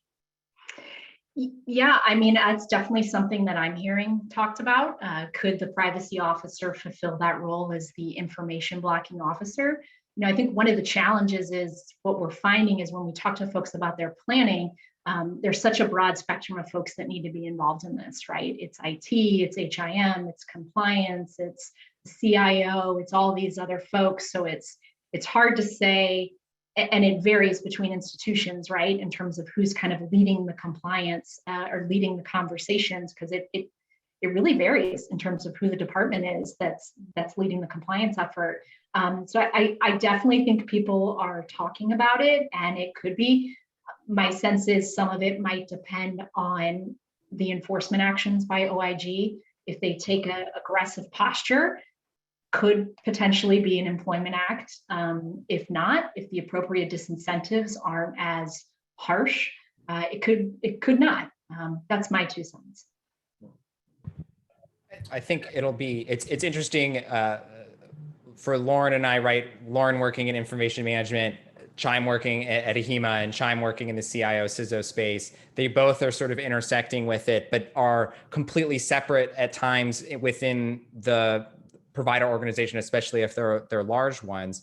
And it's almost the question comes almost about whoever your training officer is and making sure that the information filters to all the right people. I think Lauren and I and Brooke and Rob, we've all talked about, it's about not necessarily just the providers or the CISO or the CIO or the information management person knows about these rules, but it's the person who answers the phone. It's the person that's working in the records request office.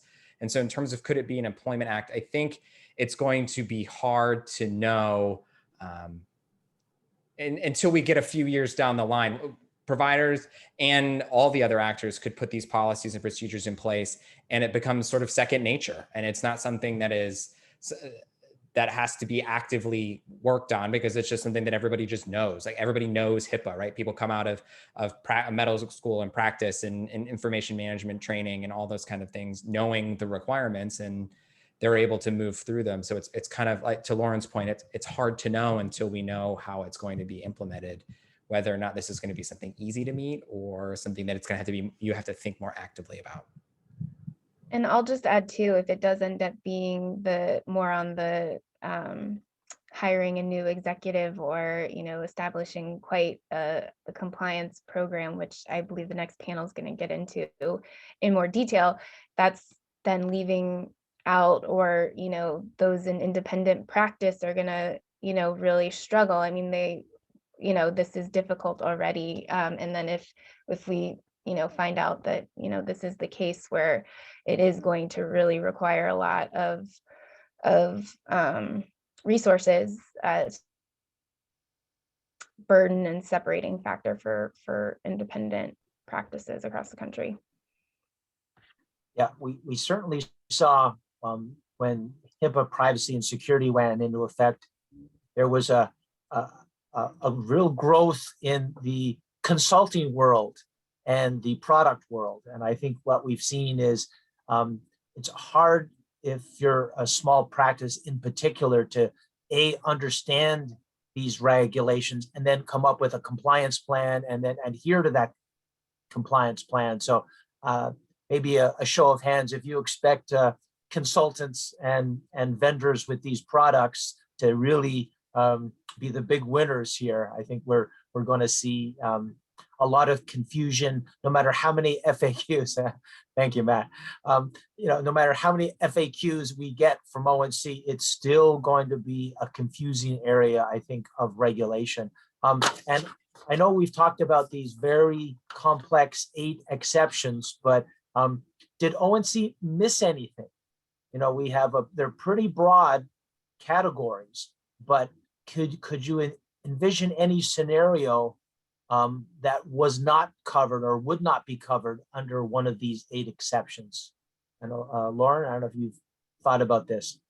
Yeah, it's a good question. And I'm kind of struggling with the answer, to be honest. I feel like we may not know until we get further along in the compliance of exceptions that should have been considered.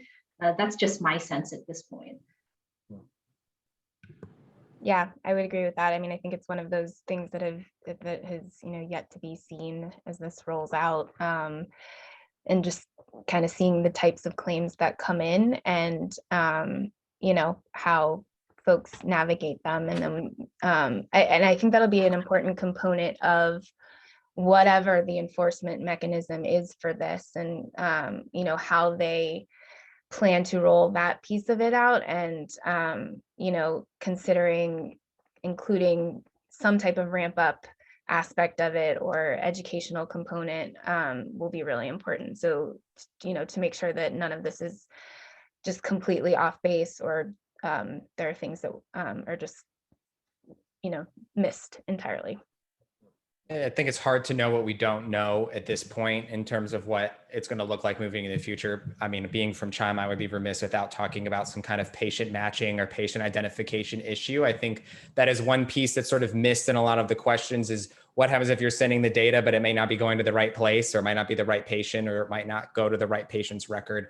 That we may know at point A and point B want the data, but how do we know if it's going to the right place in point A or point B?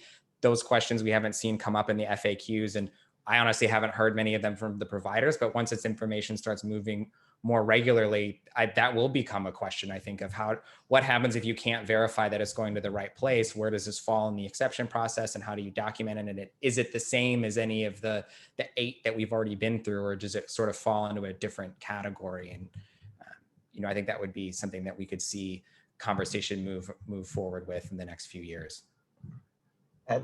Excellent.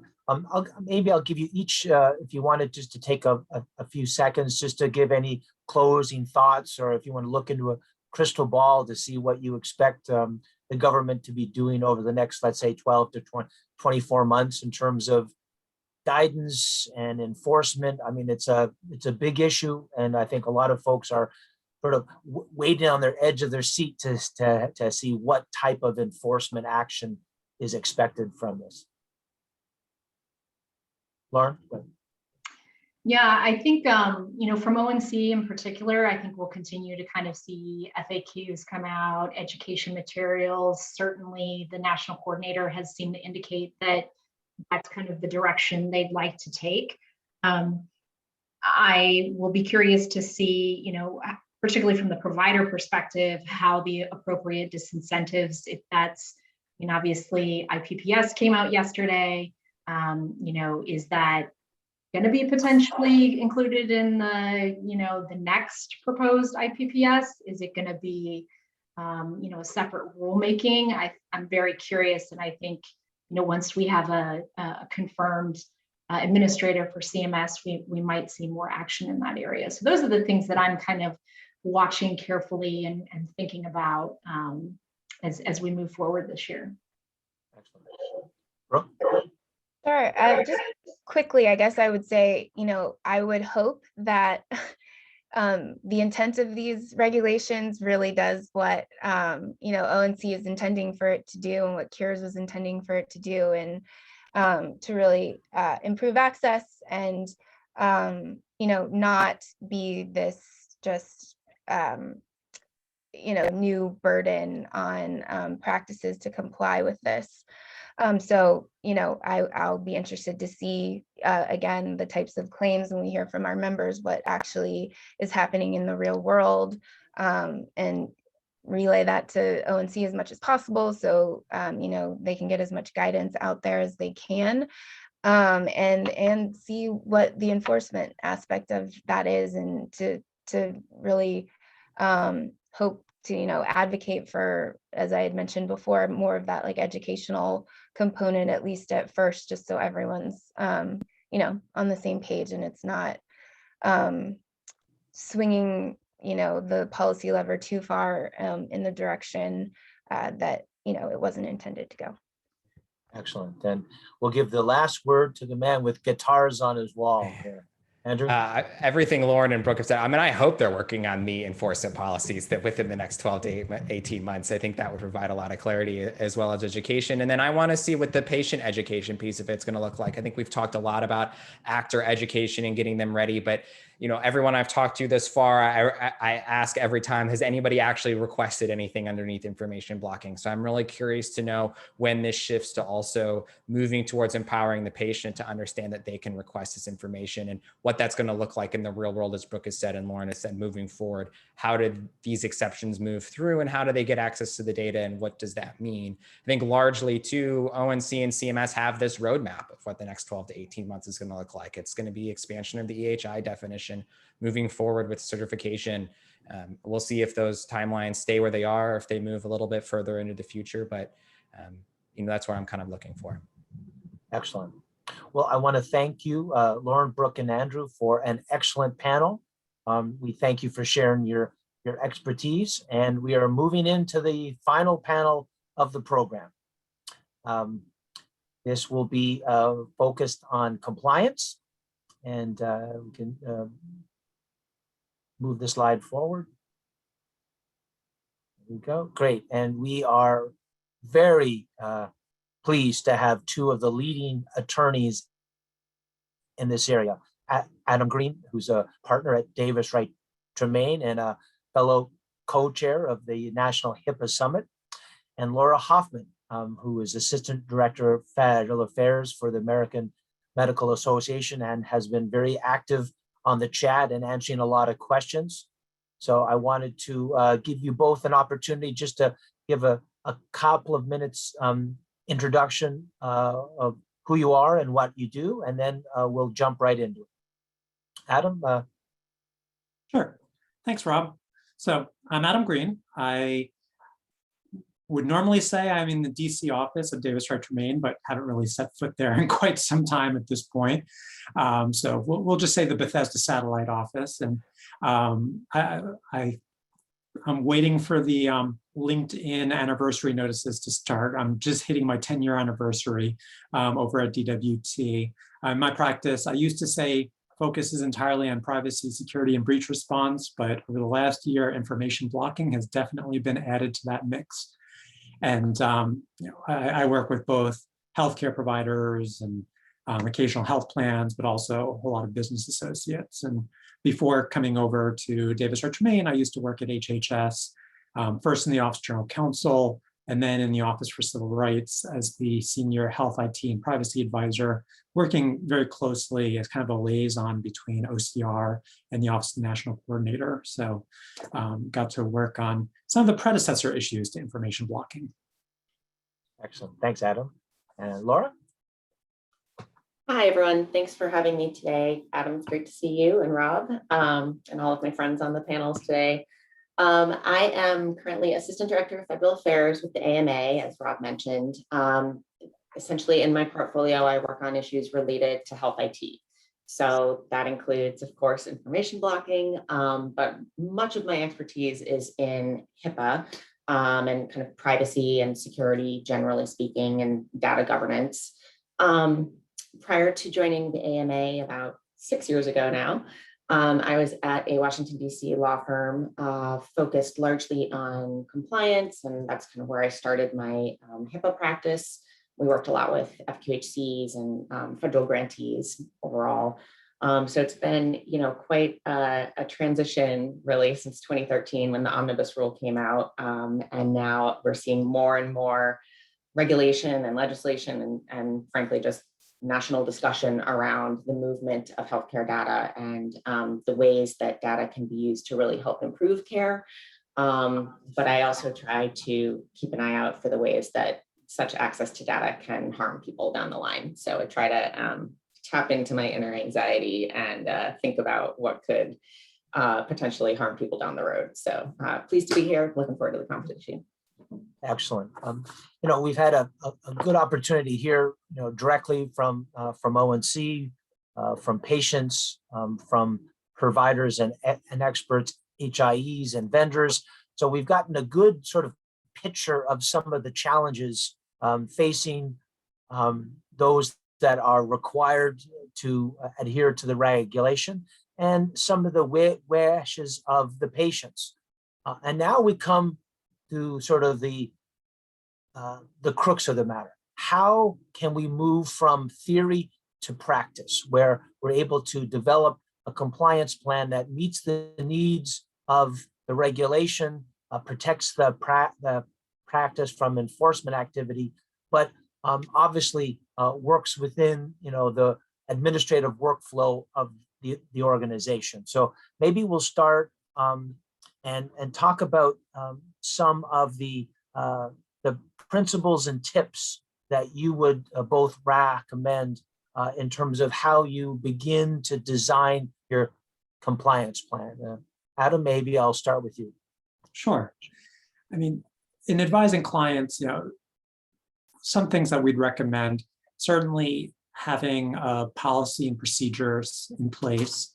So, high-level policy, thou shalt not information block sort of thing. And then procedures, like how do you handle different types of requests as they come in, whether it be a request from a patient, requests related to APIs, requests related from third parties, all of which may have kind of different nuances. And you can think about, in kind of model policies and procedures we've created for our clients, we kind of highlight examples of what might be information blocking in those procedures to help the reader kind of make sense of some of these things. So I think certainly a policy and procedures would be a good place to start, training people on that. And I look to HIPAA here in the sense that HIPAA is extremely complicated. And if you try to make your entire workforce experts on HIPAA, you're going to fail miserably. But if you are focusing your training at an appropriate level, like the nurse doesn't need to understand all the nuances of the right of access, but she needs to be able to recognize under HIPAA when someone is requesting access and to whom, where to send them, what form to potentially use, recommend to them, that sort of thing.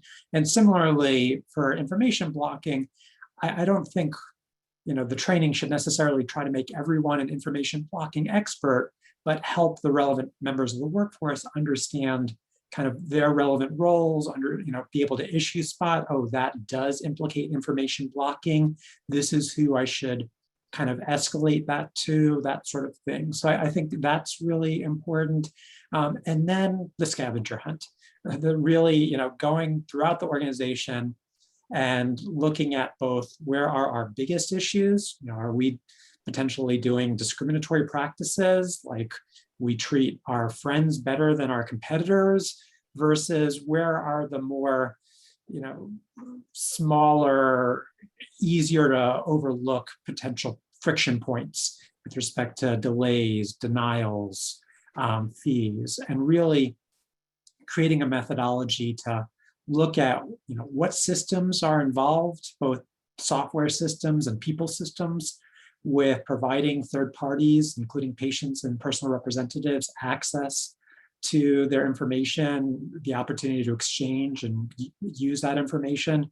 And once you've identified those systems, looking at how do we discover those friction points and look to potentially either just analyze them for information blocking implications and document that. Laura?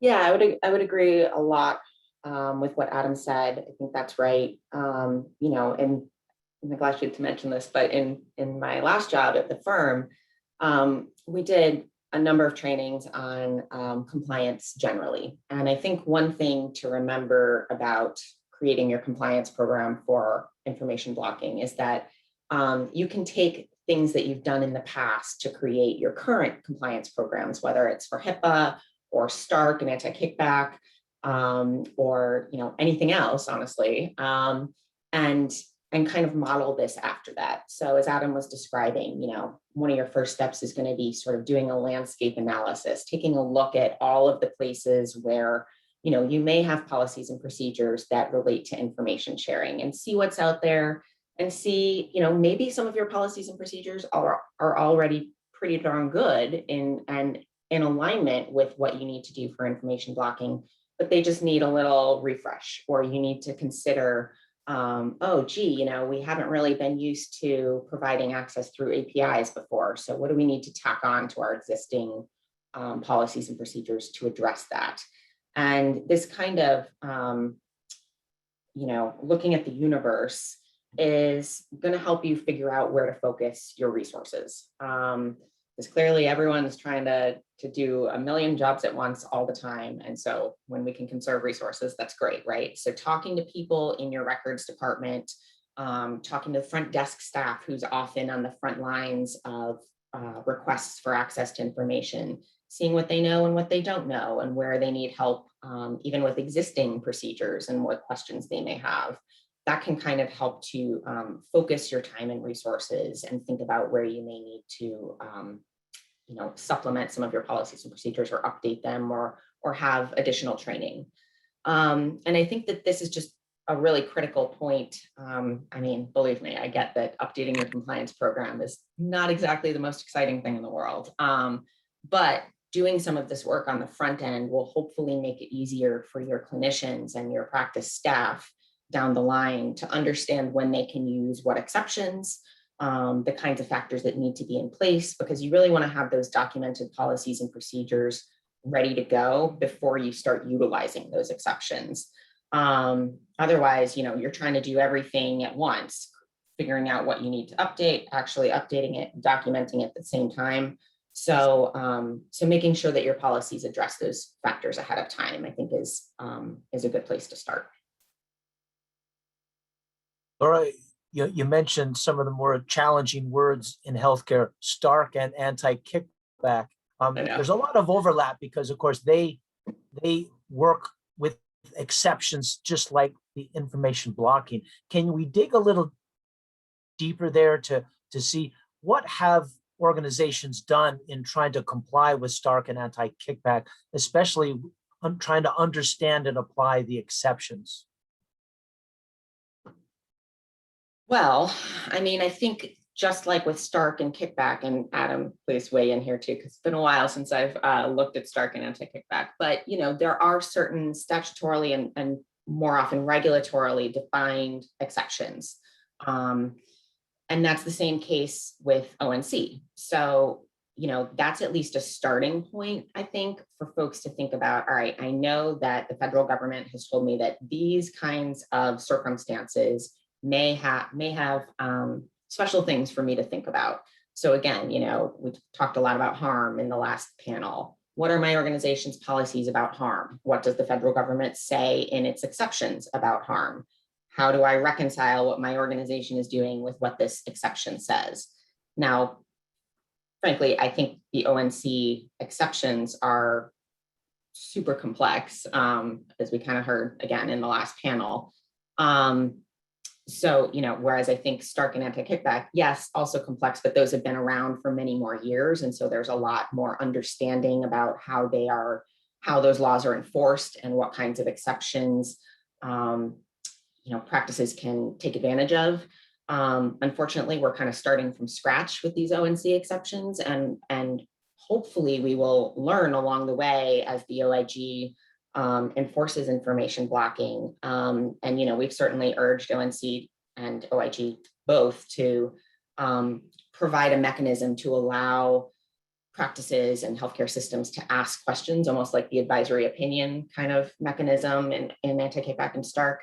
So maybe they'll consider doing some of that, but I think, really trying to look at each of the prongs of the exceptions to figure out how you can tailor your policies around those might at least give you a place to start. And Adam, if you have additional thoughts, totally welcome them. I mean, I'll admit I'm not a Stark anti-kickback lawyer. I've got colleagues that, I rely on that for that. But that being said, I think it is important to think about this from a mentality standpoint, as while the information blocking rule is a very, very close cousin to HIPAA, from the way it's structured, it is structured a lot more like Stark and anti-kickback. And so HIPAA is a bit more strict liability in a sense.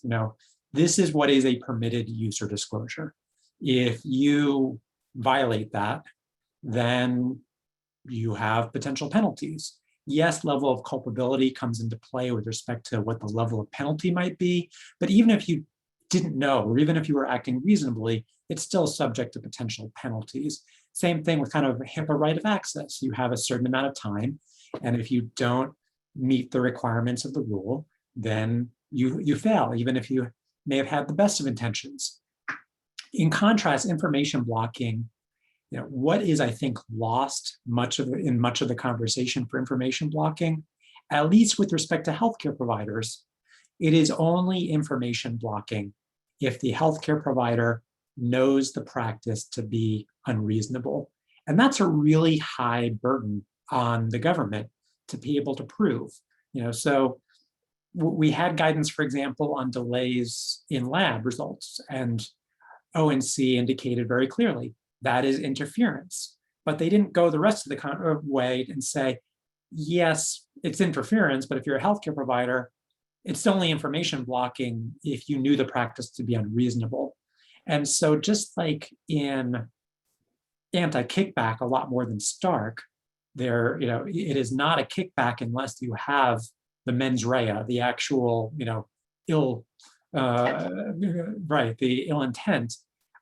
There's something similar here with respect to information blocking. And so I think, just like if you were doing an anti-kickback analysis, you really want to document, have as much documentation as you can to show that your intent was not to generate kickbacks, but that your intent was something other.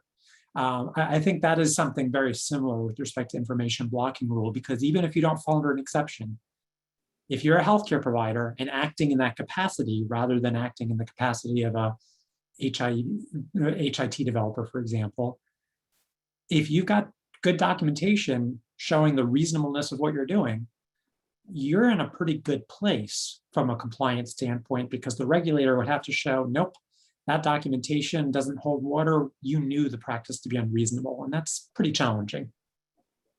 Rob, if I could just tack onto that, I'm so glad you raised this reasonableness issue. This has come up a lot throughout the day, where so much of information blocking is being messaged as like a proactive, you must release things immediately. And, Adam, you've said this is a thou shalt not rule. It's not a thou shalt rule. And I think that's a really great thing for folks to remember. This isn't, whereas HIPAA sort of sometimes tells you what you need to do, this is more about saying what you can't do. And so I think that providers should really think about that as they write their policies and procedures, thinking about what are my specialty guidelines? What do they tell me about how to keep adolescent health information confidential? Is that, and then when OIG comes knocking, you can say, look, this is reasonable for my specialty. These clinical guidelines have been in place for 20, 30, whatever, however long years. So, we have a non-discriminatory way of handling these types of requests. We apply it to everybody. It's not just targeted. We do, release information in 3 days. And that's reasonable for the well-being of our patients. So looking for those kinds of external sources that you can put in your policies and procedures to kind of, augment and strengthen your position of what is reasonable, I think is something that that might be helpful as clinicians think about, their own practices, and something that's getting really lost in a lot of the discussion about info blocking. Very good. We are getting a lot of questions. I think it's fair of me to say, please, you are reminded we are not giving legal advice. We are giving education. But I did want to relate a few of the questions. And this issue has come up under HIPAA as well, where you have perhaps a surgeon who is independent of the hospital, but is operating in the hospital. The surgical notes might be in the hospital's electronic system. What's the responsibility when the patient goes to the surgeon and says, I want my information and I want it now, yet the information is housed in the hospitals? And so what should the surgeon be concerned about there, especially if there's a delay in the hospital getting the information out, who is going to be blamed or who should be blamed, I should say. I mean, I can take first crack at that with Rob. Thank you. The caveat that this is for educational guidance and not legal advice. But that being said, you know, the definition of electronic health information is the designated record set, which of course further limited to the US CDI for the year and a half or so.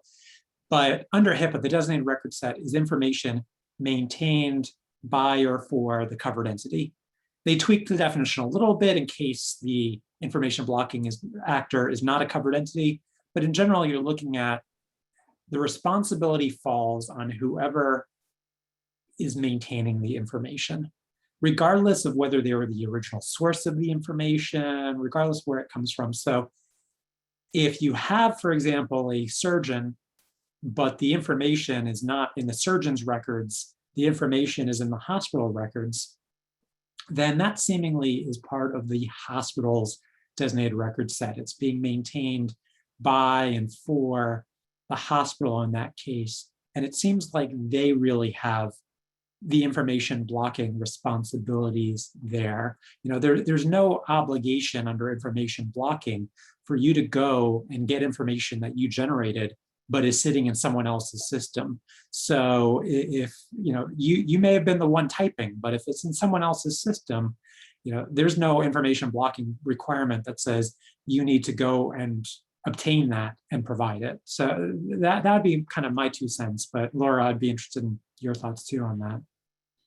Yeah, I think a similar thing. I mean, I'd be a little concerned if the surgeon isn't keeping some kind of record for himself or herself about that surgery. So I'd maybe start there to say, what do you have about this operation you just provided on me, performed on me? But I agree that generally, you know, this rule does not require clinicians, actors to go out and get information from another source that they do not hold. It's really about what kinds of information they rely on when they're making their clinical decisions. And, you know, just like under HIPAA with the designated record set, this can get a little bit complicated sometimes when you think about like imaging, for example, because a lot of times a clinician will access an image that is stored on a different server, for example, and then just kind of use those images to help inform their clinical decision-making. In that case, you know, that image may not be necessarily part of the designated record set, so to speak, but at the same time, the clinician is relying on that data to make some of their clinical decision-making. So oftentimes in that case, you will see that, you know, the provider includes some kind of notation in their records stating, you know, accessed X image from X facility, noted findings, and then proceeded with a certain treatment decision. And ONC wouldn't, I think, and OIG wouldn't say to a provider, you know, well, you need to go get those images for the patient who is requesting them. You know, they might want you to tell the patient how they can get those images. But generally, I agree with Adam. It's about the entity that holds the records and maintains those records. That's where the patient can kind of utilize their information blocking access rights. And just to build on that, we did have another question along those lines. If the receiving physician received an image from a radiologist and stored that in their system, even though they didn't generate it, it would still be required to be released. Yes. I assume, yeah. Yes. But, I see that confusion a lot, you know, and it dates back to HIPAA too. A lot of people just feel like, well, we didn't generate it, so we don't have to provide access. It's, and no, it's once you put it into your records, doesn't matter the source. That's important to know. There was a question because a lot of interaction, you know, with hospitals and practices involves business associates, whether they be record stores, where they be performing other tasks. Is there any discussion of the role of a BA in terms of information blocking. So there is commentary that makes clear that on the business associate side, first off, information blocking would only apply to a business associate if they are an information blocking actor. So we're generally going to be talking about an HIE or a health information technology developer, or maybe a healthcare provider who is acting in the capacity of a business associate rather than a healthcare provider. But most business associates are not going to be subject to HIPAA. To the information blocking rule. With respect to those that are, there's commentary that makes clear that the business associate can comply with the business associate agreement, and doing so is not information blocking. Where the commentary is not as clear, and where I think we have a much more interesting question, is the healthcare provider who is the covered entity and contracts with the business associate. What can do they have to change their standard BAA? Most simple question. And I would say, first off, not a proactive requirement. So unless you have a request from the business associate, no obligation to proactively go out and provide business associates with greater flexibility than they currently have. Now, if you do get a proactive request from a business associate, and I'll take two examples. One would be, I want permission to use your protected health information to create de-identified information that I'm going to then go and sell for my own commercial purposes.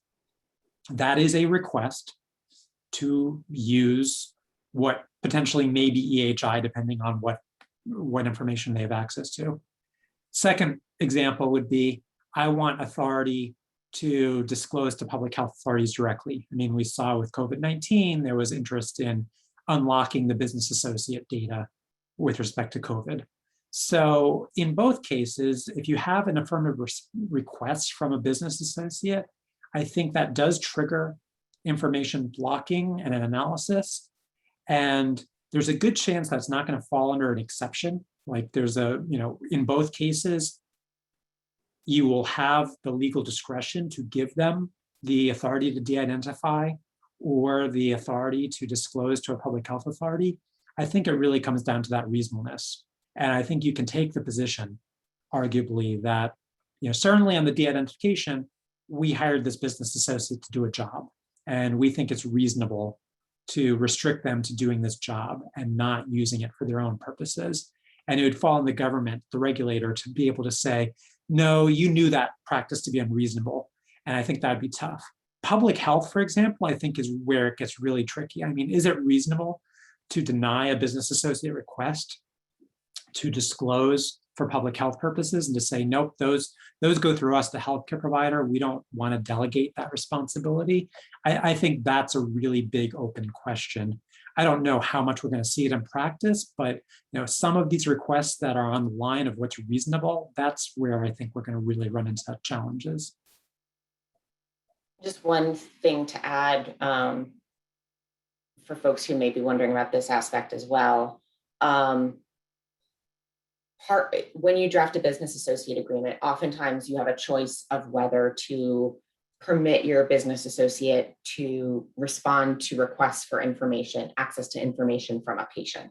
So, and sometimes health systems and providers want their business associate to handle that and be able to interact directly with the individual who's requesting the information.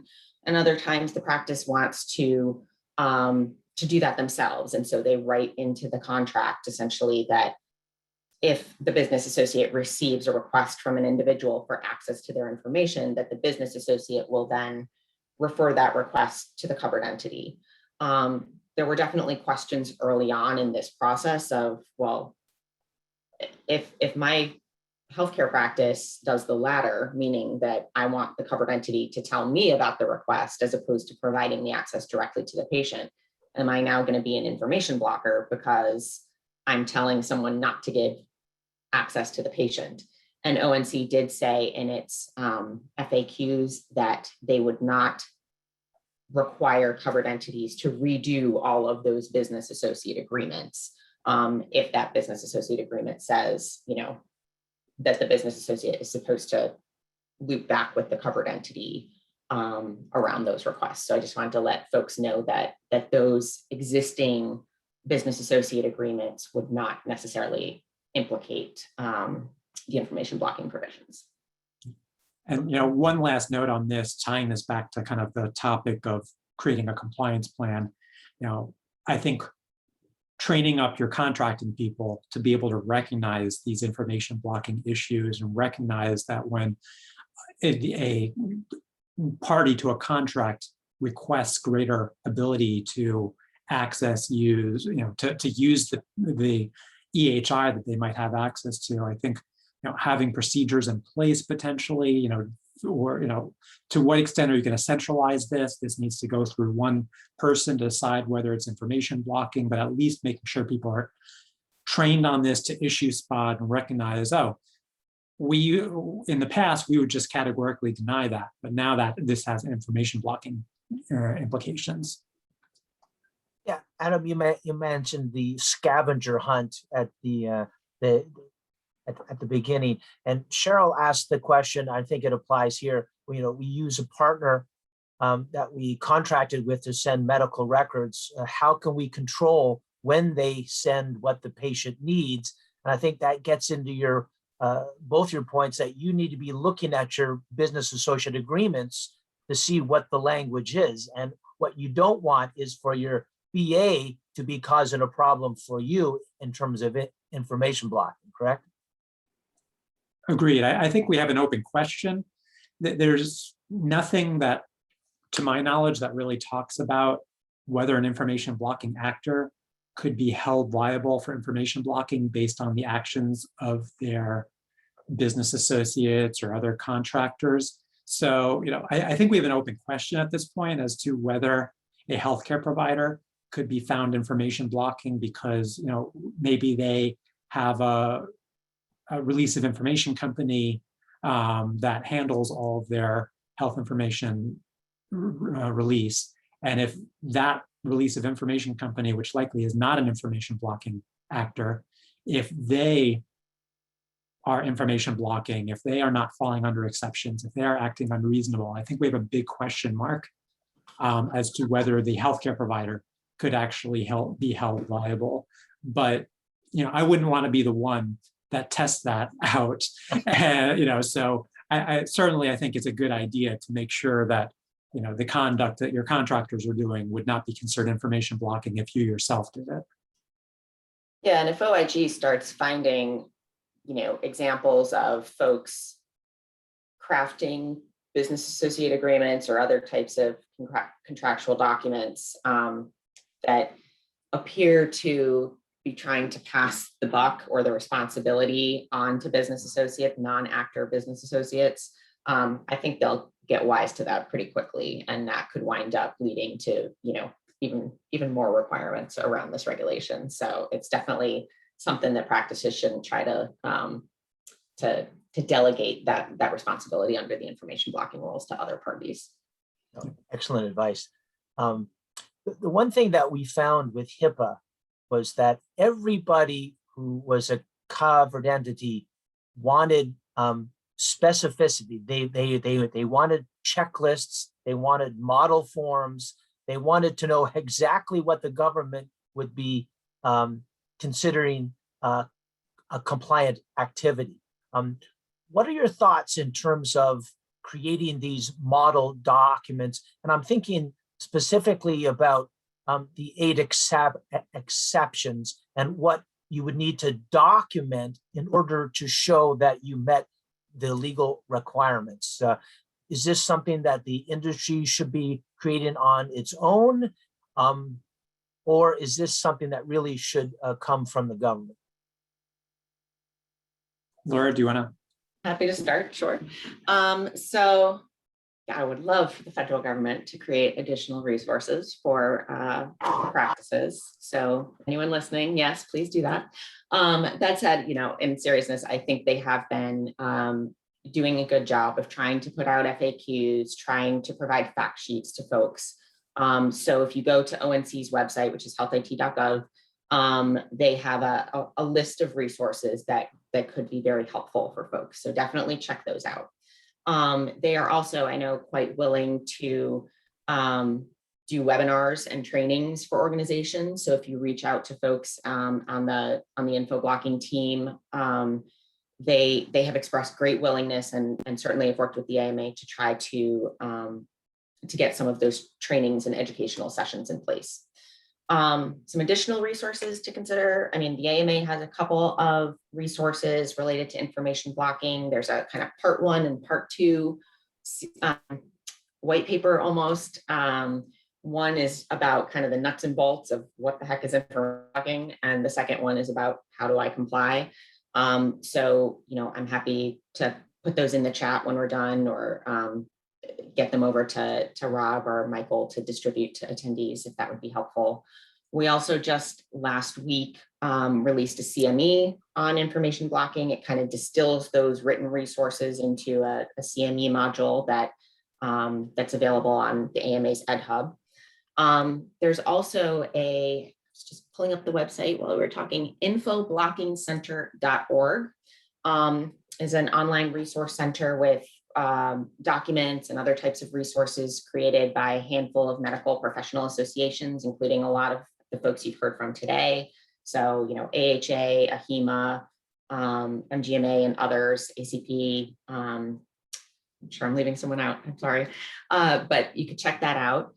And then, you know, certainly this isn't an endorsement. The AMA does not endorse vendors, but I also know that Moxie, MOXE, has an information blocking resource page that they have put together that I think could also be helpful to folks. And I can't speak for the veracity of everything there. I haven't looked at everything, but again, just trying to generate some ideas for folks to check out, because these resources are starting to come together. So, yeah, and for us, last summer, you know, once the pandemic had become kind of the new normal and people were starting to really turn to information blocking and, you know, what is this thing that that we've now been hit with, we started getting requests to put together documents to help. So, you know, we put together a toolkit, you know, and instead of the classic charge the first guys a whole lot and then everyone else gets it for practically nothing, we kind of created kind of a fixed fee toolkit for clients. And, you know, that included templates to be able to help them identify the systems and that might have and practices that might have information blocking. And then it included kind of an analysis document that's kind of, you know, a checklist / flowchart sort of thing. So, you know, you go through the, you know, is the preventing harm exception potentially applicable? You know, if yes, you go there and it kind of walks you through the 5 conditions to make sure you're meeting each of the criteria. So that's how we helped our clients. And, you know, my view is prepare for the lottery. You know, it's like if the office, everyone in the office goes in on lottery tickets and suddenly wins and everyone suddenly, you know, retires immediately, you know, do you have the documentation that they're leaving behind so that their successors are able to show, oh yeah, back in 2021, someone filled out this nice analysis that shows why this meets the 5 conditions of the preventing harm exception or something like that. So, you know, we created our particular toolkit for our clients, but, you know, it's, you know, however you get there, I think having some sort of systematic documentation that will outlast potential turnover of staff and that sort of thing is a very key element here. Great points. I want to just reference our good friends at OCR for a second. When they moved into their sort of aggressive compliance program, a lot of industry organizations called on more transparency. So, for example, the process of evaluating a complaint, the results from the audits that they conducted, a little bit more explanation of why they found one entity non-compliant and another one compliant. Is this an opportunity for ONC to do something along those lines to make it completely transparent would that be helpful to the industry to know as they review these cases on a case-by-case basis? It would be helpful to know how they are judging these cases, and that would be turned into guidance. It could be, of course, de-identified, but would that be helpful to the industry? I think OIG is well suited to do that. Sure. I'm not sure that ONC would, because I'm not sure the extent to which they will even see all of the, kind of enforcement decisions and thinking. But, absolutely, we would like to see OIG do that again, whether they, kind of publicize things in a way that the advisory opinions are done with respect to other laws. But yeah, I mean, this is a brand new law, and people need to understand what the enforcers are thinking about certain practices. And OIG is always very careful to, state that things are fact specific, right? You might have a situation that is very close in situation A and situation B, but there are little details that distinguish them. So nothing's going to be foolproof, but I think the more education we can get out to actors, especially with like real world circumstances. Oftentimes the federal government's guidance kind of looks at the black and white, and they are hesitant, understandably sometimes, to get into the gray area.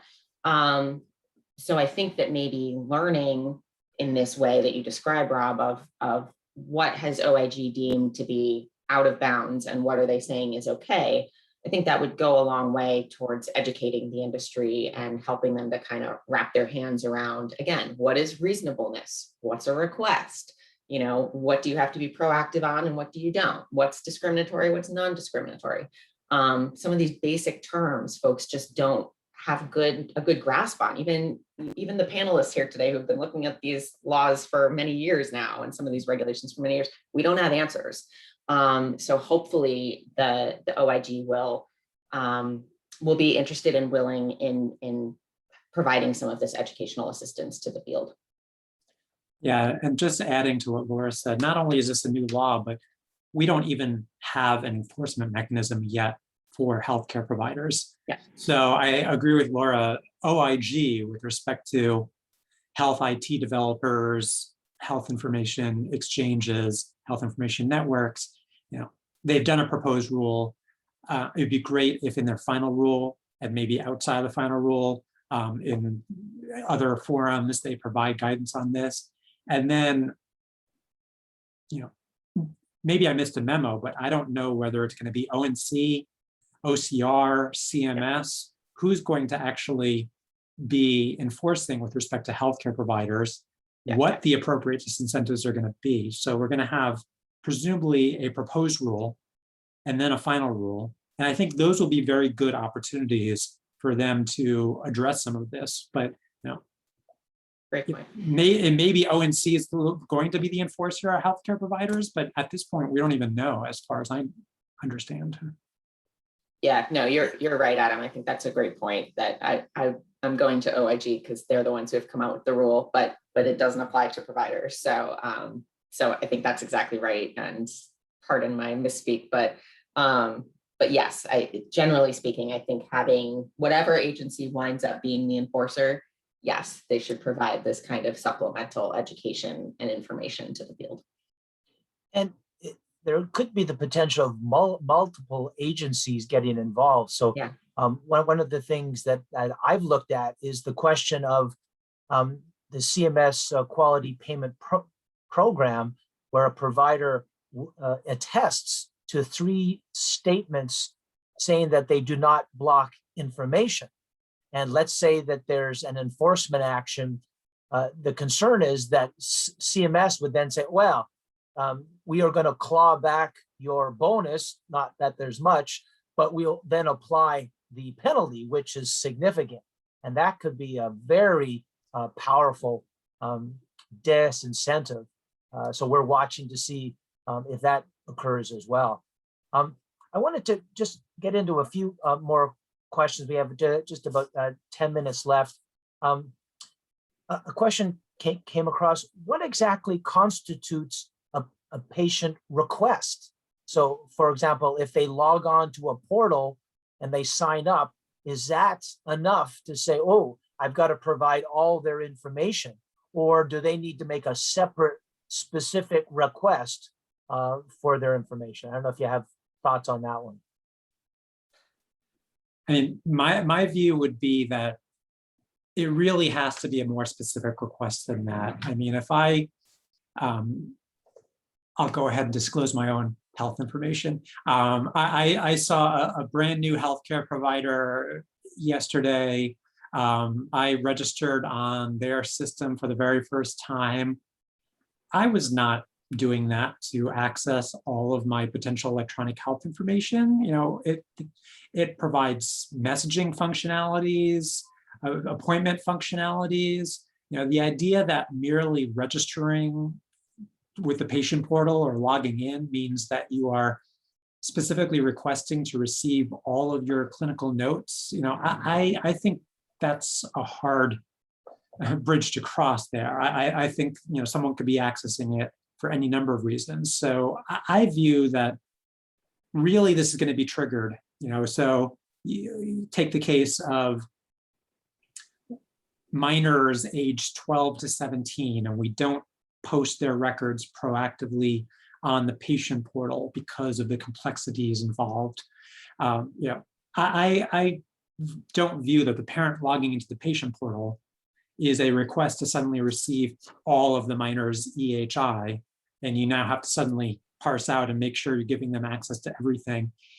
Now, if the parent actually comes and says, I would like access to all of the all of my son or daughter's medical record through the patient portal, then I think you have a request. But I think those are going to be, of course, far fewer than just people logging in. So I think it's going to be a bit of a rarity that you're going to get these specific requests that says, please provide everything through the patient portal, for example. Yeah, I mean, I don't know what ONC, OIG, and the potential third, you know, agency that could be involved in here will decide about this, but I agree with Adam. I think it is too far to say that just creating an account in a patient portal is sufficient for a request. And, you know, I've actually been kind of serving as a caregiver recently for someone where they've seen numerous specialists. And so we've created numerous patient portals in the last handful of days or months. And, you know, and even that varies. Like some portals will get all of this person's information available to us right away, including clinical notes and everything else that we didn't proactively ask for, but they just show up. Whereas other portals may not even have that capability yet to provide those kinds of pieces of data to the patient.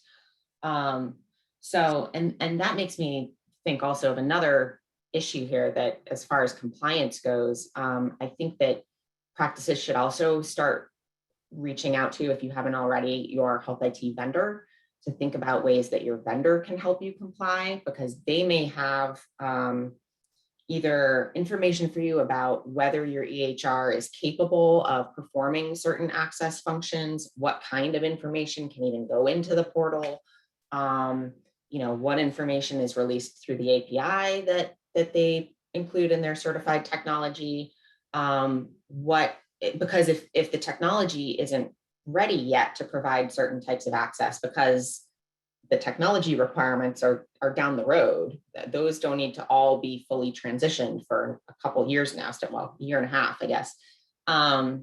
So there may be instances in which your EHR technically can't even provide the access that the patient is asking for. And so you want to think about that to bake into your exceptions and your policies and procedures talking about those exceptions. So having a dialogue with your EHR vendor about, you know, what kind of information is able to be accessed over the portal. Maybe the EHR vendor has suggestions about what to consider a request and what not to consider a request. And again, we're not talking just about the portal here. We're also talking about smartphone apps that are going to be connecting to an EHR and pulling information out. You know, there might be times when an app is pulling information, making a request on the patient's behalf, and the patient doesn't even know about it. And yet that app is going to keep tapping into the EHR, keep pulling the information out. So I really do think we need more specificity from the feds about what this request looks like. But just getting back to your original question, I agree. I think just the mere fact that you are creating a portal account, that is not reasonable to me to consider that a request. I want to talk about a potential weak link in a compliance plan. And if Adam's going to disclose some PHI, I'll do the same. My own physician left his practice and went to another and told me to contact the old one and have them send my record. When I called, they said I had to go in and sign a form for the release.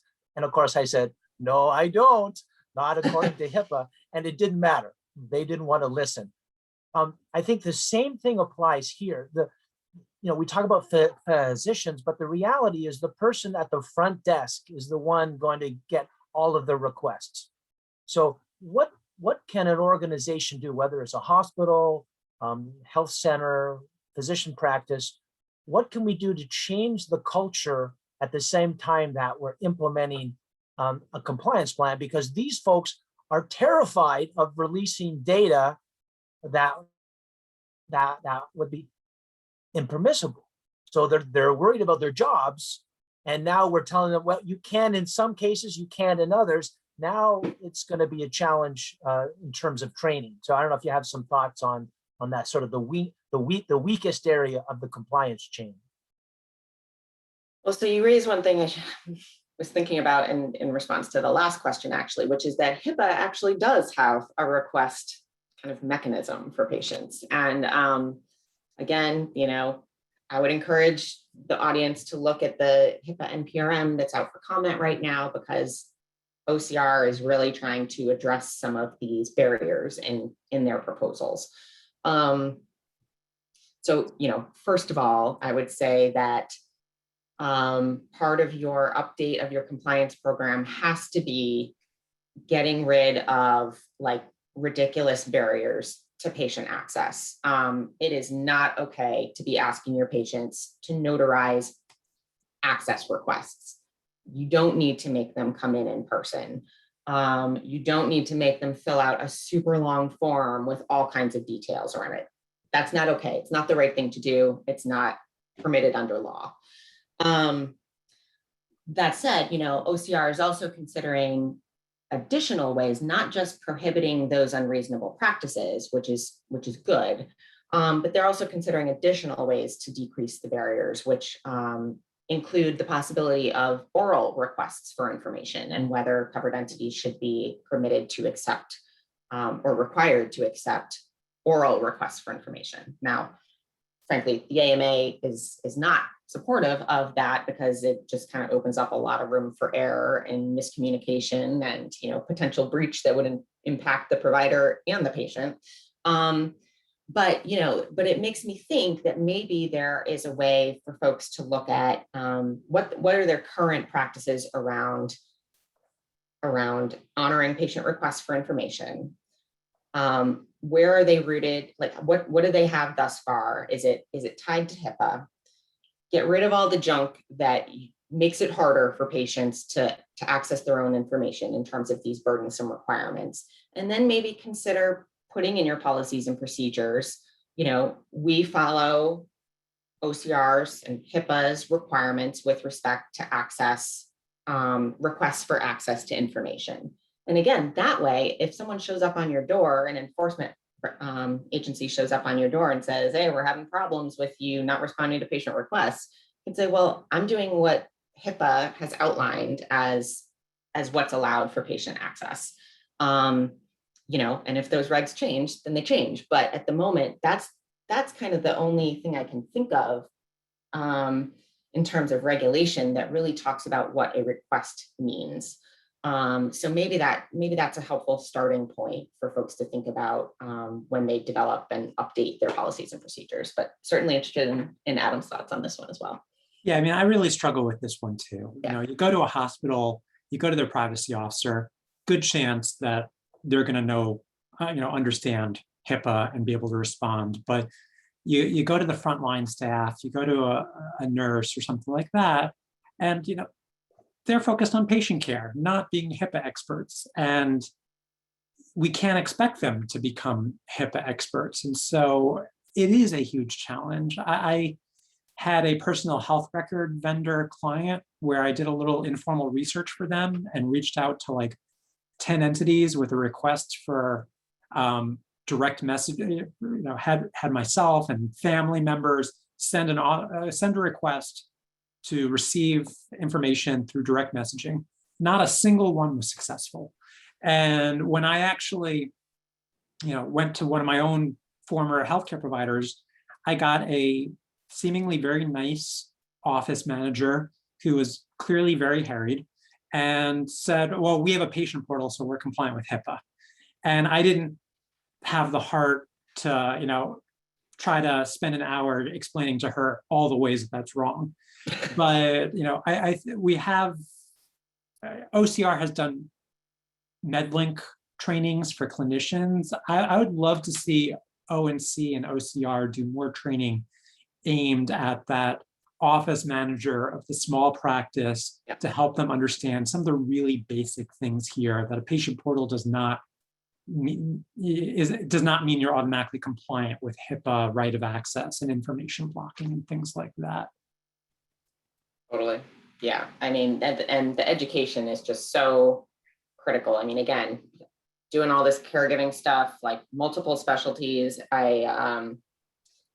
We went to a new clinic and the intake staff who does this all day long was like, okay, you now need to fill out forms, these 10 forms for every provider you've seen so that we can get, this person's records before they come in.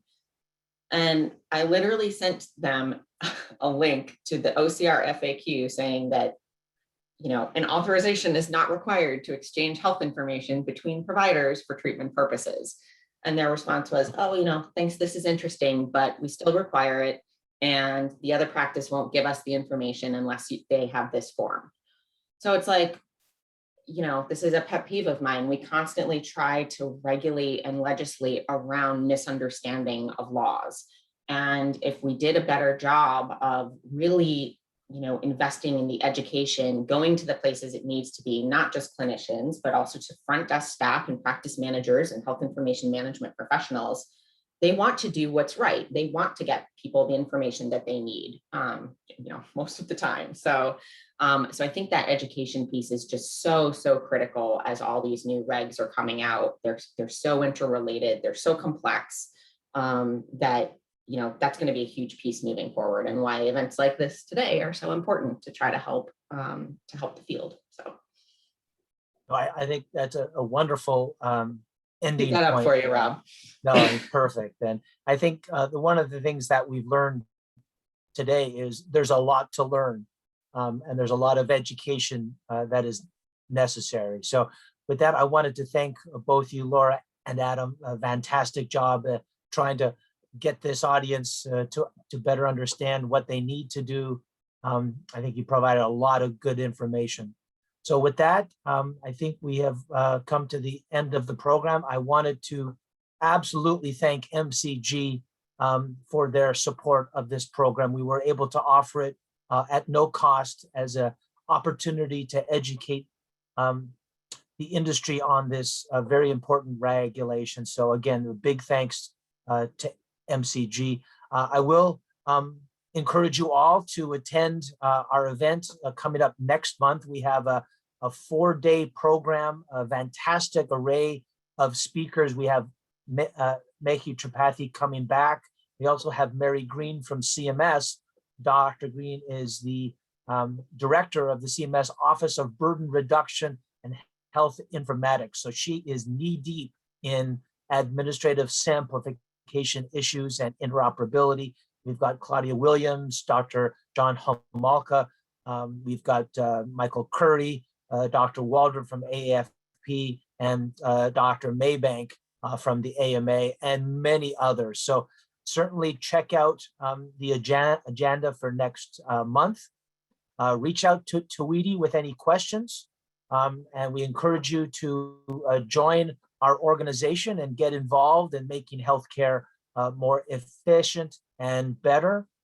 And with that, Michael, any last announcements you wanted to make? None on my side. Once again, thank you very much, and we hope to see you at WEDI 2021. Take care. Have a good day.